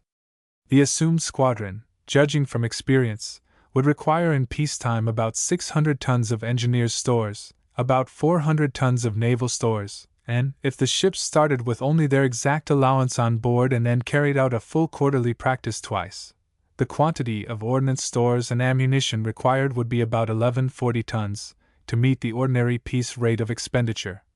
We thus get for a full 6 months' supply the following figures. Victualling stores 6,300 tons. Engineers' stores 600. Naval stores 400. Ordnance stores and ammunition 1,140. Total 8,440. Some allowance must be made for the needs of the auxiliaries, 96, the vessels that bring supplies and in other ways attend on the fighting ships. This may be put at 7%. The tonnage required would accordingly amount in all to about 9,000. Footnote 96. The 7% mentioned in the text would probably cover nearly all the demands, except coal, of auxiliaries, which would not require much or any ammunition. Coal is provided for separately. The squadron would burn in harbor or when stationary about 110 tons of coal a day, and when underway about 1,050 tons a day. For 140 harbor days the consumption would be about 15,400 tons, and for 43 days underway about 45,150, so that for coal requirements we should have the following. Harbor consumption 15,400 tons. Underway consumption 45,150. Total for fighting ships 60,550. 7%. For auxiliaries, say, 4,250. Grand total 64,800. Some time ago, in 1902, a representation was made from the China station that, engine room oil being expended whenever coal is expended, there must be some proportion between the quantities of each. It was, therefore, suggested that every collier should bring to the squadron which she was supplying a proportionate quantity of oil. This has been approved, and it has been ordered that the proportions will be 75 gallons of oil to every 100 tons of coal. 97. It was also suggested that the oil should be carried in casks of 2 sizes, for the convenience of both large and small ships. Footnote 97. I was informed, on the December 10, 1902, some time after the above was written, that the colliers supplying the United States Navy are going to carry 100 gallons of oil for every 100 tons of coal. There is another commodity, which ships have never been able to do without, and which they need now in higher proportion than ever. That commodity is fresh water. The squadron constituted as assumed would require an average of about 160 tons of fresh water a day, and nearly 30,000 tons in 6 months. Of this the ships, without adding very inconveniently to their coal consumption, might themselves distill about 1/2, but the remaining 15,000 tons would have to be brought to them, and another 1,000 tons would probably be wanted by the auxiliaries, making the full 6 months' demand up to 16,000 tons. The tonnage requirements of the squadron and its auxiliaries for a full 6 months' period would be about 74,000, without fresh water. As, however, the ships would have started with full storerooms, holds, and bunkers, and might be expected to return to the principal base port of the station at the end of the period, stores for 4.5 months, and coal to meet 20 weeks, consumption would be sufficient. These would be about 6,750 tons of stores and ammunition and 46,000 tons of coal. 98. Footnote 98. To avoid complicating the question, the water or distilling vessel, the hospital ship, and the repair vessel have not been considered specially. Their coal and stores have been allowed for. The stores, &c., would have to be replenished twice, and, as it would not be prudent to let the ships run right out of them, replenishment should take place at the end of the 2nd and at the end of the 4th months. 2 vessels carrying stores and ammunition, if capable of transporting a cargo of nearly 1,700 tons apiece, would bring all that was wanted at each replenishment. To diminish risk of losing all of one description of supplies, if carried by itself in a separate vessel, it has been considered desirable that each supply carrier, when employed, is to contain some ammunition, some stores, and some provisions. There are great advantages in having supply carriers, including, of course, colliers of moderate size. Many officers must have had experience of the inconvenience and delay due to the employment of a single very large vessel which could only coal 1 man of war at a time. Several vessels, each carrying a moderate amount of cargo, would permit much more rapid replenishment of the ships of a squadron. The inconvenience that would be caused by the loss or breakdown of a supply carrier would be reduced by employing several vessels of moderate cargo capacity instead of only 1 or 2 of great capacity.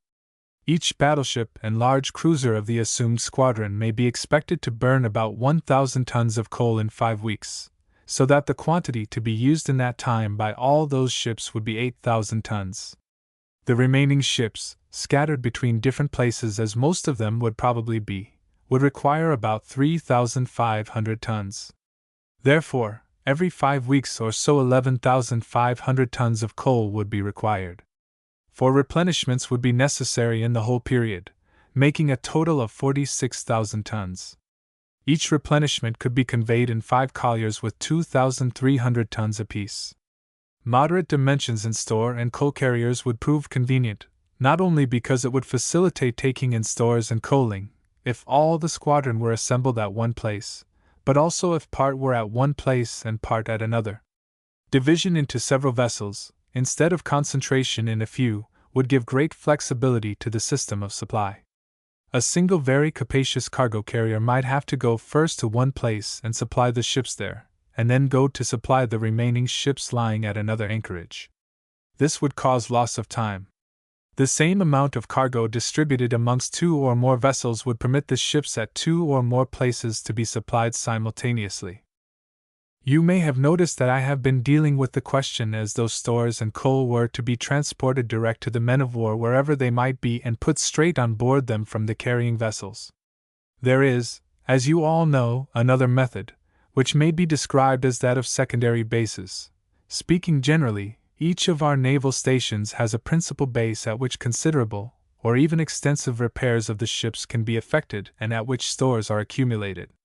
Visits to it for the sake of repair being necessary, the occasion may be taken advantage of to replenish supplies, so that the maintenance of a stock at the place makes for convenience, provided that the stock is not too large. The so-called secondary base is a place at which it is intended to keep in store coal and other articles in the hope that when war is in progress the supply of our ships may be facilitated. It is a supply, and not a repairing base. A comparison of the direct system and secondary base system may be interesting. A navy being maintained for use in war, it follows, as a matter of course, that the value of any part of its equipment or organization depends on its efficiency for war purposes. The question to be answered is, which of the two systems promises to help us most during hostilities? This does not exclude a regard for convenience and economy in time of peace, provided that care is taken not to push economy too far and not to make ordinary peacetime convenience impede arrangements essential to the proper conduct of a naval campaign. It is universally admitted that a secondary base at which stocks of stores are kept should be properly defended. This necessitates the provision of fortifications and a garrison. Nearly every article of naval stores of all classes has to be brought to our bases by sea, just as much as if it were brought direct to our ships. Consequently, the communications of the base have to be defended. They would continue to need defending even if our ships ceased to draw supplies from it, because the communications of the garrison must be kept open. We know what happened twice over at Minorca when the latter was not done. The object of accumulating stores at a secondary base is to facilitate the supply of fighting ships, it being rather confidently assumed that the ships can go to it to replenish without being obliged to absent themselves for long from the positions in which they could best counteract the efforts of the enemy. When war is going on, it is not within the power of either side to arrange its movements exactly as it pleases. Movements must, at all events very often, conform to those of the enemy. It is not a bad rule when going to war to give your enemy credit for a certain amount of good sense. Our enemy's good sense is likely to lead him to do exactly what we wish him not to do, and not to do that which we wish him to do.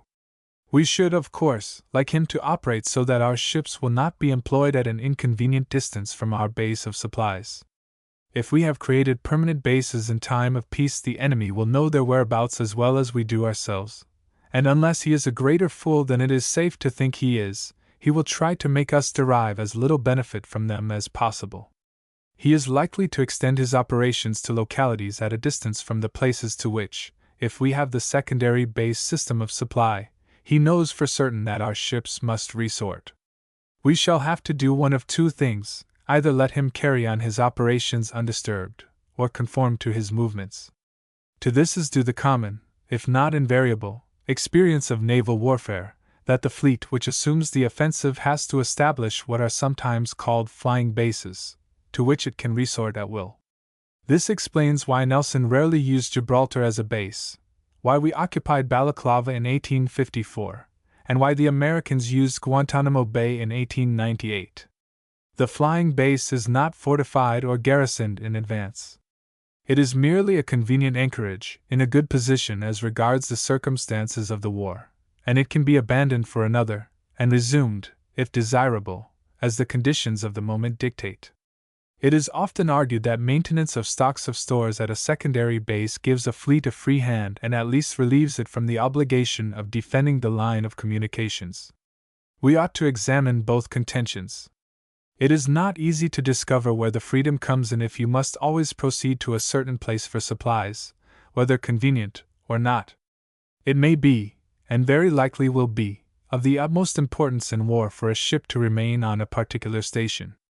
If her coal is running short and can only be replenished by going to a base, go to the base she must, however unfortunate the consequences. It has been mentioned already that nearly every item on our store list has to be brought to a base by sea. Let us ascertain to what extent the accumulation of a stock at a place removes the necessity of defending the communication line. Coal is so much the greater item that consideration of it will cover that of all the rest. The squadron, as assumed, requires about 11,500 tons of coal every 5 weeks in peacetime. Some is commonly obtained from contractors at foreign ports, but to avoid complicating the subject we may leave contract issues out of consideration. If you keep a stock of 10,000 tons at your permanent secondary base, you will have enough to last your ships about 4.5 weeks. Consequently, you must have a stream of colliers running to the place so as to arrive at intervals of not more than about 30 days. Calculations founded on the experience of maneuvers show that in wartime ships would require nearly 3 times the quantity used in peace. It follows that, if you trebled your stock of coal at the base and made it 30,000 tons, you would in war still require colliers carrying that amount to arrive about every 4 weeks. Picture the line of communications with the necessary colliers on it, and see to what extent you are released from the necessity of defending it. The bulk of other stores being much less than that of coal, you could, no doubt, maintain a sufficient stock of them to last through the probable duration of the war. But, as you must keep your communications open to ensure the arrival of your coal, it would be as easy for the other stores to reach you as it would be for the coal itself. Why oblige yourself to use articles kept long in store when much fresher ones could be obtained? Therefore, the maintenance of store depots at a secondary base no more releases you from the necessity of guarding your communications than it permits freedom of movement to your ships. The secondary base in time of war is conditioned as follows. If the enemy's sphere of activity is distant from the base which you have equipped with storehouses and fortifications, the place cannot be of any use to you. It can, and probably will, be a cause of additional anxiety to you, because the communications of its garrison must still be kept open. If it is used, freedom of movement for the ships must be given up, because they cannot go so far from it as to be obliged to consume a considerable fraction of their coal in reaching it and returning to their station. The line along which your colliers proceed to it must be effectively guarded. Contrast this with the system of direct supply to the ships of war. You choose for your flying base a position which will be as near to the enemy's sphere of action as you choose to make it. You can change its position in accordance with circumstances. If you cease to use the position first chosen, you need trouble yourself no more about its special communications. You leave nothing at it which will make it worth the enemy's while to try a dash at it.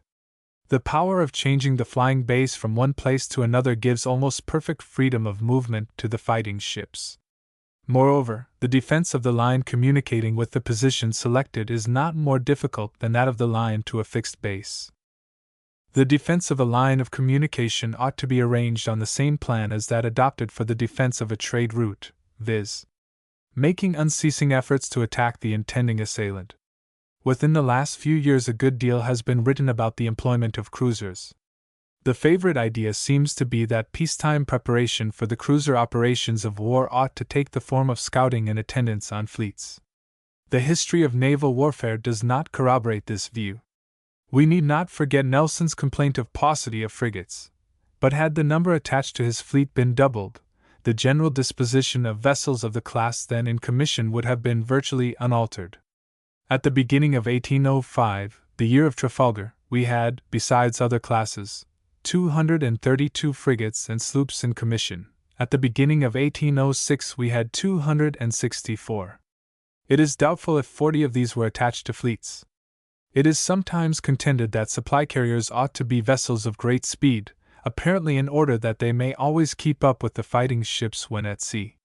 This, perhaps, is due to a mistaken application of the conditions of a land force on the march to those of a fleet or squadron making a voyage. In practice, a land army cannot separate itself, except for a very short time, from its supplies. Its movements depend on those of its supply train. The corresponding supply train of a fleet or squadron is in the holds and bunkers of its ships. As long as these are fairly well furnished, the ships might be hampered, and could not be assisted, by the presence of the carriers. All that is necessary is that these carriers should be at the right place at the right time, which is merely another way of saying that proper provision should be made for the stream of supplies and reinforcements which in terms of modern war is called communications, the phrase being mahans. The efficiency of any arrangement used in war will depend largely on the experience of its working gained in time of peace. Why do we not work the direct system of supply whilst we are at peace so as to familiarize ourselves with the operations it entails before the stress of serious emergency is upon us? There are two reasons. One is, because we have used the permanent base method so long that, as usually happens in such cases, we find it difficult to form a conception of any other. The other reason is that the direct supply method is thought to be too costly. The first reason need not detain us. It is not worthy of even a few minutes' consideration. The second reason deserves full investigation. We ought to be always alive to the necessity of economy. The only limit to economy of money in any plan of naval organization is that we should not carry it so far that it will be likely to impair efficiency. Those who are familiar with the correspondence of the great sea officers of former days will have noticed how careful they were to prevent anything like extravagant expenditure. This inclination towards a proper parsimony of naval funds became traditional in our service. The tradition has, perhaps, been rather weakened in these days of abundant wealth, but we should do our best not to let it die out. Extravagance is a serious foe to efficient organization, because where it prevails there is a temptation to try imperfectly thought-out experiments, in the belief that, if they fail, there will still be plenty of money to permit others to be tried. This, of course, encourages slovenly want of system, which is destructive of good organization.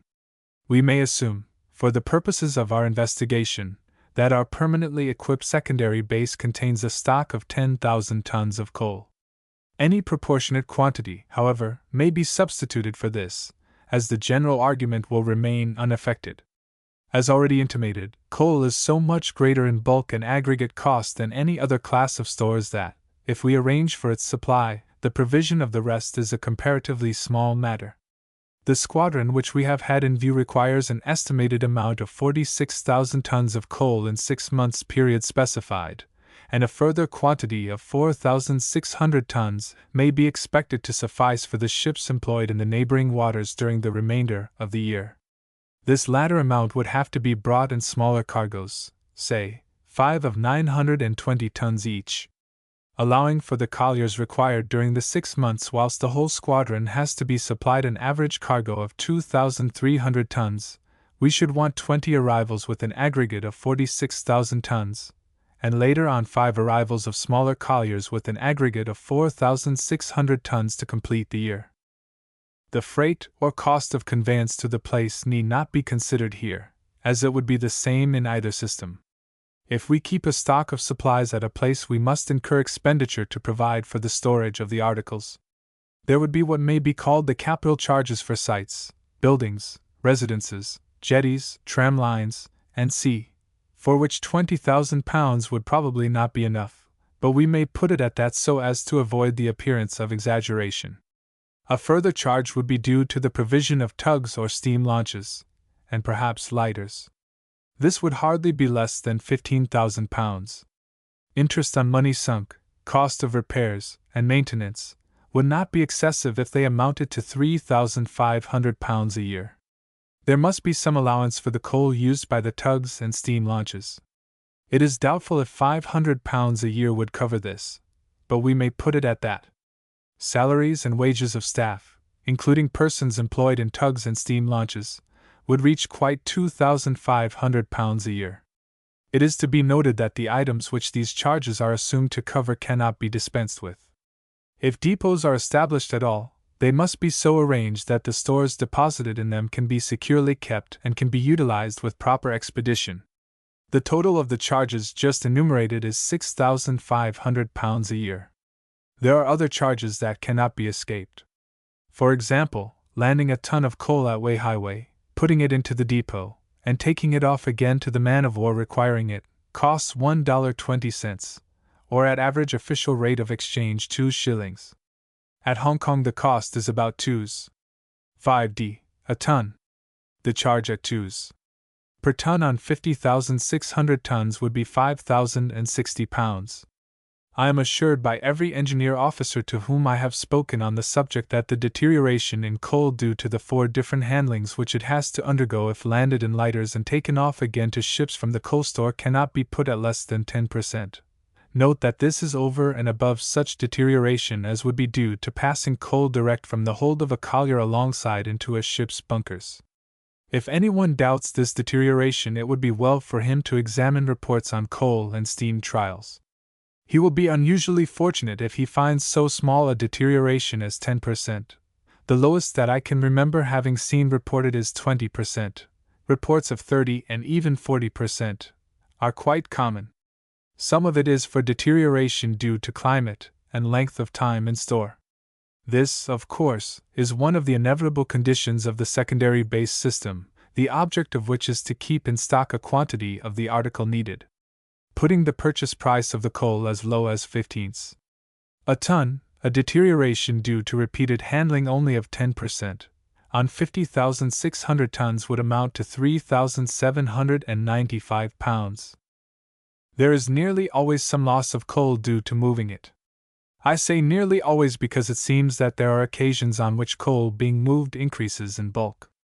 It occurs when competitive coaling is being carried on in a fleet and ships try to beat records. A collier in these circumstances gives out more coal than she took in. We shall probably be right if we regard the increase in this case as what the German philosophers call subjective, that is, rather existent in the mind than in the external region of objective, palpable fact. It may be taken as hardly disputable that there will be less loss the shorter the distance, and the fewer the times the coal is moved. Without counting it, we see that the annual expenses enumerated are: establishment charges £6,500 landing and reshipping £5,060 deterioration £3,795 £15,355. This £15,355 is to be compared with the cost of the direct supply system. The quantity of coal required would, as said above, have to be carried in 20 colliers, counting each trip as that of a separate vessel, with, on the average, 2,300 tons apiece, and 5 smaller ones. It would take fully 4 days to unload 2,300 tons at the secondary base, and even more if the labor supply was uncertain or the laborers not well practiced. Demurrage for a vessel carrying the cargo mentioned, judging from actual experience, would be about £32 a day, and probably about £16 a day for the smaller vessels. If we admit an average delay, per collier, of 18 days, that is, 14 days more than the time necessary for removing the cargo into store, so as to allow for colliers arriving when the ships to be coaled are absent, we should get 20 by 14 by 32 £8,960, 5 by 14 by 16 £1,120, £10,080. As the cost of transferring the coal from the holds to the men of war's bunkers on the direct supply system. An average of 18 days is probably much too long to allow for each collier's stay till cleared, because, on some occasions, ships requiring coal may be counted on as sure to be present. Even as it is, the £10,080 is a smaller sum than the £11,560 which the secondary base system costs over and above the amount due to increased deterioration of coal. If a comparison were instituted as regards other kinds of stores, the particular figures might be different, but the general result would be the same. The first thing that we have got to do is to rid our minds of the belief that because we see a supply carrier lying at anchor for some days without being cleared, more money is being spent than is spent on the maintenance of a shore depot. There may be circumstances in which a secondary base is a necessity, but they must be rare and exceptional. We saw that the establishment of one does not help us in the matter of defending our communications. We now see that, so far from being more economical than the alternative method, the secondary base method is more costly. It might have been demonstrated that it is really much more costly than the figures given make it out to be, because ships obliged to go to a base must expend coal in doing so, and coal costs money. It is not surprising that consideration of the secondary base system should evoke a recollection of the expression applied by Dryden to the militia of his day: in peace a charge, in war a weak defense. I have to say that I did not prepare this paper simply for the pleasure of reading it, or in order to bring before you mere sets of figures and estimates of expense. My object has been to arouse in some of the officers who hear me a determination to devote a portion of their leisure to the consideration of those great problems which must be solved by us if we are to wage war successfully. Many proofs reach me of the ability and zeal with which details of material are investigated by officers in these days. The details referred to are not unimportant in themselves, but the importance of several of them if put together would be incomparably less than that of the great question to which I have tried to direct your attention. The supply of a fleet is of high importance in both peacetime and time of war. Even in peace it sometimes causes an admiral to pass a sleepless night. The arrangements which it necessitates are often intricate, and success in completing them occasionally seems far off. The work involved in devising suitable plans is too much like drudgery to be welcome to those who undertake it. All the same it has to be done, and surely no one will care to deny that the fleet which has practiced in quiet years the system that must be followed in war will start with a great advantage on its side when it is at last confronted with the stern realities of naval warfare. Postscript. The question of communications, if fully dealt with in the foregoing paper, would have made it so long that its hearers might have been tired out before its end was reached. The following summary of the points that might have been enlarged upon, had time allowed, may interest many officers. In time of war we must keep open our lines of communication. If we cannot, the war will have gone against us. Open communications mean that we can prevent the enemy from carrying out decisive and sustained operations against them and along their line. To keep communications open it is not necessary to secure every friendly ship traversing the line against attacks by the enemy. All that is necessary is to restrict the enemy's activity so far that he can inflict only such a moderate percentage of loss on the friendly vessels that, as a whole, they will not cease to run. Keeping communications open will not secure a friendly place against every form of attack. It will, however, secure a place against attacks with large forces sustained for a considerable length of time. If he can make attacks of this latter kind, it is clear that the enemy controls the communications and that we have failed to keep them open. If communications are open for the passage of vessels of the friendly mercantile marine, it follows that the relatively much smaller number of supply vessels can traverse the line. As regards supply vessels, a percentage of loss caused by the enemy must be allowed for. If we put this at 10%, which, taken absolutely, is probably sufficient, it means that the average out of 10 supply vessels sent we expect 9 to reach their destination. We cannot, however, arrange that an equal loss will fall on every group of 10 vessels. 2 such groups may arrive intact, whilst the third may lose 3 vessels. Yet the 10% average would be maintained. This condition has to be allowed for.